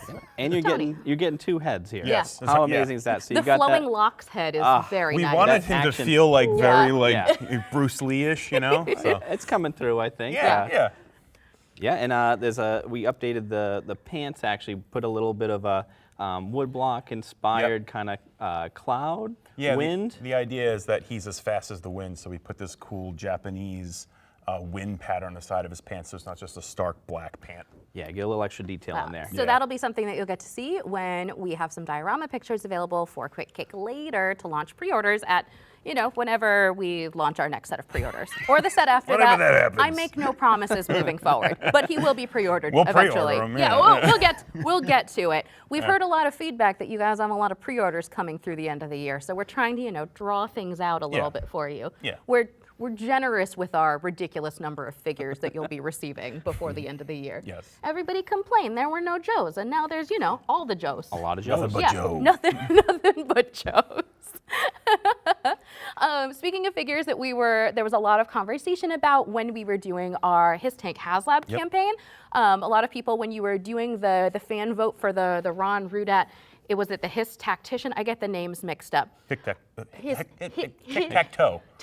His tactician, yes. I'm sure Mark is currently in the chat and is correcting me as I go on this, but people were really excited when they saw purple colorway because they were like, oh, this is really reminiscent of a Techno Viper. Let us know if there's a Techno Viper coming. And we went, we're not going to tell you. Great news. It's right here, though. It's a really pretty Techno Viper. Got a point. How do I get a point? Oh, there we go. Yeah, there we go. That Yeah, works. directions are hard. Yeah. So I think some of you guys saw it at Comic-Con, the red version of him that comes with the SMS, but this is the original colorway. He's going to be in this purple and purple, I guess, purple and dark purple. Purple's a good color. Purple's a great color. Looks great on him. It looks good in purple. Comes a lot of the eyes, the yellow eyes pop on that purple. How many times can we say purple? We're going to move from gray to purple. Yeah, Yep. it's going to be purple. Yeah. But what shade of purple is this? This is a red shade, violet, if you would. Okay, do you have a number to assign to this and a family? 280. We were in the 200s Okay. for sure. All right. Yeah.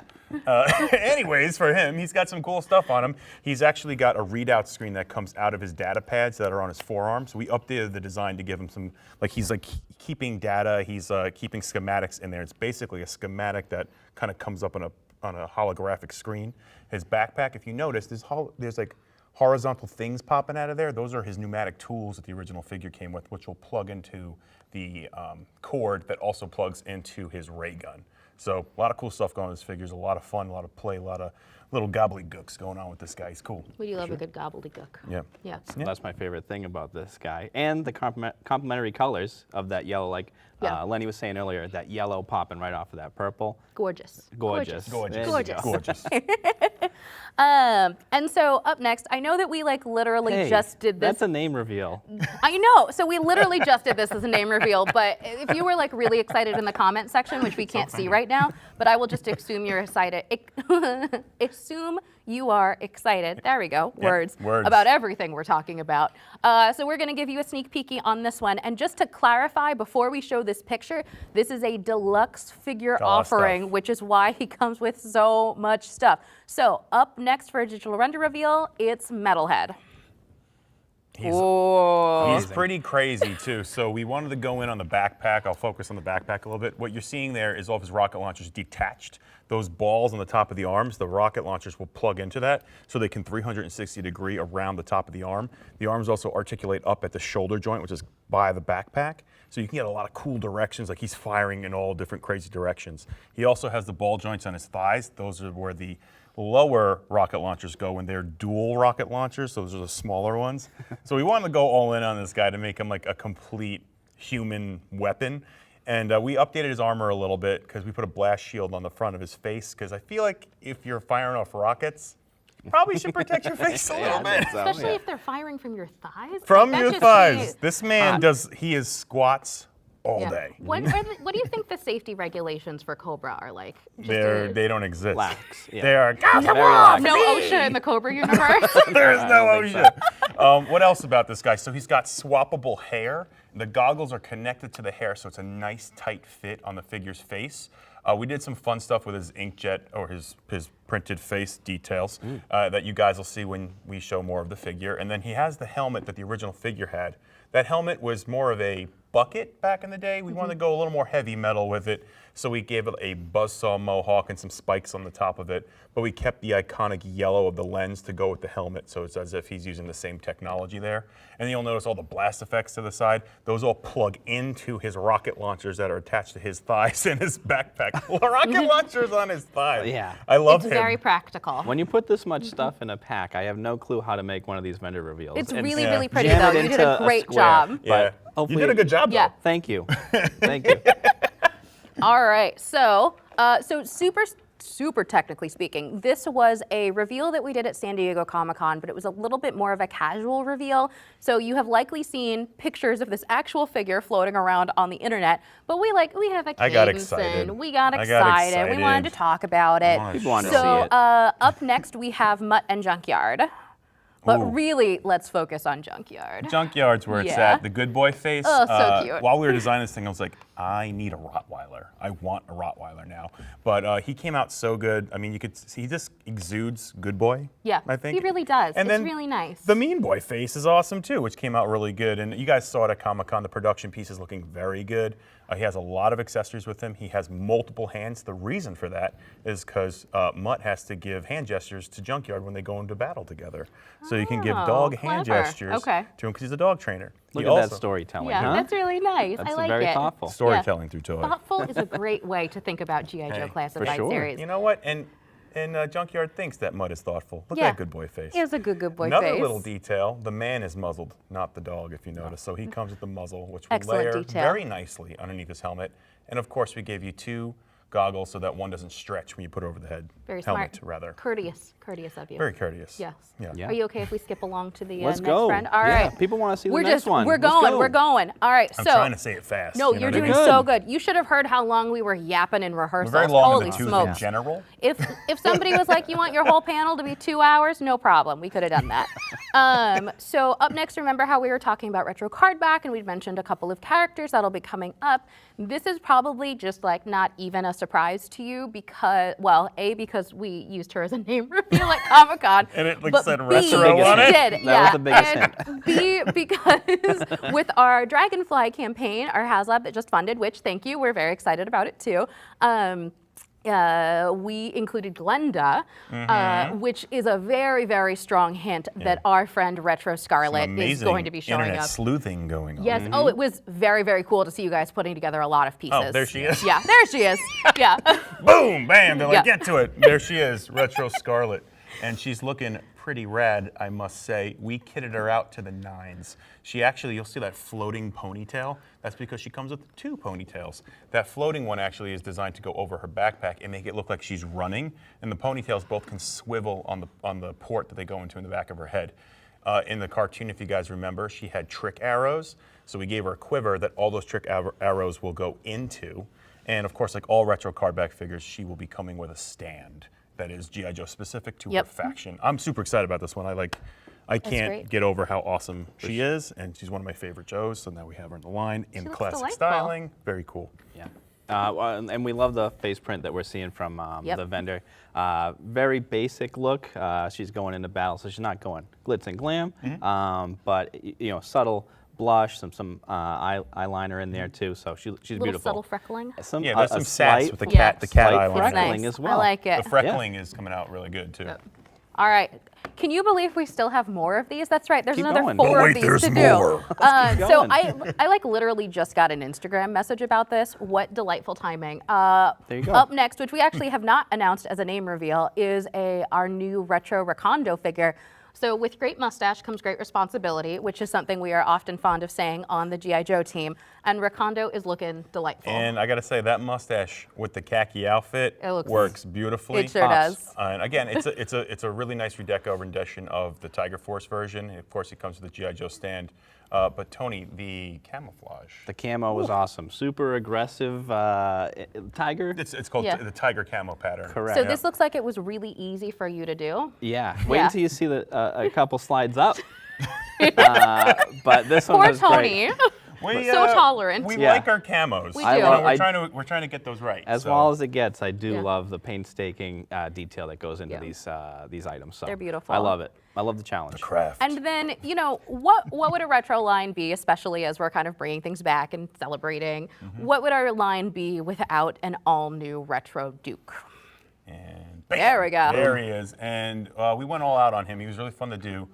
We wanted him to be a little more, what's the word I'm looking for? Heroic? Heroic or jacked, Yeah. if you will. Sure. So we kind of built him up a little bit because the characters in the show were all a little more jacked. So we want to lean into that. He comes with the G.I. Joe laser gun.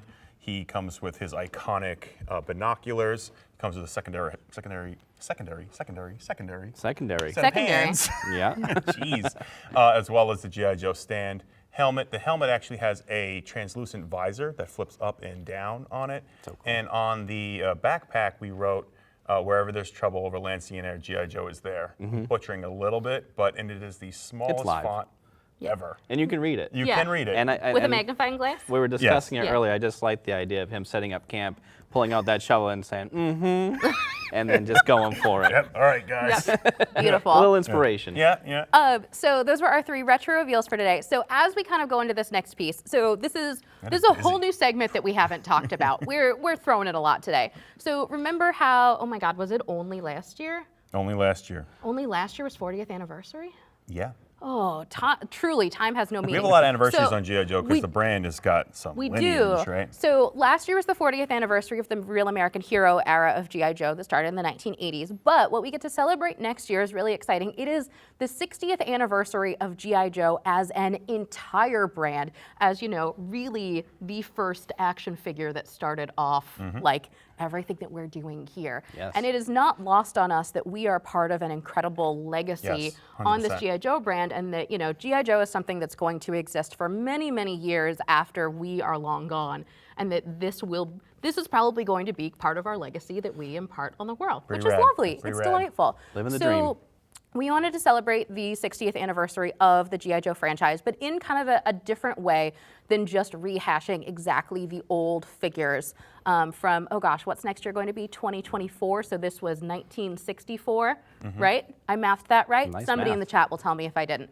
So we are kind of bringing the inspiration of homages to real military servicemen and women to the G.I. Joe classified line. So these are interpretations of the original, the spirit of the original G.I. Joe figures, but now in classified. Before you even ask, there is no flocked hair. I know, I tried so hard. She keeps on trying to get me to do rooted hair. Rooted hair, flocked hair, I am all about it. Well, let's hear about it in the chat. Yeah, You know? tell us in the chat. Do we want flocking? You want that Ninja Force rooted hair on those, was it Bonsai? Was he my favorite with the black and pink Scarlet had, pants? and so did Zanzibar had it too. So it's so good, right? Yeah. Okay, so we got very off track. So we will introduce you to the first 2 of our 60th anniversary figures, and we will kind of give you more information later on in the year.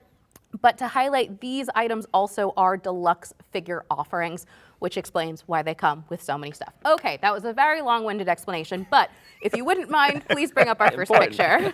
Do-do-do. So much stuff. So this is our rifleman, as we like to call him, or action soldier rather, sorry. He comes with a soft goods, I guess, rain tunic, and that has a hood that goes on top of that to lock it onto the figure. They will have a corresponding stand that matches the color of the figure. In this case, it's sand to match the sand-colored boots, the moleskin boots.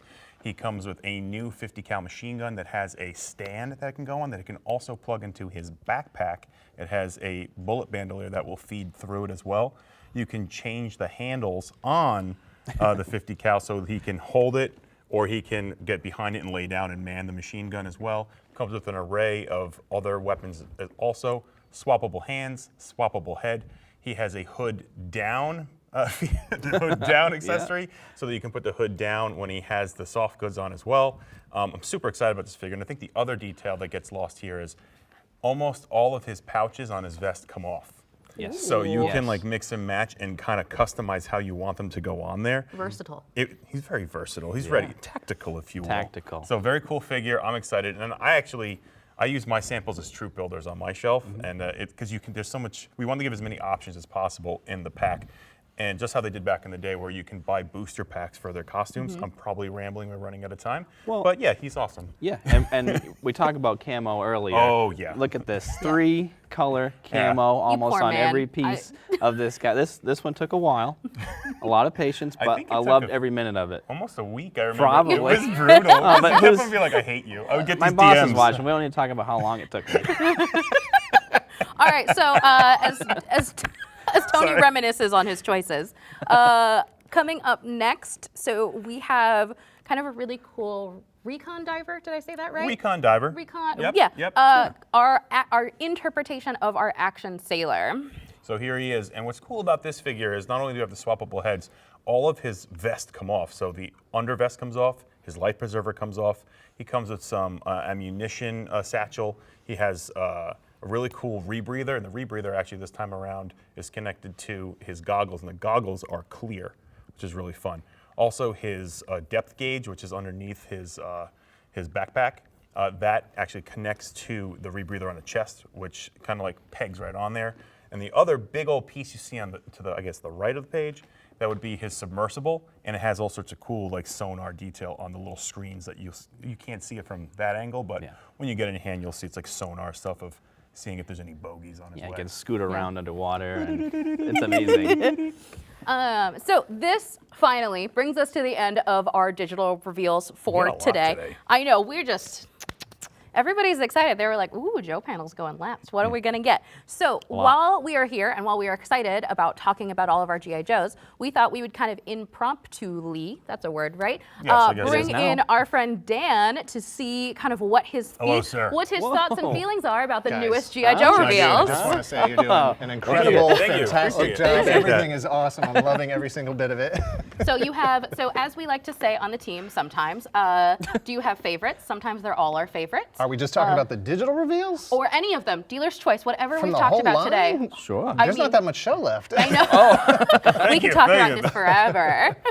Let's just do from the name-only reveals and the digital reveals for today. From the digital reveals, look, anybody who grew up in the early 80s, collecting G.I. Joe stuff, that was like the time of martial arts, right? So to be rolling out, Big Boa here and Quick Kick, that's a big deal. Plus, we're getting past, I know the line was built on like the military sort of aesthetic and that sort of thing, but I like the weirdos too. Yeah, the weirdos are where it's at. That's great. I'm not saying anything here, but look, if Hydro Viper is in the pipeline somewhere, I wouldn't have a problem with that. Budo, I'm down for that. Let's go. Awesome. Yeah, excellent. I think that it's always so much fun. We have so many eras of G.I. Joe to play with because G.I. Joe's a brand that is constantly reinventing ourselves. Yeah. And we have so much source material, and then we get to reinterpret it for a modern era. It's not that it has to be, as we've said many times, one of the beautiful things about G.I. Joe Classified Series is that it's not entertainment accurate. So it is our kind of really, really cool interpretations of who these characters would be in a modern age, which I think is beautiful. It's well said. Yeah, Absolutely. Thank you. It's almost like I practiced it, maybe like Yeah, once or a couple twice. of times. Yeah. Yeah. Thank you for hanging out like super Thank you, fast, Dan. Dan. Is there anything else you'd to like leave? to? No, I mean, no. Do Wanna hang out with you want us? to hang out? Of course I do. Yeah. Okay. Dan's gonna hang out. Yeah, let's Love do it. some more Are any of reveals. the producers on the side going, no, don't that do all right? that? All right, yeah, Dan's There gonna you hang go. out. Cool. Yeah, look at it, All right. Get loose. Let's go. We're getting crazy up in here. Okay, Awesome. so perfect. Are we shuffled enough for the? We good? Great. We We're good. screen for you guys? Is there enough room here? We're having a good time. You're seeing live ideation on this show. We're recruiting. G.I. Joe is recruiting members. Aggressively recruiting. Okay, so great news. We are onto the pre-order part of our panel. So we are, as this slide says, going to keep things moving, lots to get through, and everything's going to be fine. So interpret that however you'd like. Yeah, our notes are literally just little bullets of like, hey, do this now. Yep. So great news. So the way that we're going to structure this is a little bit opposite of how we usually do it. So we're going to do product on the turntable first, then we're going to do diorama images. So we have approximately 18 minutes before I was told our hard wrap time is. And don't forget, we have to talk to Matt. I will super speed Great. details. All right, so him. Tony, can Yeah, you please go. acquire for us I'll help one move merch. Dreadnought Ripper? Here we go. So here is Ripper. He is coming out awesome. This figure's got a lot of cool stuff going on with him. So I'll spin around for you guys so you can see. He's got his Jaws of Life. And let's take a look at these Jaws of Life real quick because we added a... Show the function. Yeah. The function's where it's at. So I got to close it real quick. And we put tabs on the side so it can open up together. Come on. Look at that. Oh, Look at so that nice. pincer grab. He will save you or he will crush a G.I. Joe with that. Who knows? It's a mystery. What's also crazy is his glasses come off to reveal his face. And we are all children of the 80s and 90s, and we put some really fun stuff on his inkjet. As you can see, we kind of hinted at it that he was going to have a crazy contact in his eye. And he does. We put a smiley face in there. Also, he's got some sweet tattoos on him because we want to push him just a bit. Some spikes on there to speak to the Ripper name. And also, he has some razor blades. And those are not dog tags. Those are razor blades on his necklace. Also, some storage for his blaster in the back that also has a pretty sick looking sickle coming out of it. So yeah, that's Ripper. Beautiful. Sick sickle, dude. Dan, what are your Sick thoughts on sickle, brah. our friend Ripper? He's gorgeous. Everything's great about it. Next time, though, we need the belly shirt. Oh yeah. We do love a good crop top, not gonna lie. They are all crop tops for Dreadnoughts. Okay, so let's look at that beautiful diorama image. Stunning, gorgeous, Matt, amazing work. We'll also compliment Matt when he's here with us, but we can do it while he's off to the side of the Good stage job, as well. Matt. Great job, Matt. Look at that thing. Oh, so nice. I like the blast effect you got going Matt's on been there, getting too. really creative with our special effects. The longer he's been working on our products, he's like, can I put smoke bombs in? Great, buddy. Of course Yes, you can. please. So here All we right, have so next we've got Hawk. General Hawk. Man, he came out awesome. And I got to say, when we set out to make Hawk, I was like, I want to make the most heroic, like almost World War II looking figure we can do in G.I. Joe. And I think we kind of nailed it. If you notice too, we added some gray to his hair to kind of make him feel a little older than the other Joes. And also, you're not seeing it here, but he comes with 2 sets of goggles. I didn't put the other one out just because where's it going to go on the plexiglass? But there's 2 for one for his face and 1 for on top of the helmet. We like to do that so you don't stretch him out. His pistols are holstered both on him, and his grenade launcher can holster over his shoulder. Put some cool G.I. Joe patches on him. And I don't know if the camera can see it, but he's got this American flag detail here. And he has Abernathy on his patch on the front. And we got some great weathering on the leather Yes. as Yes. well. I don't know if the camera's going to pick it up, but it's maybe very we can subtle spin it. kind of wear and tear on that leather jacket, that You'll bomber be able jacket. to see it when you have this That's for beautiful sure. figure in your hands. Yeah, super All right. excited about him. You need your leader. Yeah. You know? All right, let's show him that beautiful diorama image. Da-da-da-da-da. I think this is the least amount of time we've ever spent on figures. We're doing so good, We're you guys. moving fast. I'm so proud of We us need to right get to now. Matt. Gorgeous picture, Matt. A+. The motion that you have managed to capture in this is very, very nice. I don't know how he does it. 'Cause No, like, it's magic. They don't- We're how are not they not supposed to falling? understand. Yeah, that's It's right. just magic.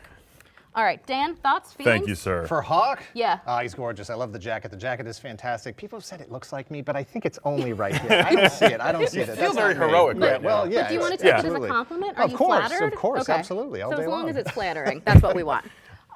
Next up, we've got Helix, and she is looking awesome. I'm really excited at how her face came out and actually how the ombre on her hair did. If you guys remember the video game she debuted in, and now she's made her way into comic books, we wanted to get other characters from across the lore into the brand. We've talked about this before, but she is looking pretty like, I like this like sci-fi tech vibe we're getting going on with her. She has these really cool, we just introduced it to the figure, kind of like extendable claws that'll kind of like, you can pose her out like she's the ultimate weapon. And if you guys know, she fights using telemetry. So I thought like giving her as many blades as possible to attack in all sorts of directions would be super fun.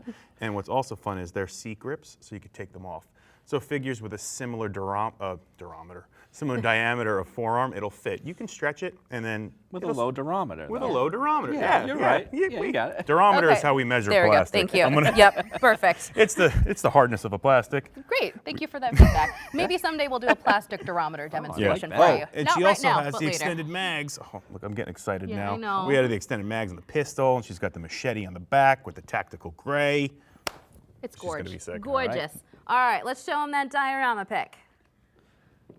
Ooh. How does this not fall over? I don't understand. I don't know what he does. I think it's truly magic. he's like the puppet master. He's He good. like Yeah. holds them up with his like thoughts or something. Yeah.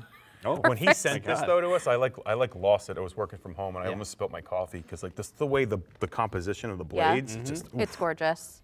All right. Lethal. So, Very Dan, lethal. thoughts on Helix? You like her? She's gorgeous, and I love the idea that those blades are interchangeable with other figures. Oh, Yep. yeah, for sure. We do love a good interchangeable accessory moment. All right, up next. Oh, they're moving my slides on. I'm like, I'm not pushing those buttons. They're like, come on, guys, you're so close. All right, it's Shockwave. Oh yeah, Shockwave. I'm super excited to give him the line. I remember Tony being like, Lenny, we gotta make Shockwave. About 2 years ago, you were like, dude. I love that So- he wears the hat over the baklava and. Well, you know, you got to keep the sun out of your And eyes. look at that, it Very comes off. practical. Which it comes off, as you can see. Not in the original figure. Nope. And he's got his riot shield, which is really sweet. He's taken out a lot of Cobras. We have the light details on the front and the rail kind of details we've baked in there. He has an extended clip on his little submachine guns. He actually has a utility knife. I can pull this bad boy out. Boom. And it's for like breaking doors down. There's like a little notch in it. So that's for like breaking doors and all that sort of thing. It's like kind of a crowbar. He's really sweet. And then his knife, of course, goes into his vest as well. So a lot of storage on his figure. Again, whenever we can, we try to get as many parts and pieces onto the figure holstered. Let me turn it so people can see his face. So nice. Boom. Can we show them the beautiful diorama We picture? should. Are we Let's do ready? it. We should. That's right. We're at 12 minutes until they're like, you We're are cut moving. off. Oh, we're we're moving. doing We're good. doing good. Killing it. All right. Doing good. Ooh. Who's watching him from, dare we say, the shadows? Perhaps he is being, shall we say, tracked. Or I don't know, maybe I can't think of another funny Yeah. word. We were doing so good. Yeah. Again, beautiful picture. It's not like we love Easter eggs or anything, so I mean, who knows what's coming next for this. Dan, thoughts and feelings about our friend Shockwave? The detail on that figure is incredible. You've got the stitching intersecting right at the top of his hat and everything there. looks the ribbing, knit. it's Yeah. awesome. It's incredible. All in the details. All little baby details.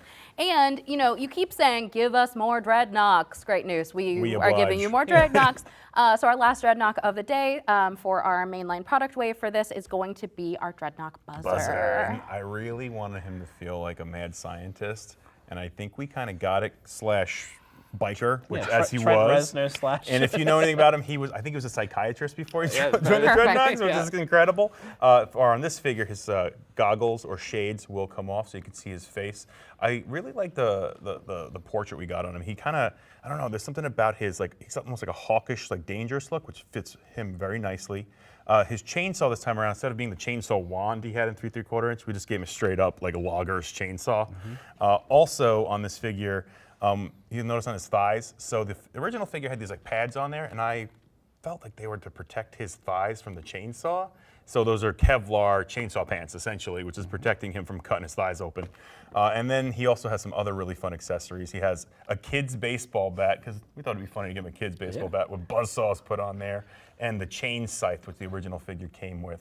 So super fun figure. He looks like a crazy person. His watch is removable, and buzzer. I feel like he kind of is a crazy And he'll give you an evaluation. Yeah. We're building out the friends though. We've got Zaranya, Zartan, Ripper, and Buzzer. I have my samples Pretty on my good. shelf, Yeah. and I'm like, I can't wait for more people to get these. I can't wait to see the photography people do. So let us, speaking of what them photography people are going to do, let's take a look at this beautiful picture. Look at that. Again, I don't know how he does the make them Magic. fly. It's magic.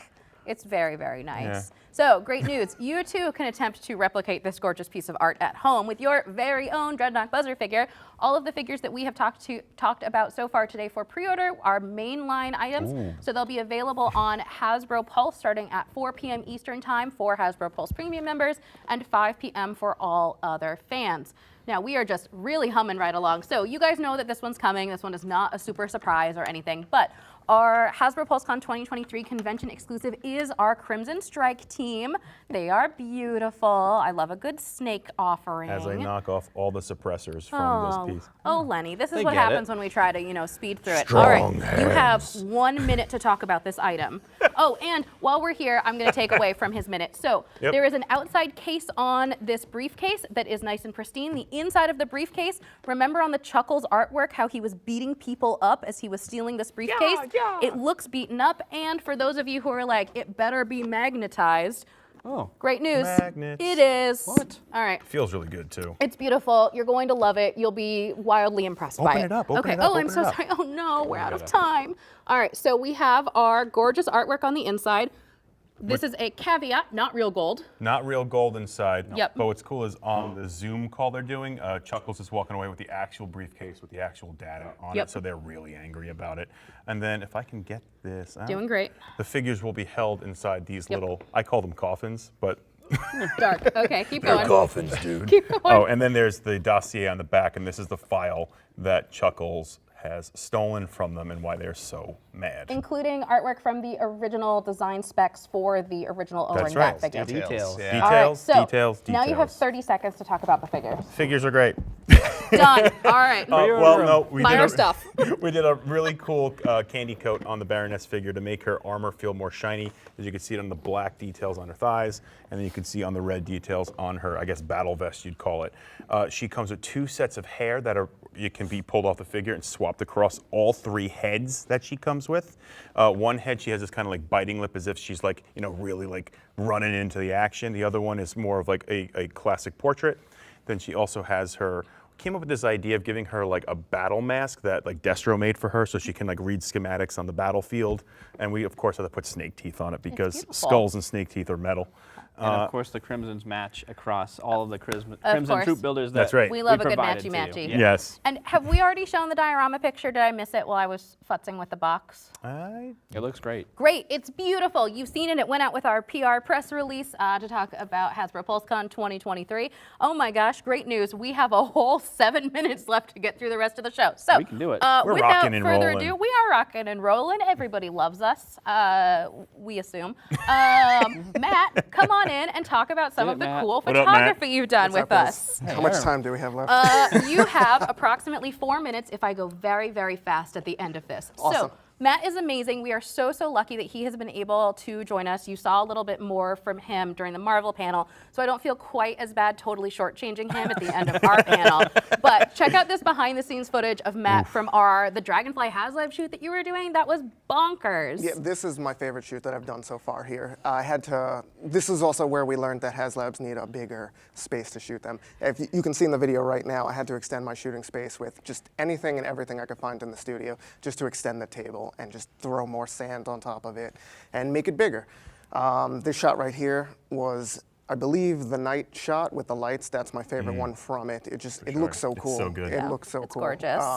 But yeah, G.I. Joe has just been load of fun to shoot. I just get to do a lot of different things. I'm looking at the previews you guys are doing. I'm excited with the ideas I have in my head to shoot for next. Yeah, this is My favorite part of this shoot was that you didn't break my models. Yeah. And also the storytelling. Well, there was one image he sent us once, and then the tail of the dragonfly was vertical. And I got mad. I was like, "What did you do to the model?" And I was like, "Oh, wait a minute! No, he's just posing." I remember I told you, I was like, "Don't worry, I'll return this one clean." And then after I did that, never mind.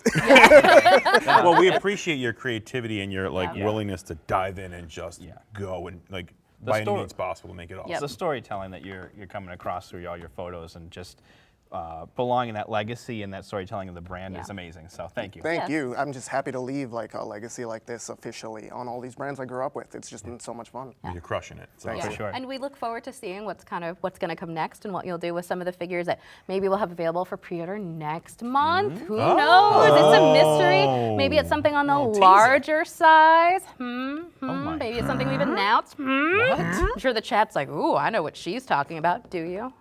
Let us know in the chat. What do you think we're talking about? I don't know. No, I don't tell them. They just show up, and I'm like, this is what we're doing. We have to sell something later? Yeah. All right, cool. So thank you, Matt, for World's Fastest Cameo. Oh, that's my cue? Okay. Yeah, no, you can hang out if you want. This is literally, it's going to be 4 minutes to wrap up. I'll just So stand awkwardly. next up, we were going to do Q&A. We are clearly out of time. If the powers that be at Hasbro Pulse are feeling benevolent, maybe they'll let us answer some of our Q&A questions on socials later. Oh, I'm getting a nod. Dope. So the only one that I will answer now is give us a His Tank update. So His Tanks will be shipping out before the end of the year. You will have it in your hands before 2024. So be patient. We too maybe made a little bit of a snafu with an unboxing video. Maybe Emily shot it on her phone and lost the file. Who knows? Oh, is that what happened? Yeah, that is what happened. So we are also, much like the Transformer team, going to redo that experience and hopefully share that with you soon. You should get excited. We are excited. All right. Live Q&A, great. This slide, literally the third bullet point just says, please try not to swear. So last off, we're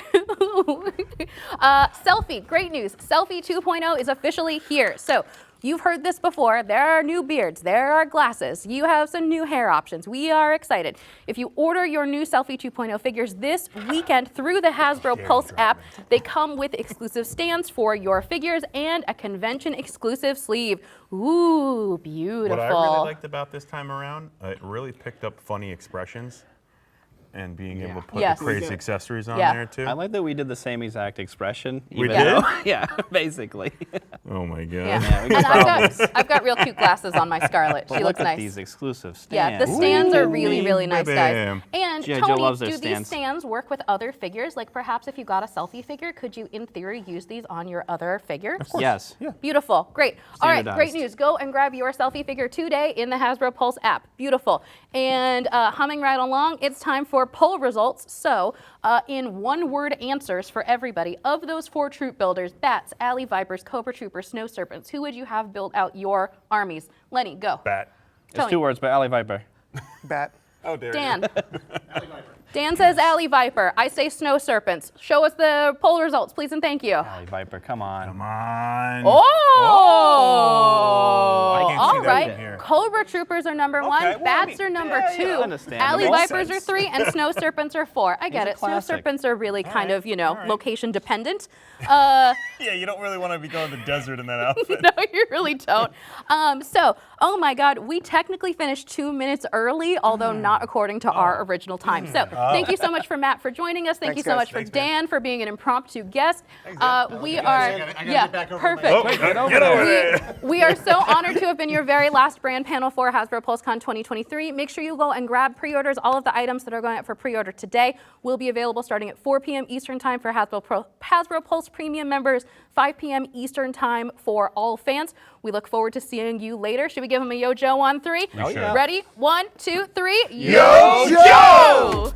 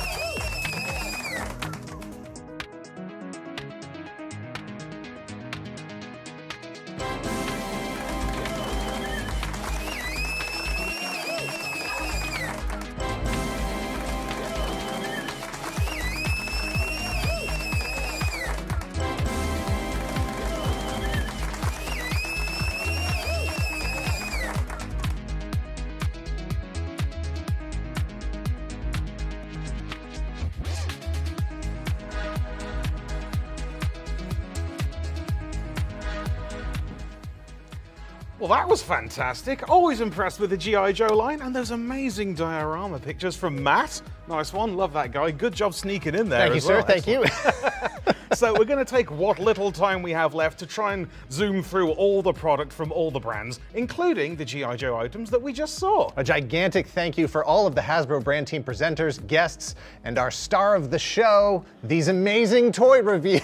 All right, how'd you do with trivia? How did you do with trivia? How did you do with trivia? Dreadful. I was terrible. I was too busy doing all this other stuff. Yeah. So congrats to everyone who played along with us throughout the show. Yeah, I did awful, but I did certainly enjoy all of this lovely merch. Great stuff. Love the interactivity and live feel of the show today. Relentlessly Hasbro live. always wants to hear from you. And of course, if you like Hasbro Pulse like I do, make sure to share, like, and subscribe to YouTube channel and Instagram for more information. Tell a friend, spread the word. Let's take a look at some of the, we're going to skip the comments. We don't have time for comments. We Let's are go. out of time. But before we clock off, let's take a second to recap each brand and its toy reveals. And remember, now more than ever, it's a great time to be a Hasbro Pulse Premium member. So many benefits, but most importantly, it'll give you early access to all today's products at 4 p.m. Eastern. I didn't put my Clock's watch on. ticking. That is very soon. And it's 1 hour before it goes live to the public. Okay, let's dig in. So we had the Powerlinks Hot Shot with Jolt Minicon from Transformers. That's a PulseCon exclusive. Also got to give a shout out to that Robosun auto-converting Grimlock. It is impossibly badass in person. Power Rangers, we had the Master Morpher and the Lightning Collection Omega Rangers. Yes, Trini with a hammer, love that. We had the Star Wars Force Unleashed. That was a Star Killer, just zapping some dudes. Dungeons and Dragons rolled out some really fun new books, and if you haven't gotten any Dicelings, check those out as well. They are rad.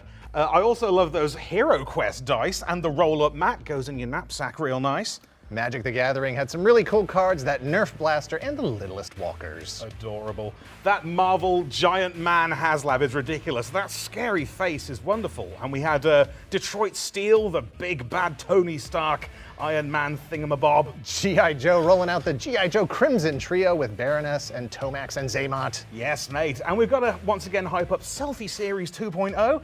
These are now available on Hasbro Pulse with new glasses, new beards, and other features. This is embarrassing. We're wearing the same outfit. Oh, one of us is going to have to change. But yeah, also as a special PulseCon exclusive for Hasbro Pulse Premium members, if you order a Hasbro Selfie Series figure now through to Monday at 10 o'clock a.m. Eastern Time, you'll receive a special branded figure stand. Oh, here's one. It's a Star Wars. And we also have the Hasbro PulseCon exclusive sleeve, which is very lovely. And before we wrap up, we want to remind everyone of the amazing and generous campaign Hasbro is having right now. In honor of Hasbro's centennial, Alan Hassenfeld and the Hassenfeld Family Foundation will donate $1 million to purpose-driven charities, and Hasbro is empowering fans to choose how those dollars are distributed. Each purchase on Hasbro Pulse will allow fans to vote for how to distribute $1 million among 4 charities. With every purchase made on HasbroPulse.com between now and November the 30th, you can vote for one of these 4 charities. And at the end of the campaign, the charity with the most votes will receive the highest amount of funding, with funding allocated to all 4 organizations, so nobody loses out, but you know, the number goes up. And the winners will be announced on Hasbro Pulse in December 2023. And that's a wrap. Oh my heavens, we made it. It has been an amazing day. Ooh. We cannot thank you enough for hanging out with us. We've covered so much and we've seen so many cool products. Like all of you out there, I could not be more excited to be a collector today. Oh man, Hasbro PulseCon 2023. This was for you and us. We're both huge Hasbro fans. In a way, I am you.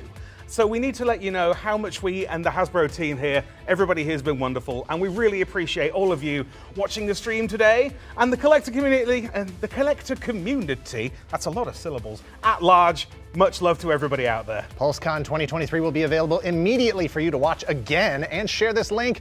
Like and subscribe to the Hasbro Pulse YouTube channel for more updates and info. Tell a friend, spread the word. And remember, orders go live for Hasbro Pulse Premium members beginning at 4 p.m. That is in 12.5 minutes. And everyone else who's not a member, they go live at 5. From all of us at Hasbro PulseCon 2023, thank you. This has been a blast hosting with you, Thew. Oh, it certainly has, Dan. What a pleasure. You've been a great partner today, and I certainly hope we get to do this again sometime. But that's it for now, so take care. Be safe and keep an eye on all things Hasbro Pulse. Peace! It's over. We did it. Well done.